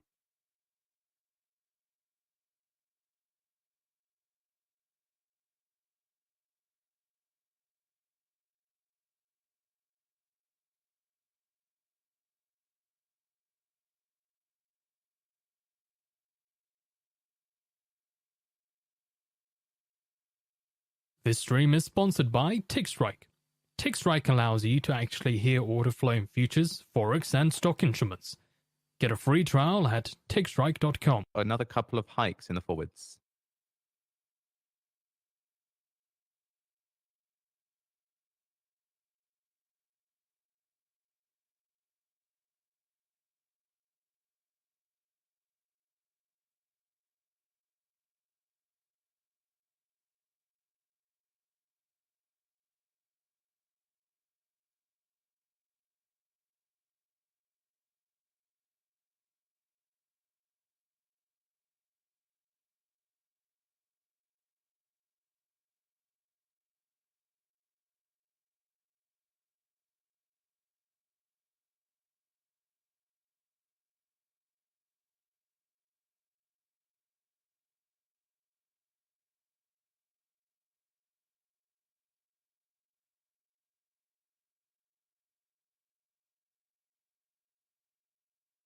JP Morgan CFO says it looks like peak Fed fund rate at something like 5.5%.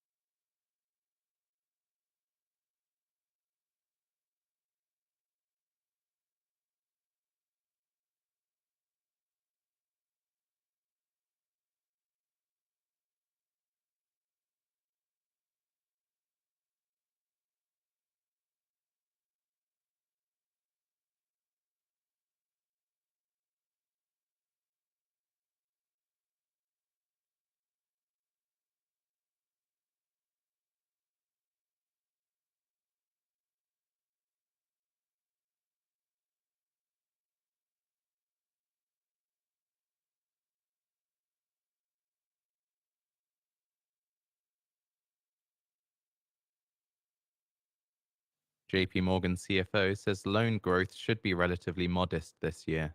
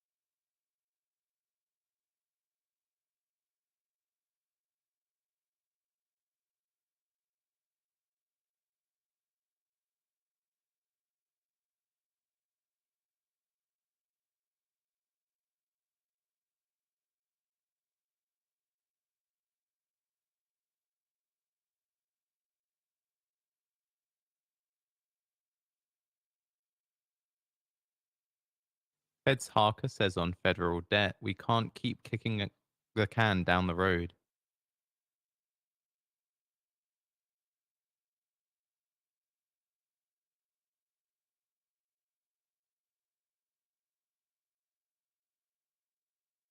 Fed's Harker says it's a good reason to harmonize 2% inflation target globally.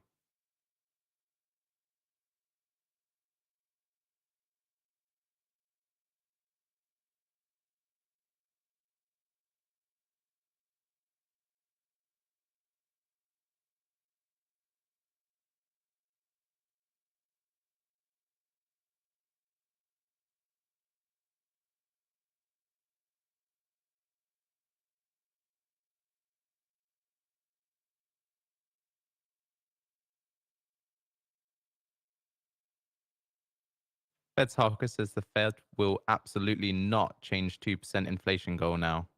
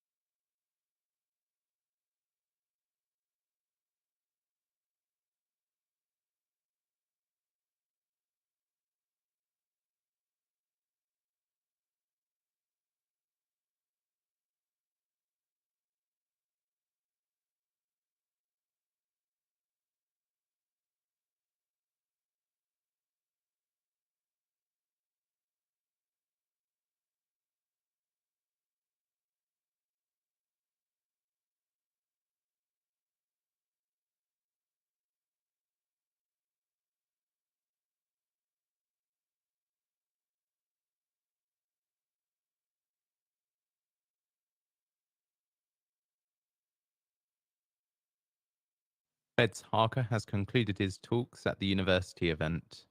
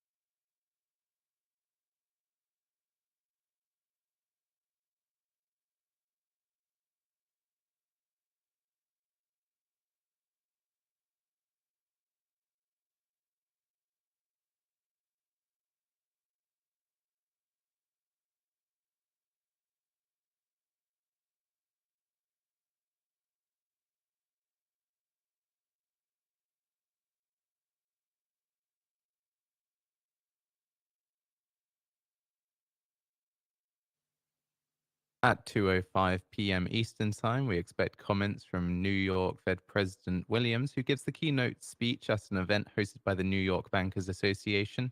Text is expected with a Q&A with both the audience and media.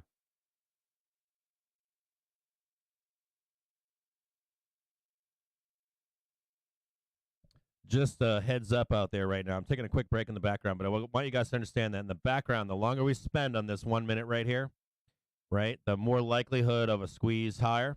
So the longer we stay above this white line right here, right in the background, there's momentum just sneaking up in here.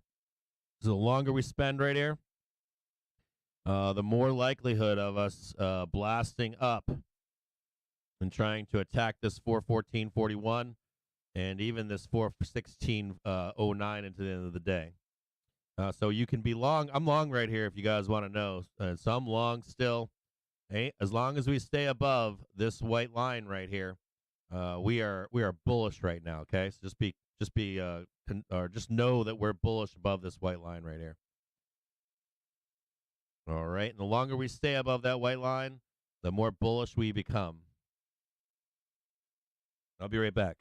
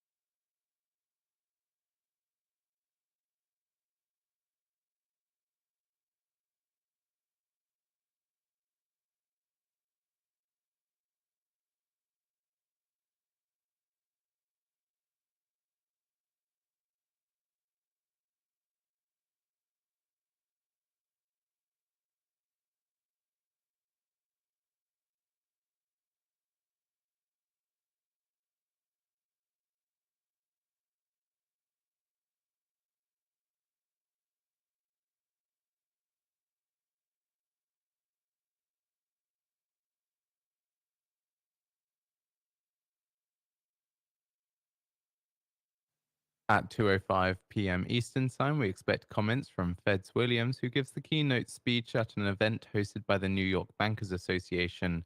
A text is expected and a Q&A with both the audience and media.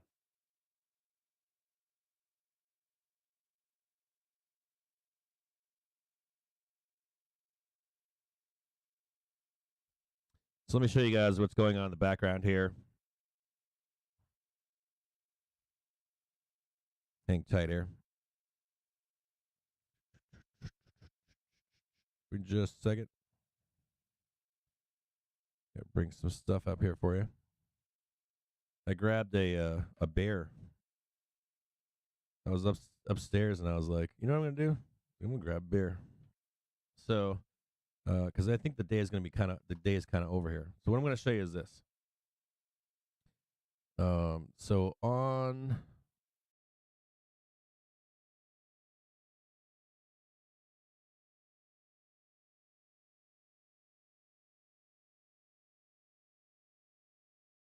right here in the background, I want to show you this. So this is the SPY, okay? And this is what I want to show you. Okay. So if the bulls can pull it together here, so the longer we stay, so I said the longer we stay on this white line, the more bullish we become, right? So when we traded above here, hang tight for a second. I want to. Someone wants to watch this broadcast, or this part of the broadcast. So I want to get them in here.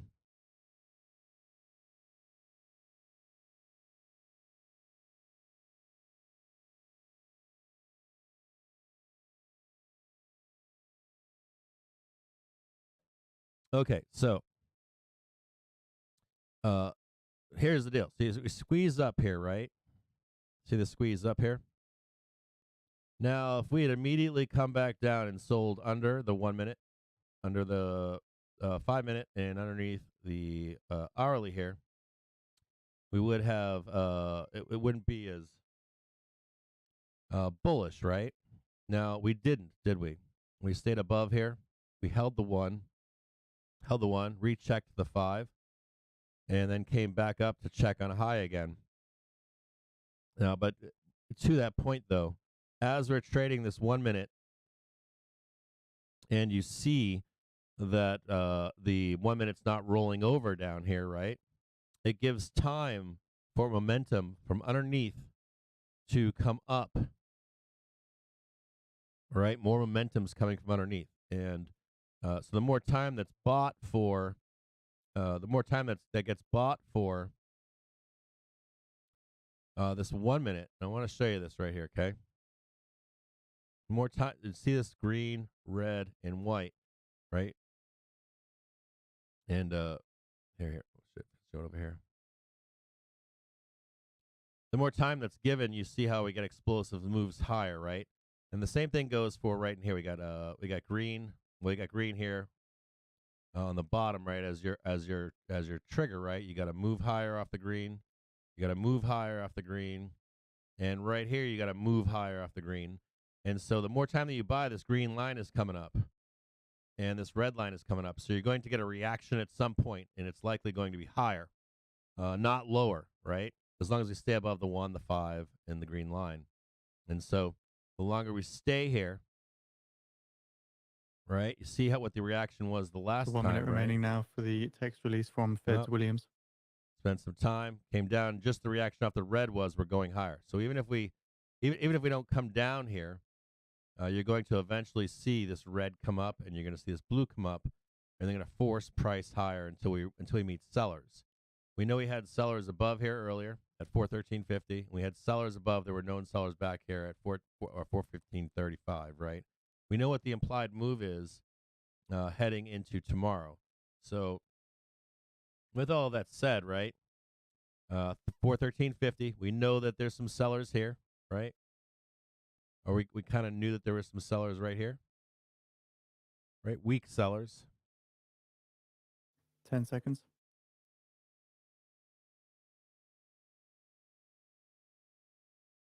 We know they're right here. They don't want to give this up, right?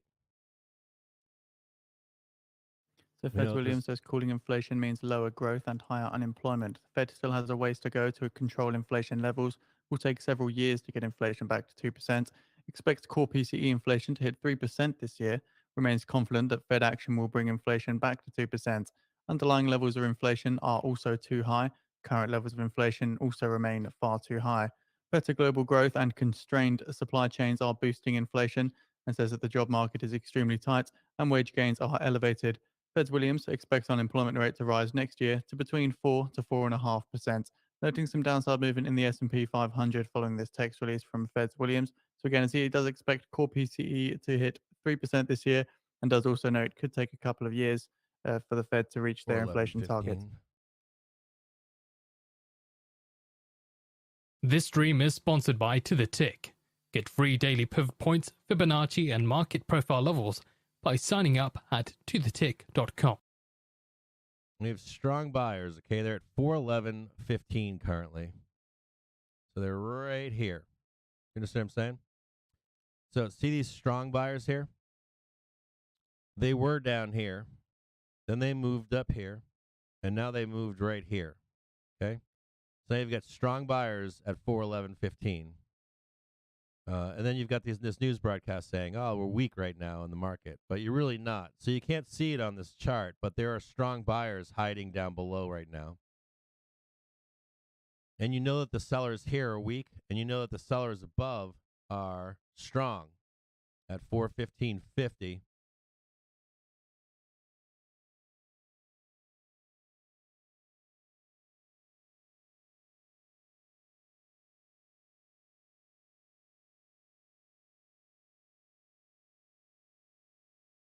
These are strong sellers above. These are weak sellers down here. And these are strong buyers down here. Now, we just had some Fed comments, right? And we know these strong buyers are here. Now, if these strong buyers disappear, right, this like the rug pull goes away, and we're left with weak buyers, we'll start blasting through, right? But they're not gone at the moment. They're just right here. They're actually buying all of this up right now. These are strong buyers down here, and I'll show you where they are. They're sitting right here. I want you to see them right here. And we know what the reaction is when we get down here. And then we squeeze higher. We squeeze higher. So the longer that we spend over here, we have weak buyers, and we're looking for a reaction off of this green line. Now, if the buyers disappear right here, right, we'll start to bloodbath this down. Does that make sense? Excuse me. So right here, you're going to expect buyers to step in, strong ones, right where we are right now. So And noting this is on downside movement in US 411.20. stocks being extended here is the S&P 500 down almost spot 4% now. 411.15. Right? So 411.15 is where these strong buyers are right here. And you expect these guys to step in. Earlier, they were way down here. They were way down here. And now they're right here ready to buy. Right? So if you're like, okay, I know that there's, or at least assume that there's strong buyers just below me. So your question would be, would you have a sell? And if you had a sell, where would it be? Just Right, looking to an it'd probably analyst note be via, just looking to the market moves for today's session again. A note from analysts here. So down US here. stocks Does that mixed, make and the sense? 2-year Treasury yield added more than 10 basis points after data showed that inflation does remain elevated as the CPI came out hot this morning. Let's see So in if the this aftermath, 2 Federal Reserve officials warned that the remedy could mean higher interest rates for longer, but one policymaker suggested that the finishing line might be in sight. It's also citing these swap contracts, which showed investors now give near even odds for a quarter point rate hike in the Fed's June meeting, following similar hikes in March and May. So the rate sensitive 2-year yield rose past 4.6%. It has surged this month, driven by a blowout jobs report and Fed officials making it clear that they intend to push rates toward 5%, if not higher. Hold on a second. I got someone's sending me a text. I have an attorney text me right now. I want to make sure that I'm in the.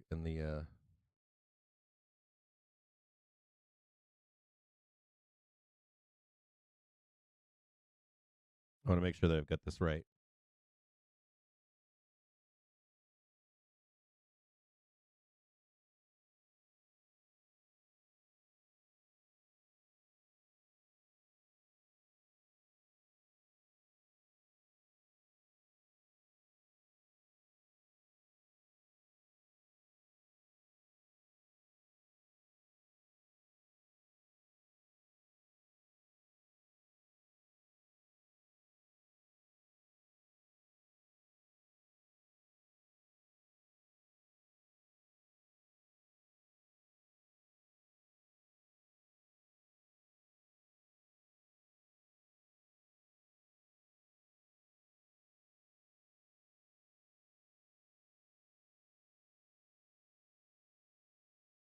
Just a second here. So when you're looking at this chart over here, right? When you're looking at this chart over here, right? You can tell you've got strong buyers here, you've got okay buyers here, and you've got weak buyers above here. Is the point that I'm trying to make to you. And you know where the sellers are above already, right? You're assuming where the sellers are.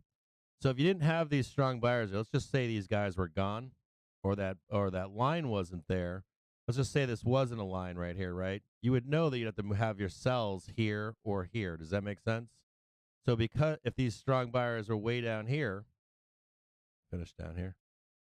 If you knew that these strong buyers were actually down here, right, you would know that this dip right here would fail down to here. Does that make sense? So you would actually fail that the dip buy would fail down here, and you would lower your sell, or raise your sells up here, because you already know you've got strong buyers right here. Your sell trigger is lower. Does that make sense? Weak buyers here, right? Weak buyers here, but you know that the strong buyers are not down here. You know that they're right here. Does that make sense? So if you didn't have these strong buyers that you knew about or assuming are there, you would have a sell much higher, right? You'd have your sell on this white line, you'd have your sell on this red line, right? But because you already know that these buyers are here, right? It tells you that you can go lower than where those strong buyers are. So your sell would be down here. Make sense? And you know that you have weak sellers still above. So the longer that you spend here, the longer that you spend on this white line and this red line here, the more time it gives you to force these buyers higher and higher and higher so that they're sitting right here. Does that make sense? So I know this dip is not going to get sold. Does that make sense to you? Out there, you guys understand all this? And the longer time we're spending here, the more time I know that it's going to take for these strong buyers to get here. And I already know that this test down below will get bought. No matter what the news is saying, no matter what the news squawk is saying, none of that. I know that they ain't going nowhere, that they're here right now. And you can actually see that in real time, that these strong buyers were here and that this dip wouldn't fail. Okay? This dip didn't fail. We knew it wouldn't fail. And we knew that this would get bought. So when you're making a decision of, shit, are we going to sell here? Oh, shit, this looks like a bear flag here. You actually know that it's not a bear flag. You actually know that the buyers were back here, moving up higher and higher, and now they're hiding right here. Okay? But we do know that these sellers are weak, right? Because we know where the previous sellers are, right? Here's the previous sellers. We already took a dent out of them, right? We already got rid of some of these sellers. And our next big block of sellers is up here somewhere. So it could actually be right here. Actually make the case that the strong sellers are right here. Make sense? And the longer that we spend here with strong buyers, they're going to push. And they're going to push, and they're going to push until they consume the weak sellers, or the strong sellers come down, or they'll push until we get up here to these two groups meet, buyers and sellers. Does that make sense? You guys all understanding that? So some people were asking in a text message. Be kind of cool to have this labeled like this, right? Like weak buyers, strong sellers, weak sellers, that kind of stuff. You guys understand?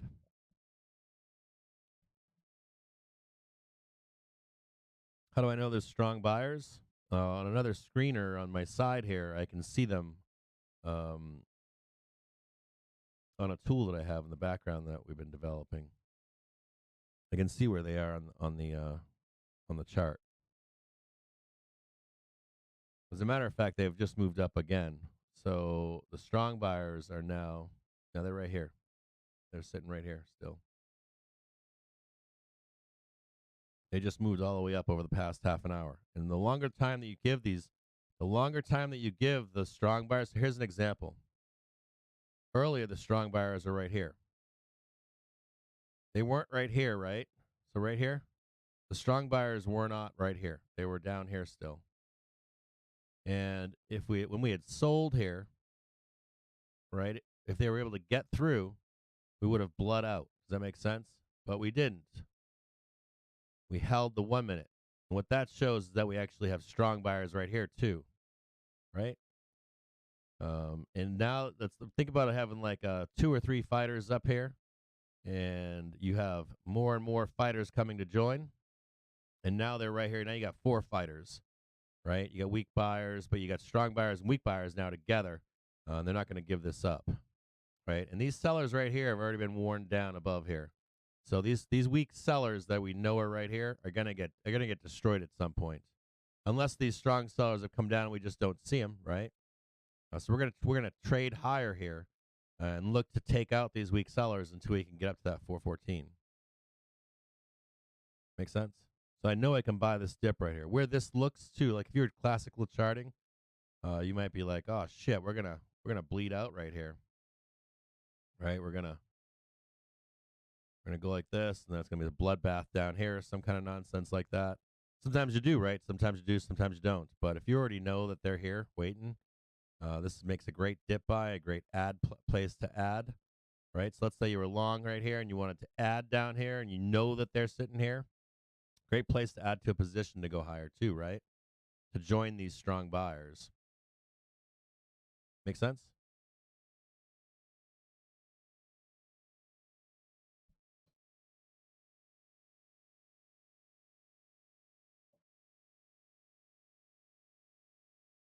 Magic indicator says that there's strong buyers right here. Now, you know what else is cool about this too? Is that these strong buyers, they'll sometimes come up like this, and then sometimes they go like this. You can actually see them going away. So if they go away, I'll know it. If I see them go away, they'll start coming down just like this, believe it or not. And you'll be like, oh shit, where are we going? And that's showing that price is going up while support is weakening. So even though price is higher, you're going to think that you'll know ahead of time that it's going to fail because these strong buyers have disappeared. Right now, they haven't disappeared. They're still there. Weak buyers have now moved up, and the strong buyers are down below. Now, does that mean we close at a high here? I don't know yet. I'm still sitting in calls right now, and they're grinding them the fuck down on me right now. So I'm a little pissy about this. So this is the dealers in the background, and they're trying to burn all the calls they possibly can, even if they go up here into the close. So if we get on a high here, I'm probably going to sell at flat at some point, right? We're going to come back up and see these weak sellers above, right? So now we're coming up to see these weak sellers, see if they're still there, if we've worn them down enough. I'm probably, as a matter of fact, I'm probably going to sell out of my calls so that I can reposition so that I can take a better trade here. Does that make sense to you? We'll come up and we'll check to see if these guys are still here or not. As a matter of fact, they were right here. They were here, and now they're right here. So these weak sellers are now sitting here, and they're going to try to tell you no. Weak buyers are now higher. We're going to try to break through these weak sellers because we know the strong sellers are much, much higher. Maybe you can visualize this inside of your brain so you can kind of get an idea of how supply and demand works on an intraday.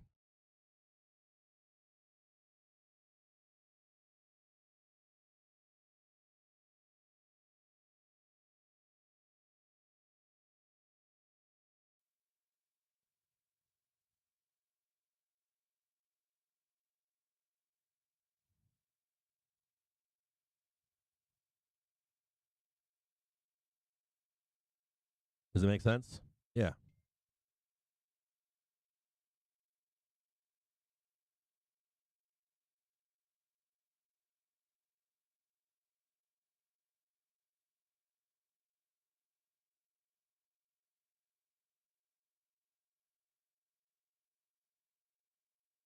Let me turn the finals juice back on.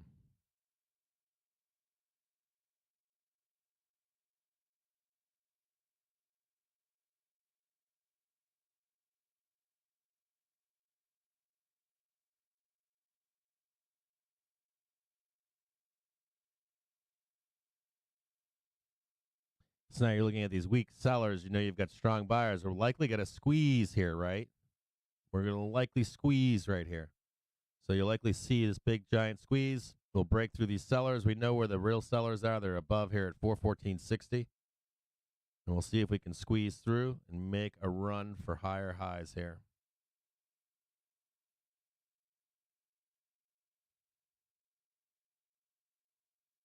Now, there is a chance that these sellers have come down. We haven't seen them.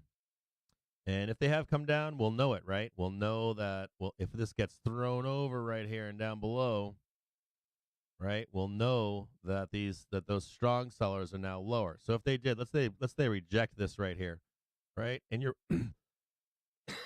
in your brain, you would remove the weak sellers and put them right here at this point. You now know that they're lower on the chart, right? You kind of have an awareness of where they are. If we break above these weak sellers right here, we know that we've got room to run higher.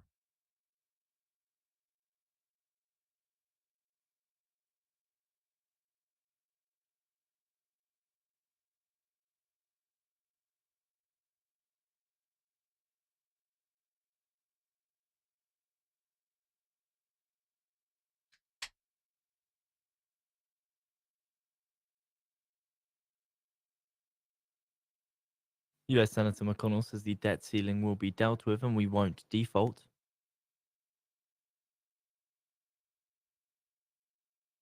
This stream is sponsored by TickStrike. TickStrike allows you to actually hear order flow in futures, forex, and stock instruments. Get a free trial at tickstrike.com. Nice interaction off this 1 minute chart. Push higher right now.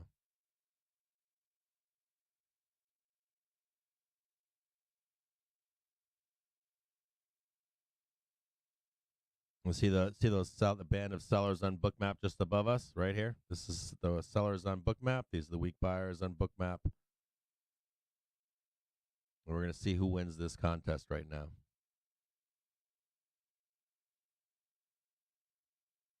We'll know quickly.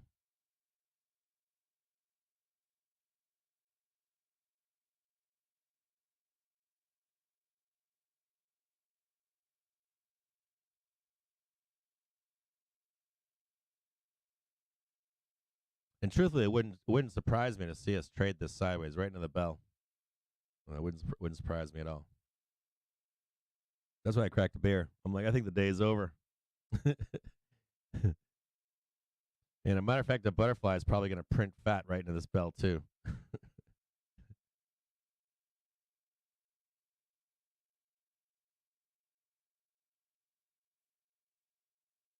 Theta gang, baby.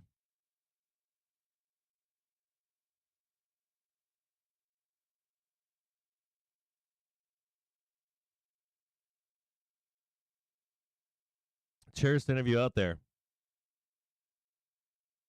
It was a good day trading. It was a good morning trading. We had some great trades here, right? Bears had a little bit of action down here. Bulls had some nice action right here. Bears had some great action down below. Bulls got another run up here. Bulls looking to lock it in for the end of the day. Bears looking for a nice place to sell the market into tomorrow. You know the Bears are up here trying to sell it, right, into tomorrow. So a good trading day. It's like classic trading day. It's like a old school trading day right here. It's a great trading day.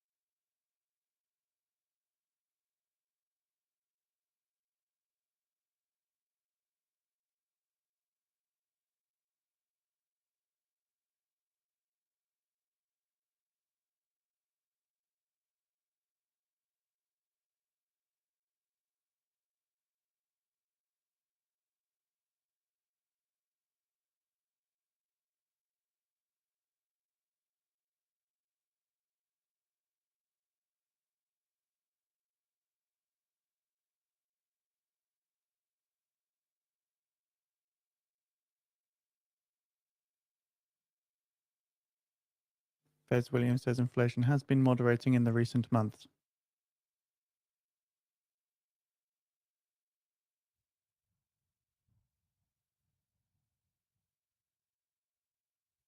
Yeah, good trading day today.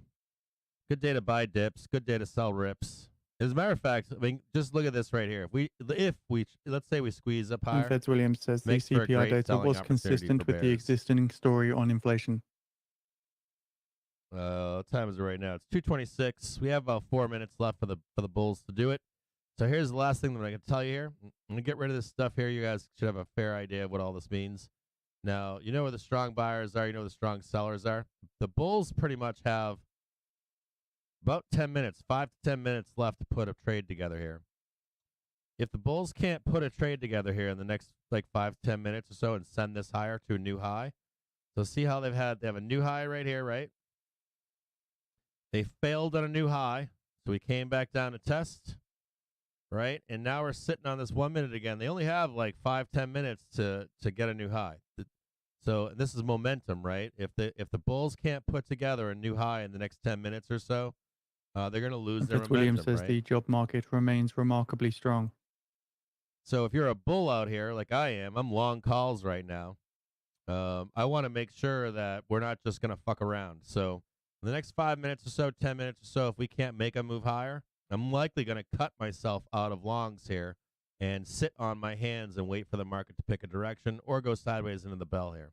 So next like 5 to 10 minutes, I want to see a move, right? If you're like a classic trader, if you're like trading like triangles and I don't know, bull wedges and all that kind of stuff, you know how we fail in these things classically, right?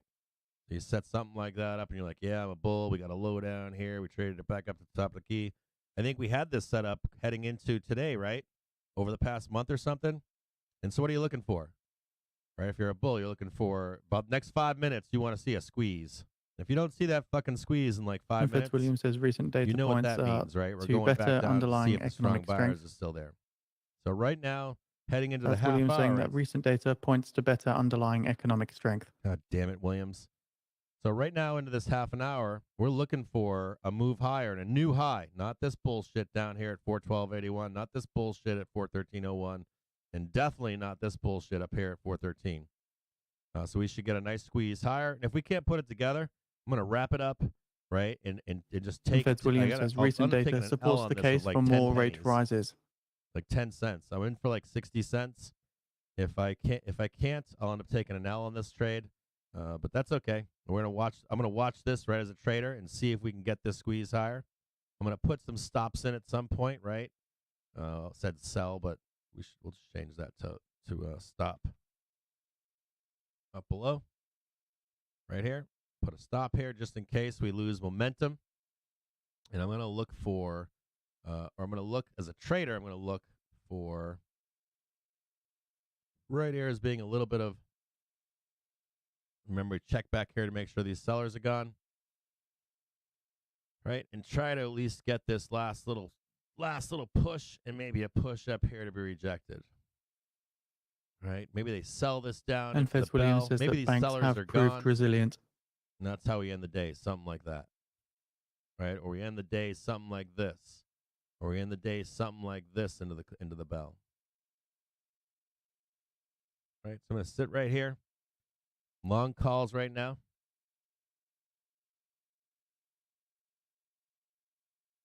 I'm actually glad because my positioning size is quite small.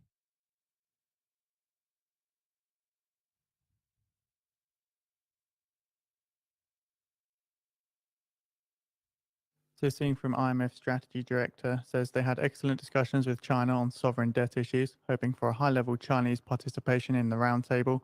So also says the goal of the new sovereign debt roundtable talks is to agree on common understandings of debt restructuring goals and definitions. Says the roundtable will seek common understandings that debt principal haircuts or long-term concessional loans can both achieve debt relief goals. And says the roundtable not focused on specific country debt restructuring, but will work to address some broader impediments to negotiations. Again, this is just an IMF strategy coordinator here speaking on the new debt roundtable, which is being introduced. Gotta get that blood pumping. Gotta get that pump up. So it was reported yesterday via three sources in mid-afternoon that the first sovereign debt roundtable meeting is set for February 17th, and was also reported from these sources that China and the other Gotta get G7 that pump countries on. and the private sector as well are Gotta to pump it up, participate in this. baby. Gotta pump it as high as I possibly can right now so I can make some money on a squeeze higher. Wear out some of those goddamn bears above. You understand what I'm trying to say? I'm gonna poke my little head up there. Ah, ah, ah, ah.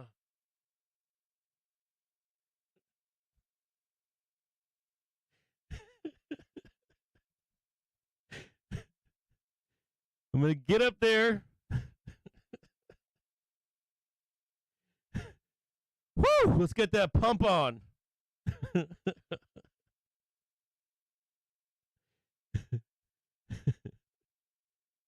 All right, back to making some money. So NYMEX WTI crude March back to futures making settle at some money here. $79.06 a barrel. That is up $1. Sorry, Start down printing. $1.08 or 1.35%. So to repeat that, NYMEX WTI crude March futures settling at $79.06. That's down $1.08 or 1.35%. NYMEX gasoline March futures as well. They're settling at $2.48 a gallon.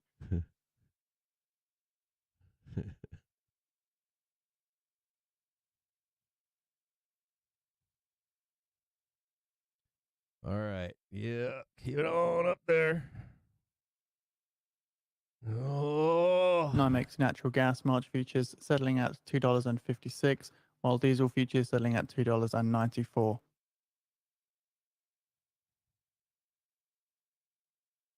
I know that E-Trade in shorts is like right up here. So we're going to we're going to change this, right?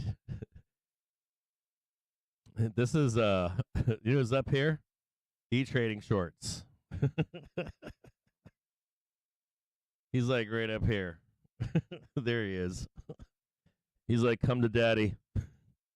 He's like, I'm just waiting up here for you. This stream is sponsored by To The Tick. Get free daily pivot points, Fibonacci, and market profile levels by signing up at tothetick.com. There's E-Trading shorts just waiting up there. He's like, yeah, you keep trying to pump it, I'm going to throw you over the side of the wall, Cap.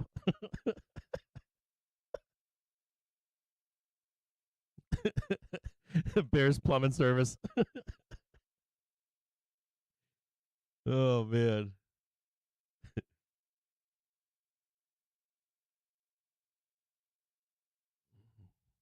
Look at Tesla just grinding higher right now trading 204.91 above the previous high in the day. Previous high in the day. You got Apple battling back again, just beast moding it. You got liquidity providers in the market trying to put money into the SPY to stop it from going higher. They're like, yeah, we're gonna pin the SPY, but let these tickers run today. Now trading 413.11. This is the last known area of weak buy or weak bears above. Now trading 76 cents, 77 cents. I'm gonna put a sell order in. I'm gonna unfuck my position. So I'm gonna unfuck myself from right up here. That's right, I'm out, bro. I just sold. So I'm out, right? I was badly positioned. I got burned by theta down in here. Yeah, but I didn't lose any money. I only made like fucking maybe 13 cents or something. But it's now trading $1. 413's now trading $1. 411's trading $2.50 right now. My God. Just cranking. Beast mode right now. I showed you where the strong buyers were down here, right? Did I show you where the strong buyers were down here? Do you see them? Do you see them when I show you where they are? They're right there. Did you see that? Did you see that bad boy right there? Did I tell you where the strong buyers were? They're right there. Right there. Right there. I told you where they were.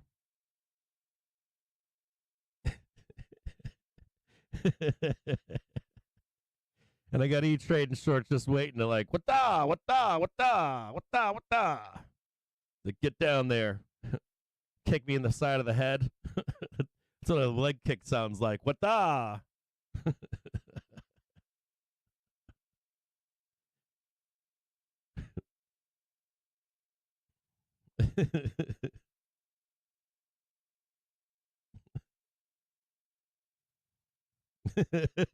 Harry-o. You should be those strong buyers. What did it say? What-a?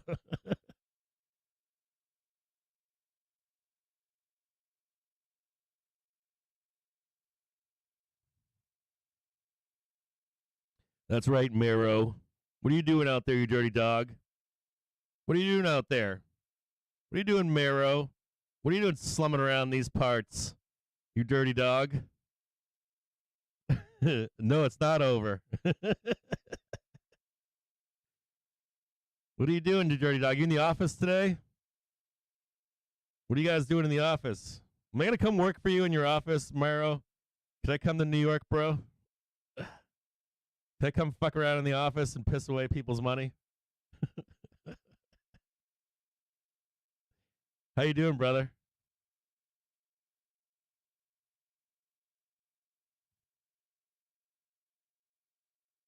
Good to see you, Miro, brother. I want to go work with Miro for like a week. I want to go party with Miro and the boys.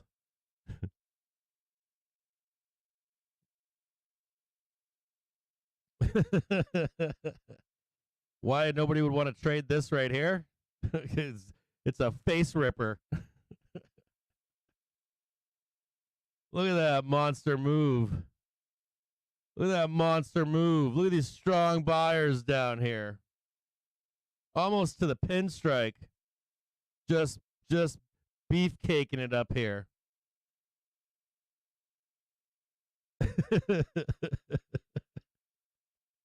It's disgusting, isn't it? It's gross.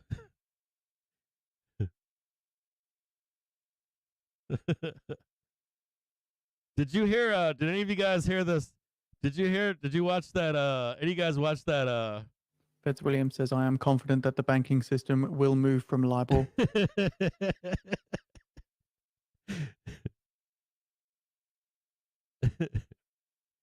You see, like the did you guys see the I didn't know that, like, do you guys know that, like do you guys know that there's like pump shirts for people that work out? Like, I didn't know this. Like, you go in with like a pump shirt, people are like, nah, it's to keep me warm, but the reality is they try to pump up, then they work out with the t-shirt on, so other dudes can see them working out.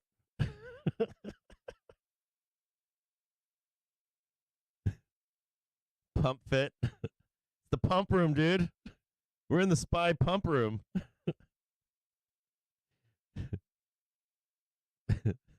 We're in the spy pump room in here. Pump fit. Yeah, pump cover. Is that what it's called? Pump shirt, pump tee,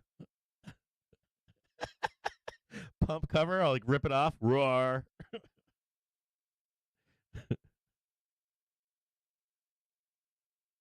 All right. So what are we looking for now? Who knows? I know Mero knows. I know Mero knows. I know some of y'all know. Looking for that retest down below, trying to get up here to where the real sellers are. We know where they are. They're above. The strong sellers are waiting above, right? They're waiting at like 414.60 or so. We know that we get this retest right here, right? We snap a line, we look for consolidation, right? We know we got the new high on the 1 minute, right? We got the new high on the 1 minute. We've got trend on our sides. We might not have to come back to even this 1 minute, right? Because we got such a strong move here. We know where the real sellers are. They're up here. Or we knew they were up there. We don't know if they're still there anymore. We're going to find out, aren't we?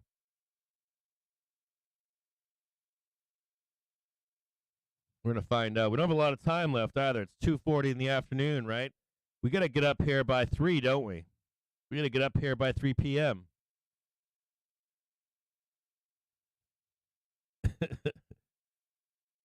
Yeah, you dumped your long hedges, brother?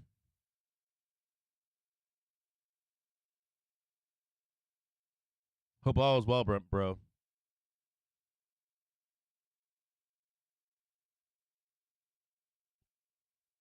If you guys are ever looking for a time to add short or add puts, anything like that for tomorrow, you're just like we talk about all the time around here, right? You're looking for that cross, right?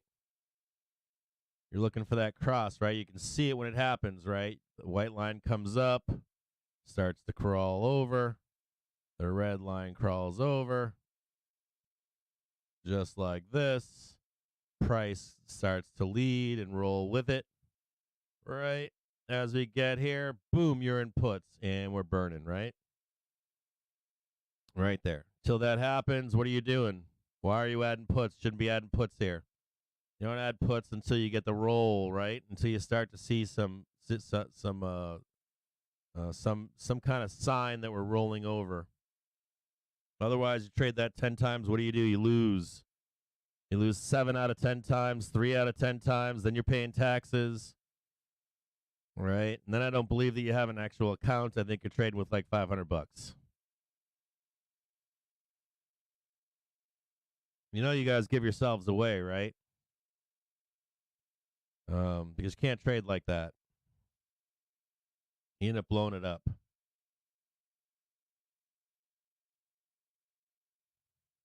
You got to catch that downside move. You need not conviction. You need it's not. I don't know why I'm having can't find the word, but you have to find the or you have to see the rejection, right? So you have like a high probability trader, right? High probability wins.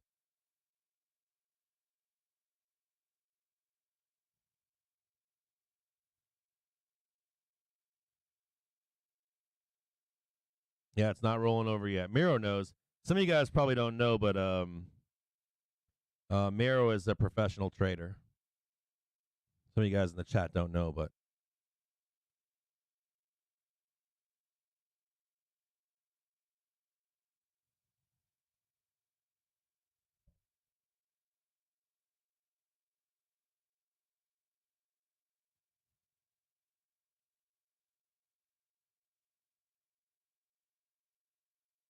yeah. I used to blow up accounts. Sometimes I still do. I have a money making account and I've got a day trading account, and I still blow up day trading accounts. Not as often as I used to, but I do. I don't trade anywhere near day trading with size that I used to either.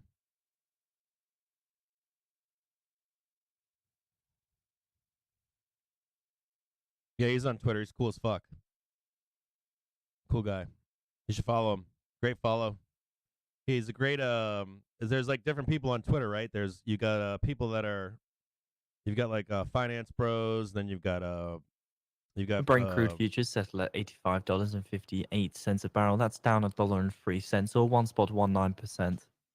You got bond bros out there. You've got strategists, right? You're talking about how some people are strategists earlier. This stream is sponsored by TickStrike. You got TickStrike allows you to actually hear order flow in futures, forex, and stock instruments. And then you get a free trial at tickstrike.com. Direction callers. That's pretty. I think that's what I've been called as a direction caller. Like, is this a bottom? Is this a top? And Merrill's one of those guys. Merrill will tell you like we're rolling over, we're looking at a bottom. So Merrill likes to make some cool ass posts on Twitter and tell you that we're either going up or going down, and we're bottoming, we're rolling over, that kind of stuff. Worth the follow for sure.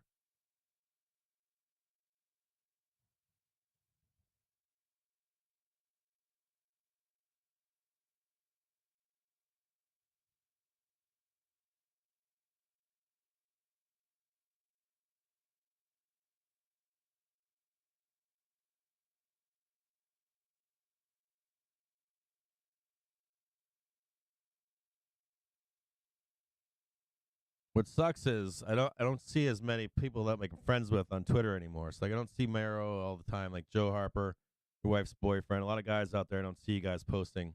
It's not you guys, it's the fucking algorithms on FinTwit, which sucks. I wish that when Elon was asking yesterday, I wish that like I wish that if you had like a core group of people that you follow, that you could do like a list. Like I want to see posts. Like right now you can check mark these people off. But it doesn't really work. Like you really need like a list of like I want to see this circle of friends, all their posts all the time, and Miro's one of those people.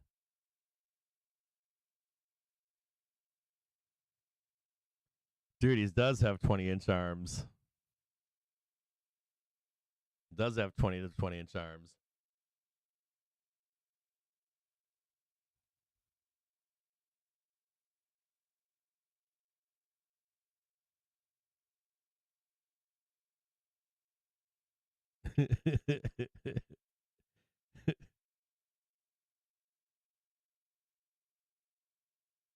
Got a little interaction here with the 1 minute. We want to make sure that the 1 minute gives us a new high here. We'll check to see if we still have. We do have do a little separation from these strong buyers. They're coming up, but they're now right about here. We find out exactly where they are.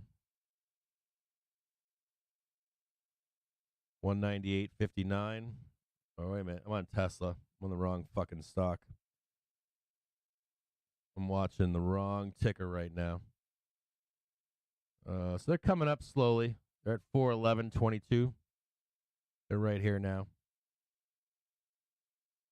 Starting to squeeze higher, trying to get a new high on the interaction with the 1 minute chart. Trying to break above 413.61, see if we can get up there to where your E-Trade shorts is.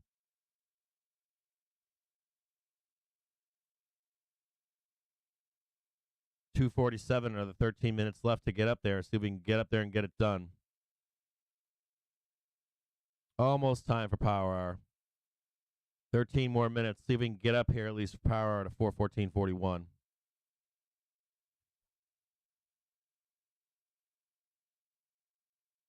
$12 more minutes to get up there.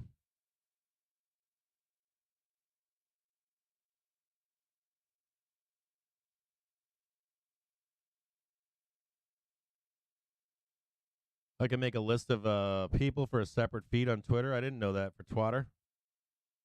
I can make a list of separate people. Ooh, thank you for saying that. Like I used to have a tweet deck, but I don't have it up anymore. I used to keep it up.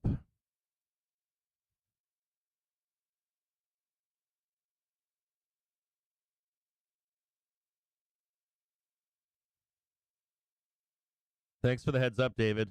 Good to see you in the chat, by the way, brother.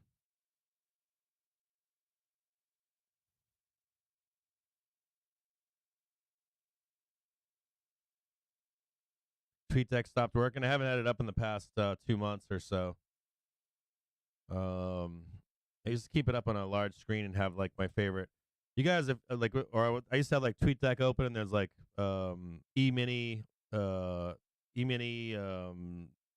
Volwiz, Jenny Marcus. There's like a whole crew of those guys I used to follow because they trade the S&P and the Nasdaq, and they actually trade it so you know exactly when to make entry and get out.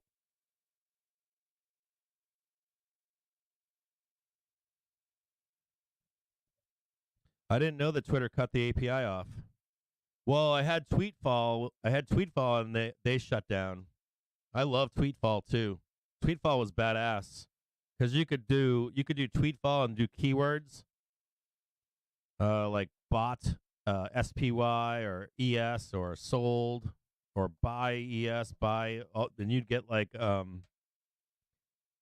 ramps up and down of when people were buying. You could track Twitter for when traders, and you could do it by handle, so you could get real down in there and find out who was long, who was short. And they shut that off. February 5th was it February or January 5th or something? They shut that shit down. I didn't know, David, that they had shut it down, bro.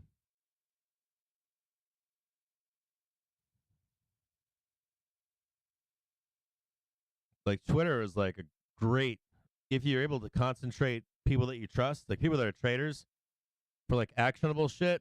I can't swear like that, but I'm telling you what, because you know who the real traders are. Those guys are like, I bought this, I sold that, I bought this, I sold that, I bought this, I sold that, all day, every day.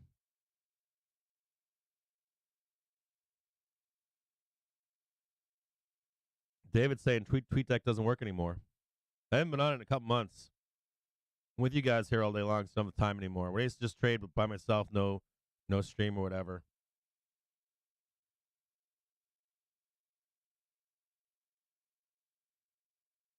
Yeah, that's what I had it on, was browser. That's what I use it on. And I put it on a big screen so you can get like, I can read it, of course, but you can get like 6 to 8 guys on there. Or women or whoever. It doesn't matter if they're men or women.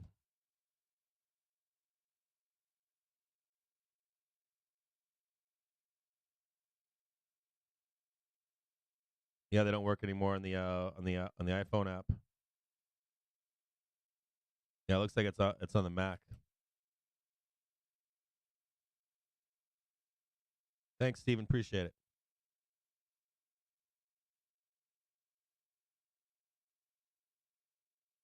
Still kind of grinding into the close here, right? We know that the move tomorrow. So there's a couple things I want to highlight as we get into this end of this 3 o'clock hour. Just a couple things. Got 8 minutes left. Pretty much for a high to be made. If it can't be made, we'll probably roll over here. This does look like they're going to trade it sideways into the bell, at least. Looks like it. But the truth is here, there's probably, we have some vol tomorrow, but not really until Thursday. It wouldn't surprise me to see us trade sideways through Wednesday. It wouldn't surprise me to see right now a bunch of Theta Gang loading up on. We talked about that earlier, right? We were right here. Remember back in the day? Remember back in the afternoon we first got right here? And I was like, I wouldn't be surprised to see Theta Gang coming in for like a 420, and then like a 400 or lower, something like that. Nice wide butterfly. And what they'll do is they'll capture that.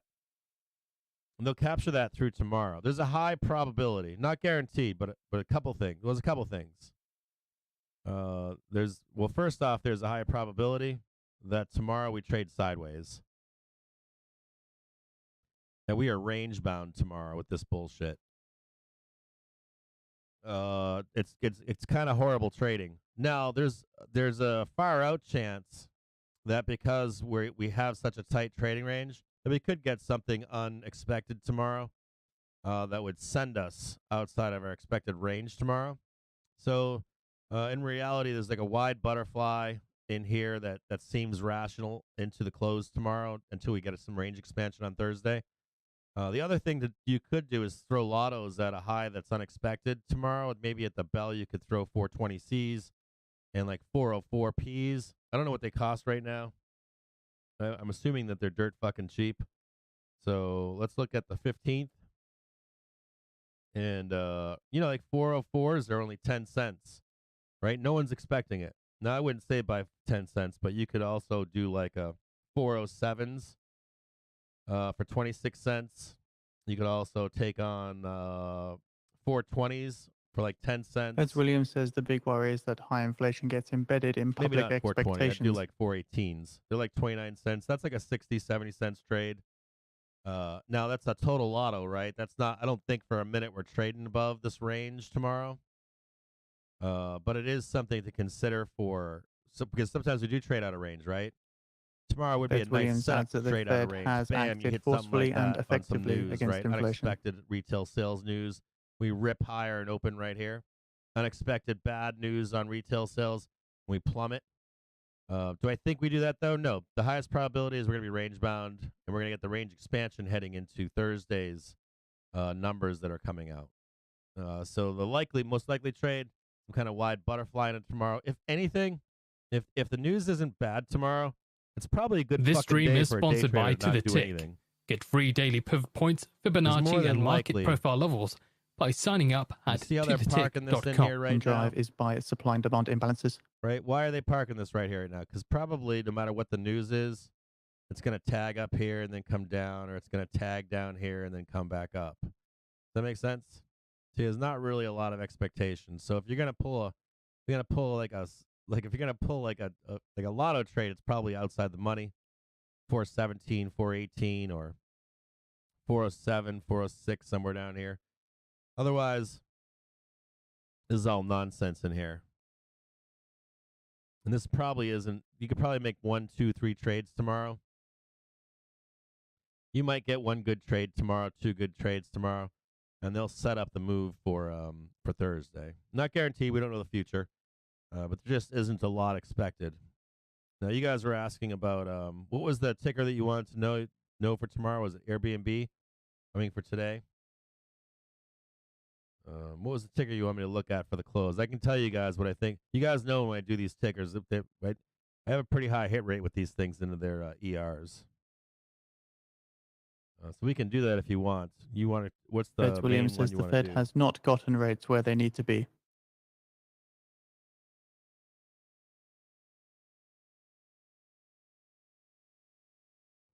List off a ticker that you want.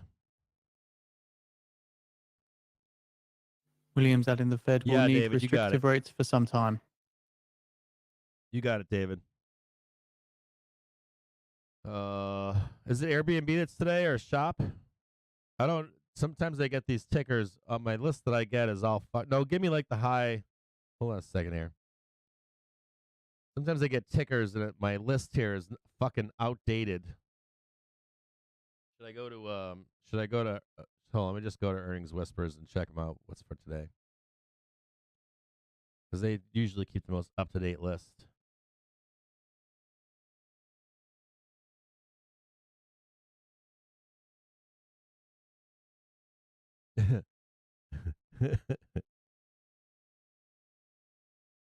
What up, Joshua? Dude, Joshua, you're the man, bro. You are the fucking man, my man. I love you, brother. So we got Devon, Airbnb, Upstarts, Livent. Let's do Airbnb into the close. Yeah, I've got two Twitter accounts. I've got one that's public. You just look up Jim James. My handle sucks, like Jim James, bunch of numbers. There's like a dead account with that one in it. And then we've got and then I've got at Captain's Alpha. And that one's private, but I let anybody in there. There's no like hidden charges. You'll never get a DM from me asking for money, that kind of shit. But I've got one there, and I post very, very important information only. No shit posting. If I see something that's important that makes a difference over time, you'll get a post from me. Make sure you set alerts. Just request to follow, and I'll let you in. I try to keep the bots out of there.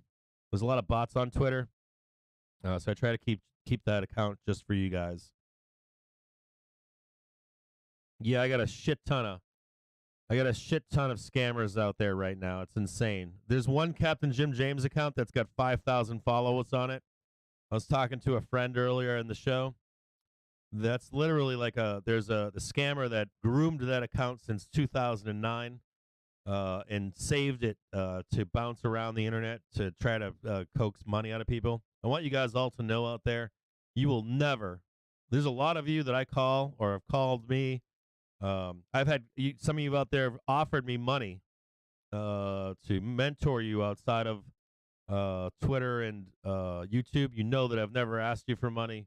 You'll never see like dick pics from me. You'll never. If you're a woman out there, you'll never see me trying to coerce you for anything inappropriate. Zero instances of that. I've got a wife and two daughters that I love very much. So you guys should never hear from me ever, ever asking for anything. So if you ever do, it's wrong fucking Captain Jim James. Anyways, so let's look at Airbnb real quick for today in the close because it's probably the most anticipated into the bell. So initially I was like, yeah, I want to do.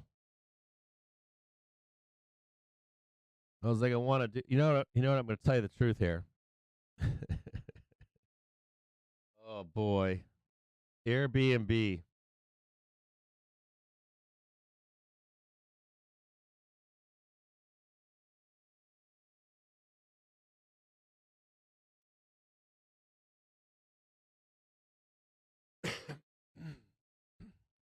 Let me take a closer look at Airbnb in the background here. Let's take a look at Airbnb.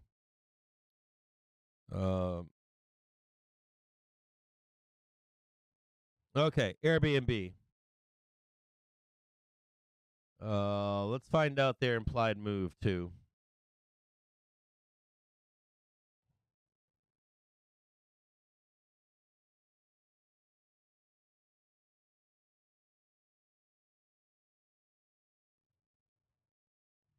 Oh boy, good old Airbnb. Just financial disclosure. I do, or not use, but I am an Airbnber. Um,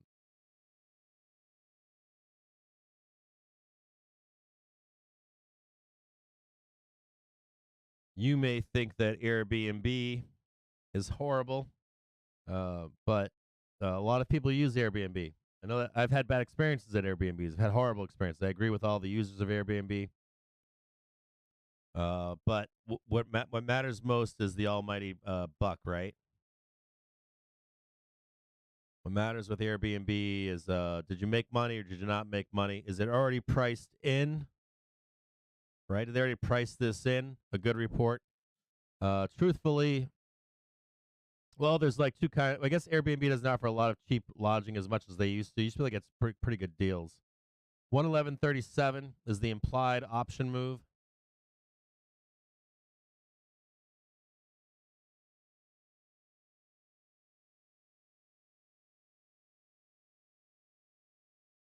Somewhere right there, and then there's another one right here. We'll just hold on. You know what we'll do is we'll get rid of this. 111.37. This is the implied move on Airbnb. This is the implied down move.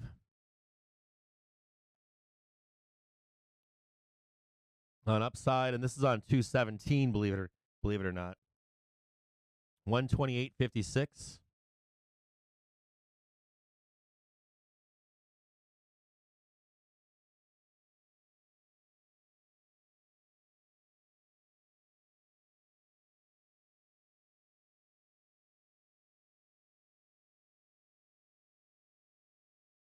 This is what's priced in, okay? And then we've got this on the 17th.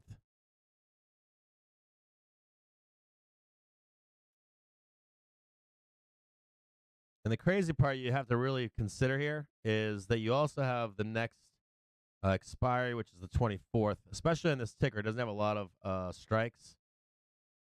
I would expect the larger move to take place this week here, not this week here, okay? Just right away, I'm going to tell you that right off the top that I'm going to expect the real move in Airbnb to take place in this strike right here. Now, on Airbnb, a couple of things I got to look at here. Let me just check me a second here. Airbnb is strong right now, very strong. Real support on Airbnb is at 108.68. So I'm going to show you what real support is on Airbnb.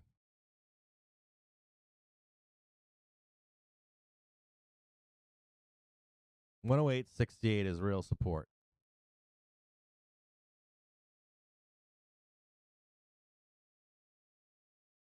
Let's put it right here. That's real support. So the real downside move on Airbnb into this close, believe it or not, is way down here. It's below the actual implied move lower. That's real support. Sorry. Hold on.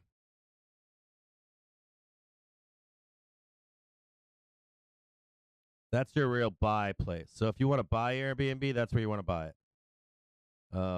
Now we also have 116.61. See if I can go to a 15-minute chart here and see if we can show that up. So 116.47.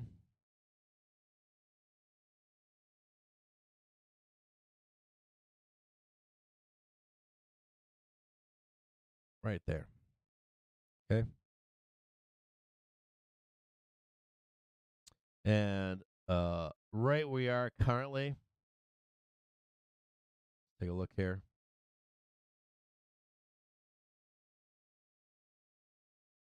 Oh, and I've got some targets above 131.17. Got a target above of 131.17 from a previous charting I did. 131.17. Right there. That's your automatic sell. Or not automatic sell. That's where I think it's going to go. 131.17 if it's good. I'm going to show you what my path is on on this, okay? Into the bell.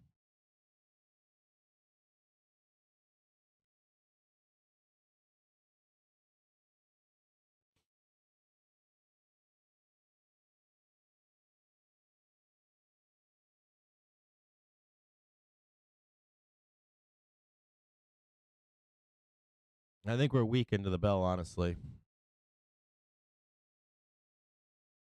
It's not showing weak right now. Hold on here.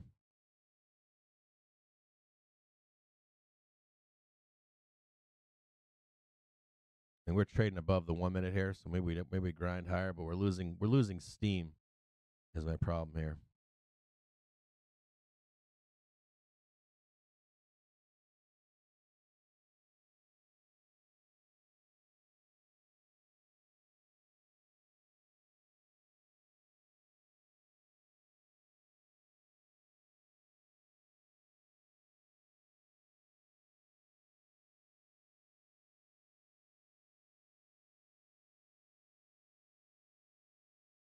Hold on here.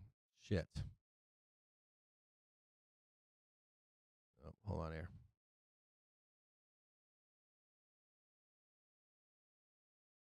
Enter.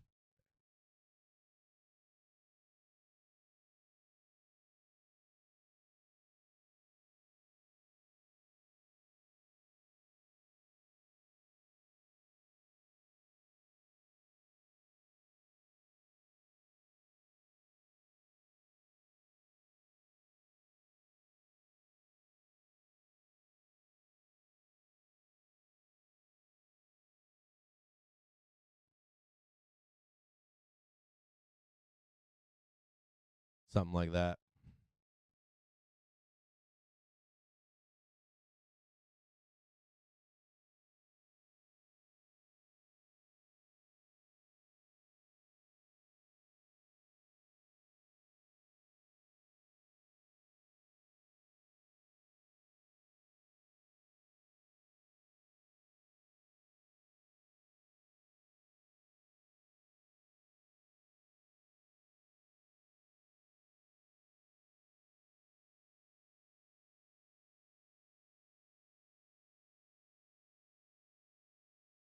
Yeah.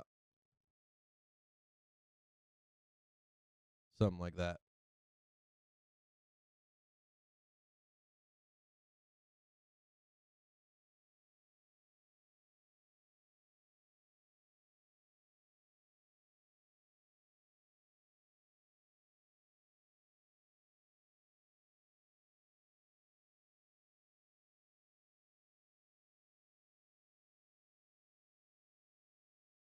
I want you to know that if we break, if there's any bad news,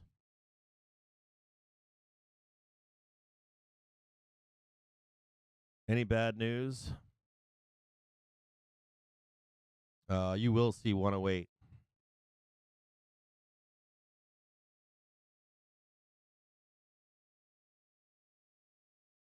Which I don't think you will.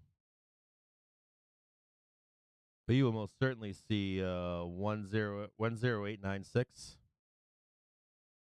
108.96. Or close to it.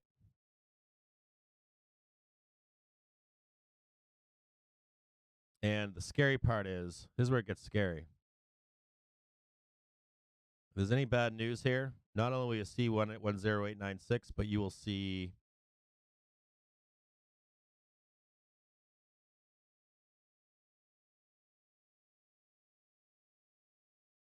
I think that's bottom actually. Yes, let me check it on.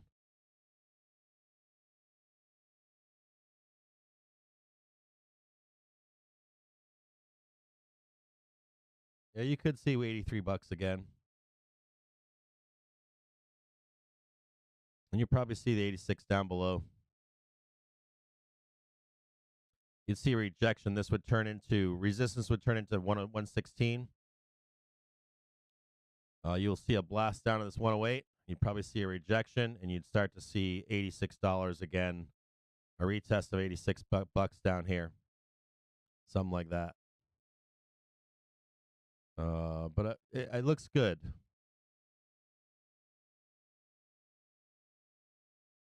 Somewhere right there. Put it over there.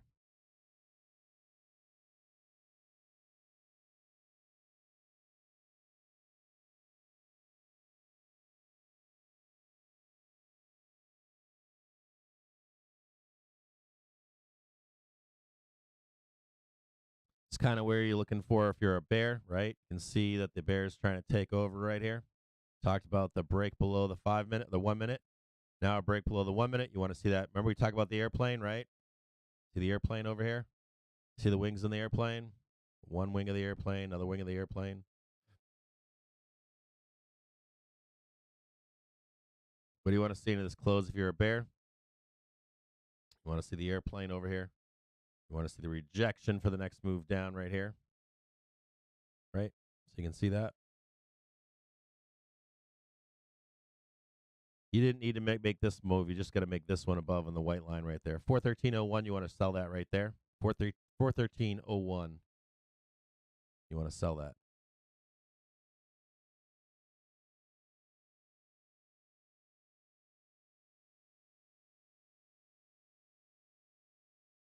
$413.01.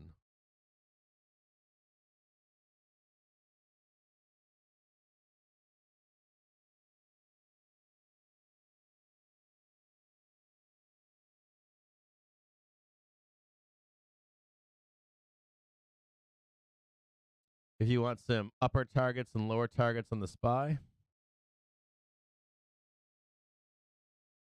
if I can get. Yeah, it's that same 419.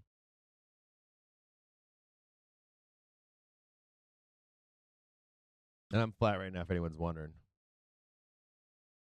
I unfucked my calls earlier and got out of there.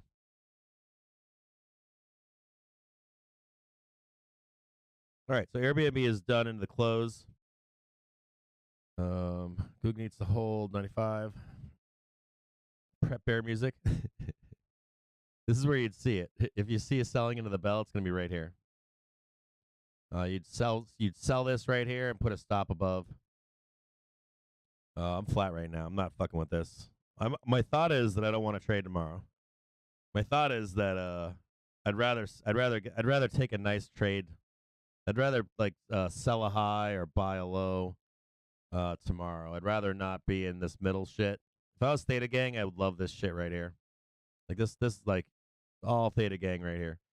But for tomorrow and today, if I was a day trader, like Davey Day Trader, you're looking to buy these bottoms. You're looking to sell these tops up here. But any of this middle shit here is meant to fuck you up unless you get a setup of some kind. And if anything, right here, this is setting up for a move higher. Just into that close right there. And I'll be flat into this close today. I don't see anything still that strikes my fancy. I thought for a minute to get some outside maybe get some OTM puts and calls just in case for shit tickets, but I'm not even gonna. I was thinking about just even buying like a 5-pack of each, but I'm not interested in it. I'm really interested in Thursday, and then of course the implied moves. It's like the implied moves for the week as the days pass. We're probably going to hit one of those, right? We really haven't hit 404 yet. We haven't hit 420 yet. So the implied move till into Friday. So I'm kind of looking like you could probably do like a strangle into Friday if you wanted to, like the high and low 420 and 404. But the reality is, I'd rather just go into one of those lows or highs and make a trade. This is kind of like garbage trading right here into the bell. Nothing that I'm interested in.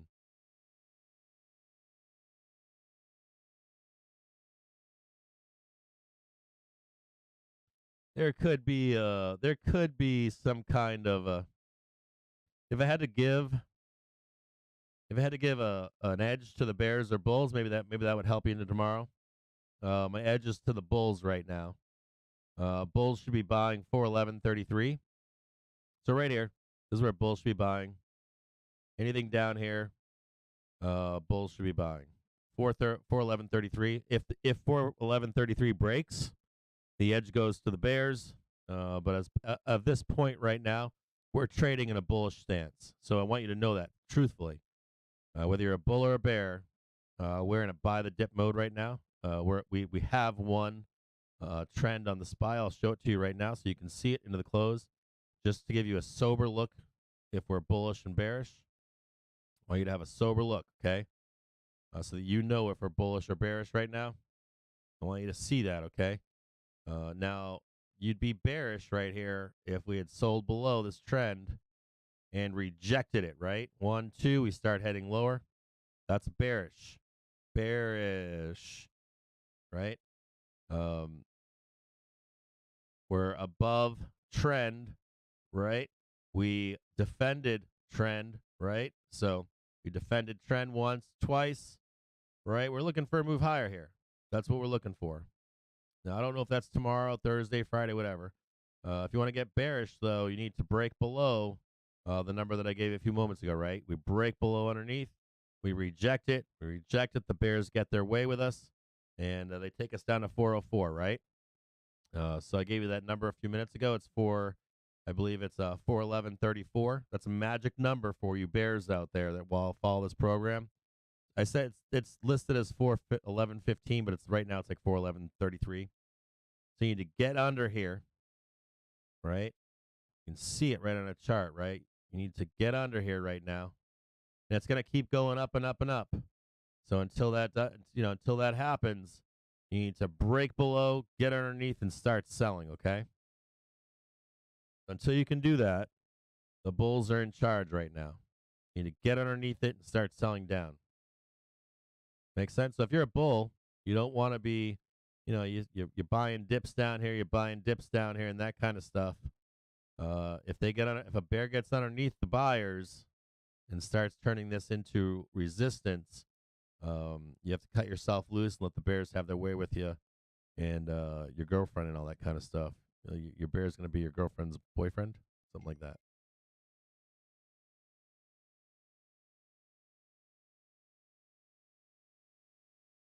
So I'm going to leave you with this into the bell time. I'm going to cut out early. It's now 3:18. I'm going to cut out. I'm going to leave the broadcast on for you into the bell. I'll put the book map on and I'll leave it up till 4 p.m. But mostly because I've been trading hard, right? Like trading hard in here, trying to concentrate, that kind of stuff. I hope you guys enjoy being here with us every day. Remember that E-Trading Shorts is up here ready to short this market above.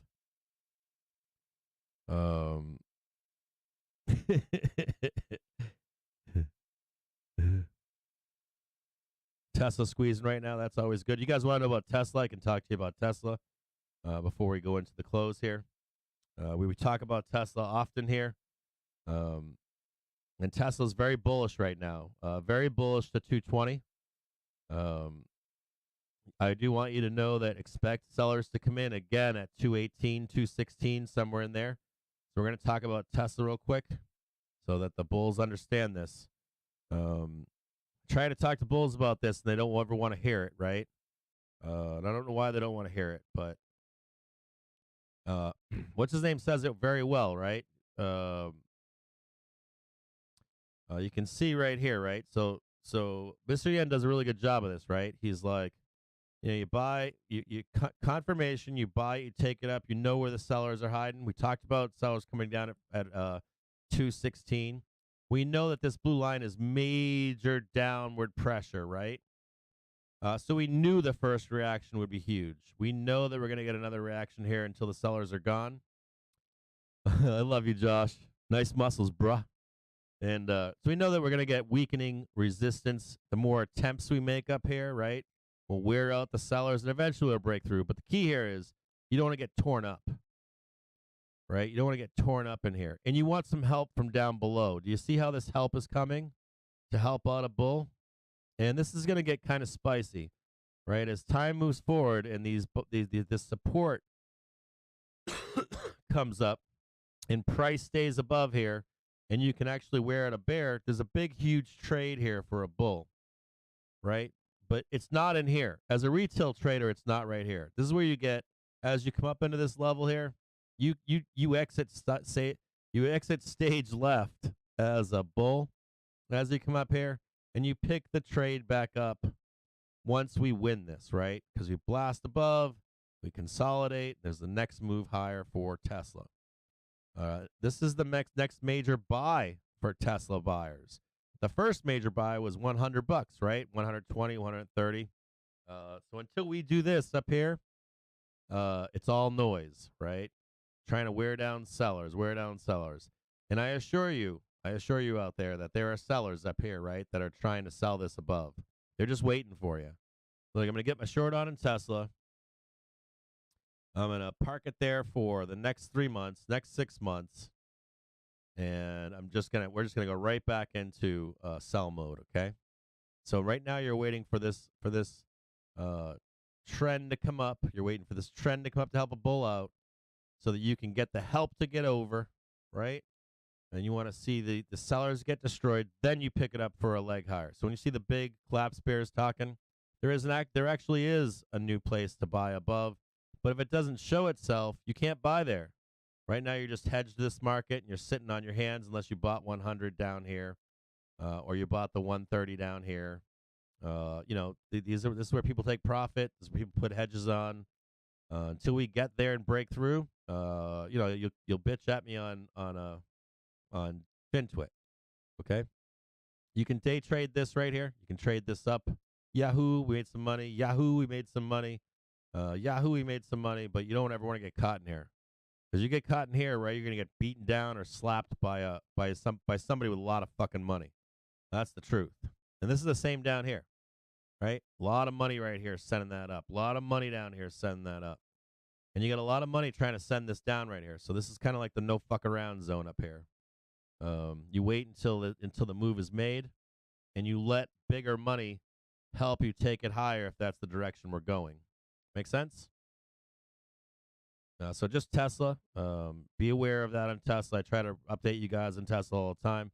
You don't need to call it all. I tell this to you guys all the time, right? If you're a bull, you don't need to call it all. You don't need to be like the bull that gets through the resistance finally. Because I know you got torched here, and I know you got torched here, right? You can't be telling people that. It's always better to tell people the trade is, you can pick the trade up here with a stop underneath, and you pick the trade back up here as well, right? You pick it back up again above. But all this nonsense here and all this nonsense below here, you don't want to fuck with that stuff. You'll be working a job sooner than you know it. Okay? So there's Tesla.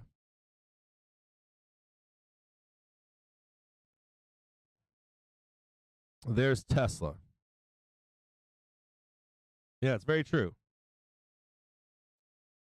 Let me see if I can find Mero on Twitter for you guys.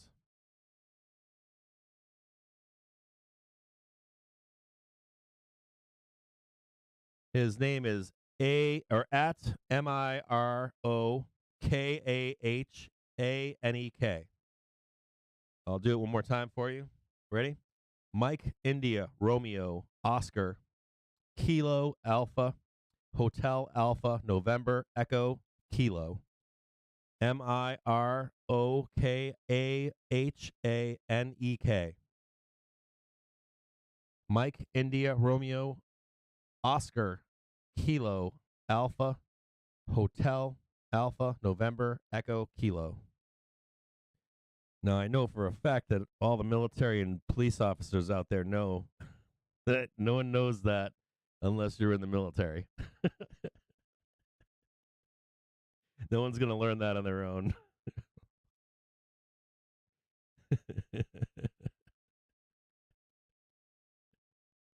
You have to be ex-military or ex-police officer or something to know that shit. Maybe an airline pilot would know for sure.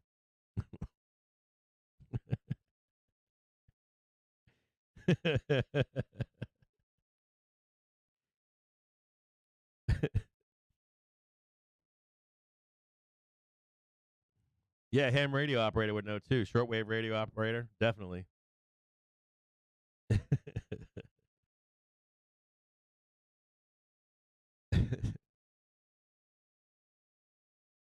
Hell yeah, guys. You guys too. Thanks for all your service out there.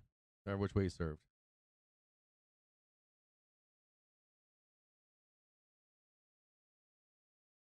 Always remember. I can't say that. I got some jokes I can't say them publicly on YouTube. Gotta keep that shit to myself. Oh yeah, I said that right. Didn't I say aviators are pilots? You guys would know for sure. Oh yeah, customer service reps would probably know that too, huh? I thought maybe not that many people would know, but I guess a lot of people would know because there's like proper and then there's shit you make up. There's shit that your commander wants you to use because he thinks he's a badass. He makes up his own fucking alphanumeric call signs and shit like that.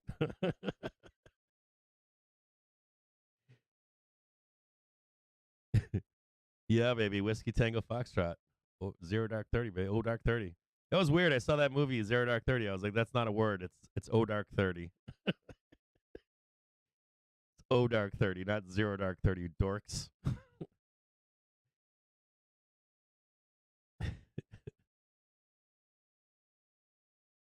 Yeah, I know. Some people use different phonetics, right? And then yeah, a lot of ego driven soldiers use their own stupid shit. You're just like, what the fuck's that guy's name?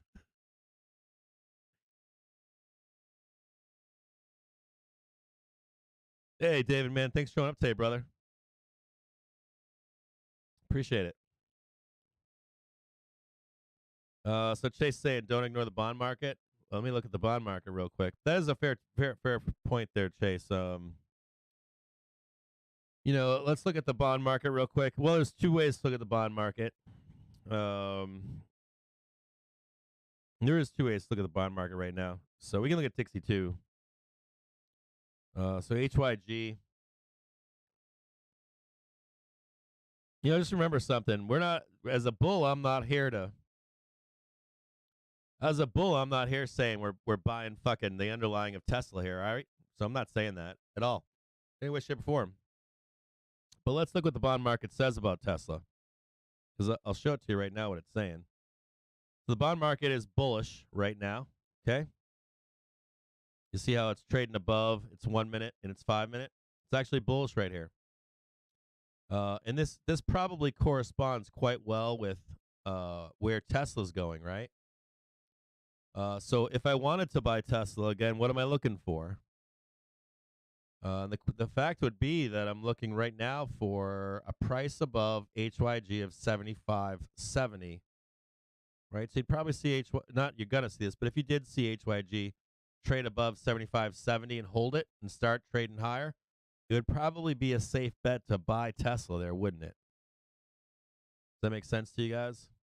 And you're looking for your first down day. If you're a bear, you're probably looking for a rejection of 75.07 of HYG.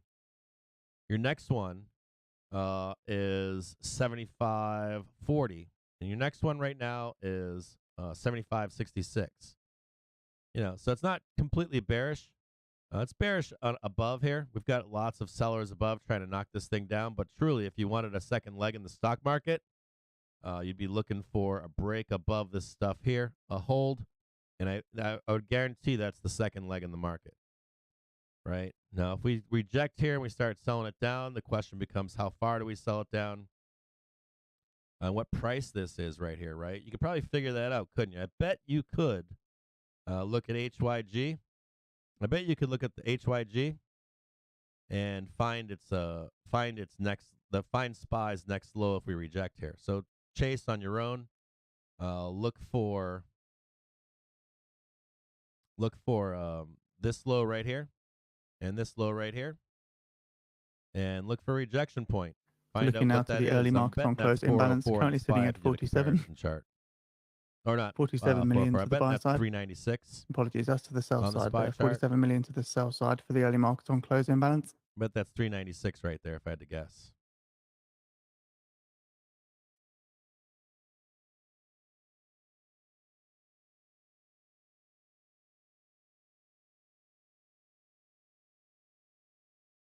We look at hold on a second. Let's do it. You guys want to do it together? We can do it together actually. Let's do SPX. We can do it right now with you. So we can look at SPX right here, and we'll do a comparison of HYG. Oh no, hold on. We'll do SPX. Right? We'll put SPX on a 15 minute. Here's SPX on a 15-minute. We'll compare HYG. Right? And you can kind of see it right there, right? See it right there. If you wanted to get really bearish, you just take this with SPX. Right there, right? Get rid of the comparison on HYG. And there you go. You see it? The expected low, if we do get weak here, we're not weak on SPX right now. But if we were, where does it go? Where does it go to end a month? This stream is sponsored by TickStrike. Right? That's where the TickStrike allows you to actually hear order flow in futures, forex, and stock instruments. Get a free trial at tickstrike.com. See how it all kind of matches up.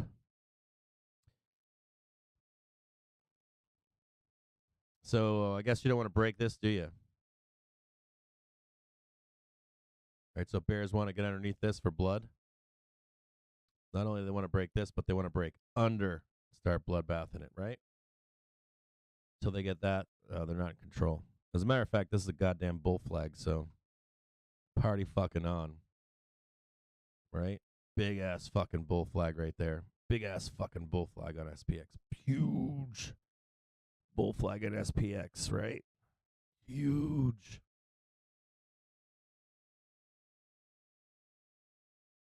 Monster bull flag.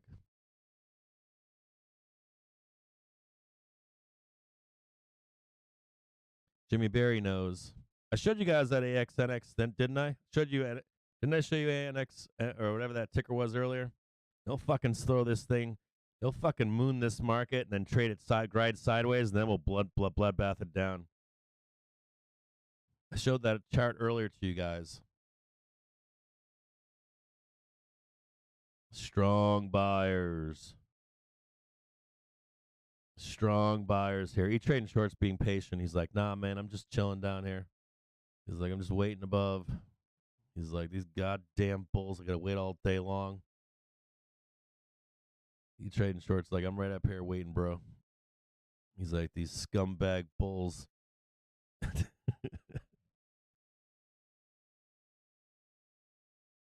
Yeah, dude, I know, but Barry, I know, man. I showed him a chart earlier. I was like, I promise you, like they're gonna rip this shit to the moon and then dump it. Fucking. You know what we haven't seen yet? So we had the hedge funds buy the bottoms. We haven't seen the banks move in with size yet. Wait until that shit happens. Wait until size comes into the market. You want to see a fucking face melter? That shit'll be that shit's buck wild.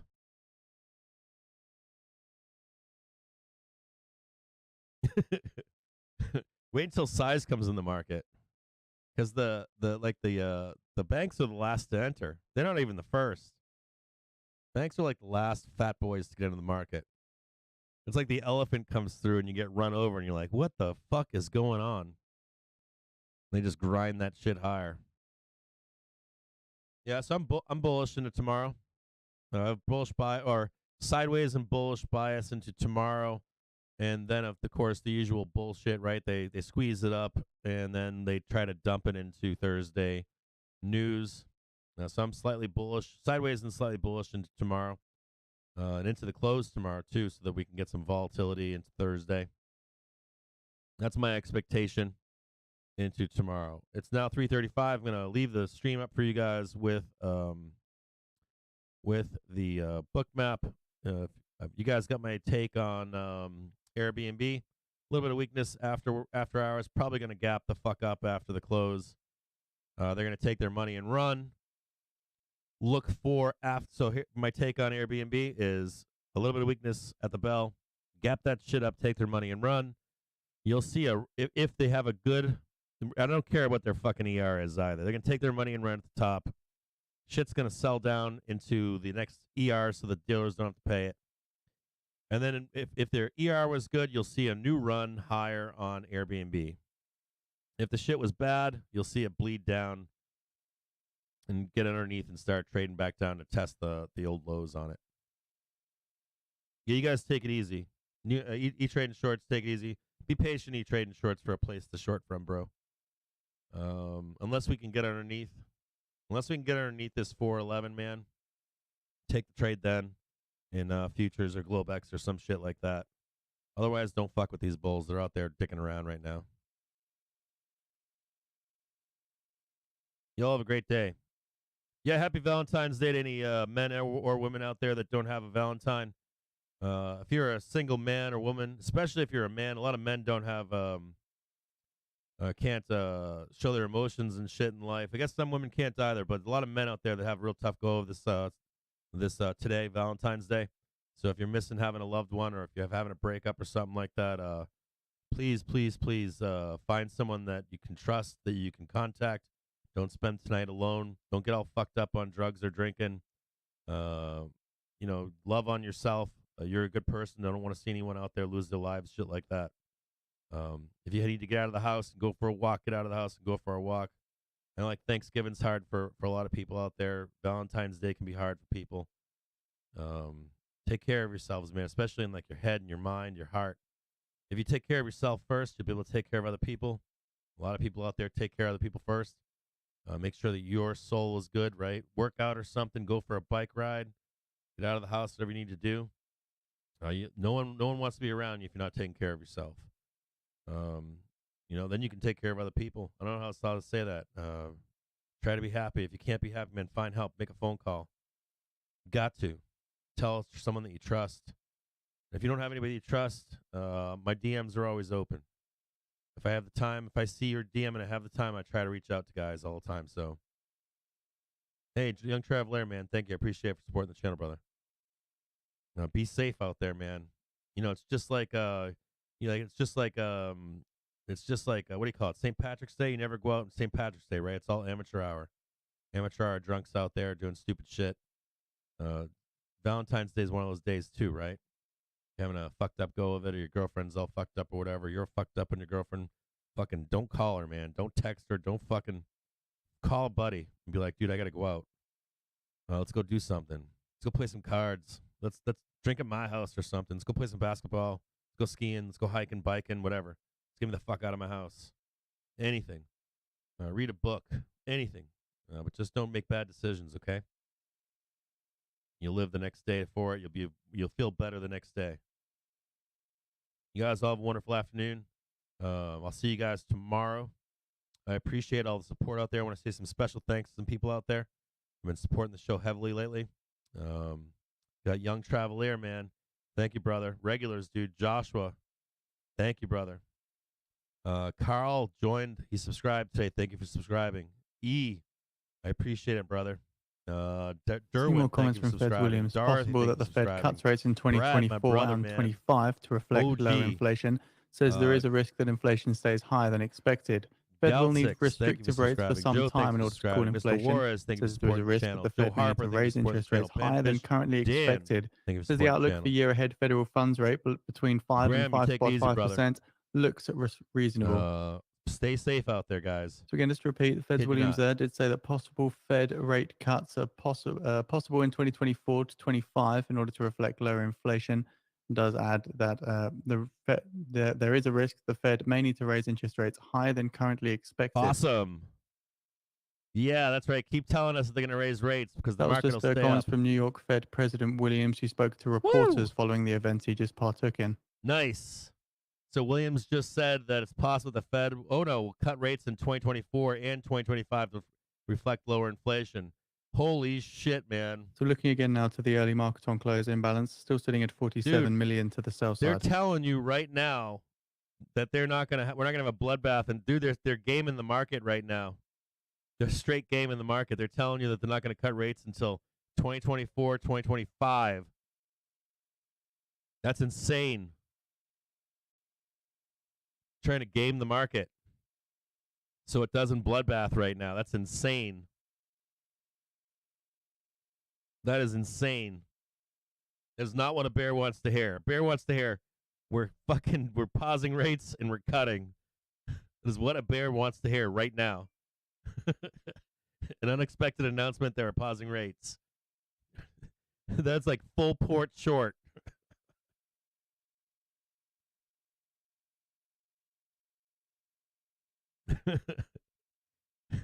That's right. That's what it means. It's not even that. Like the yield curve inversion, like it happens every time. Every fuck. I'm not gonna swear again anymore. Trust me, every time. The moment they cut rates, or the moment they get close to no more increases in rates, that could make us. I guess that puts us in late 2023 for a real crash, or like the last leg down. In my view, we could get some down a down quarter, but it doesn't look like a market crash until late 2023. If they're claiming 2024, 2025, which is wild. Deb K, thanks for supporting the channel. Appreciate it. It's so insane, man. Like, I don't know that they're not going to cut rates until 2024, 2025, but they're not using it for that reason. They're using it to tell you that we're not having a market crash right now, which is gross. But whatever. I didn't expect them to pull that out of their butts at the Fed rate hike meeting. That was out of left field for me. That's what a bear wanted to hear. We're cutting rates. Like, sell. Sell. Let's buy a bottom. Yeah, what a bear wants, what a bear needs. It's true. It sucks, but it's true. Yeah, they're normal, man. Miro, take it easy. David, take it easy. Chase Winter, have a great day. You guys all have a great day. I'm telling you, man, dude, I'm on FinTwit, and like FinTwit, I got bears that are like, all the bulls want a rate cut so we can go up, and I'm like, no. That's not what's gonna happen. And then I hear bears going like, if we get a rate cut, damn it, we're going to the moon. I'm like, no, that's not what's happening. That's not what's gonna happen. I mean, you're gonna have bears pulling off all their shorts and bulls longing the market, and we're gonna bloodbath to the depths of hell. Absolutely, Barry. Happy Valentine's Day to all you guys out there. I'll catch you guys tomorrow. I'll be here tomorrow. I just wouldn't expect too much tomorrow. You might grind higher, and then we'll wait until the volatility comes back to the market on Thursday. You guys all take it easy. Please hit the like button. Find me on FinTwit so I can follow you. Liking these videos really does help. I'll see you guys all tomorrow. Happy Valentine's Day. Stay safe out there, please. And I'm going to expect to go up into this bell right here, just so you know. Okay, probably going to close on a high right here. Don't be trying to short that shit right there. Promise you.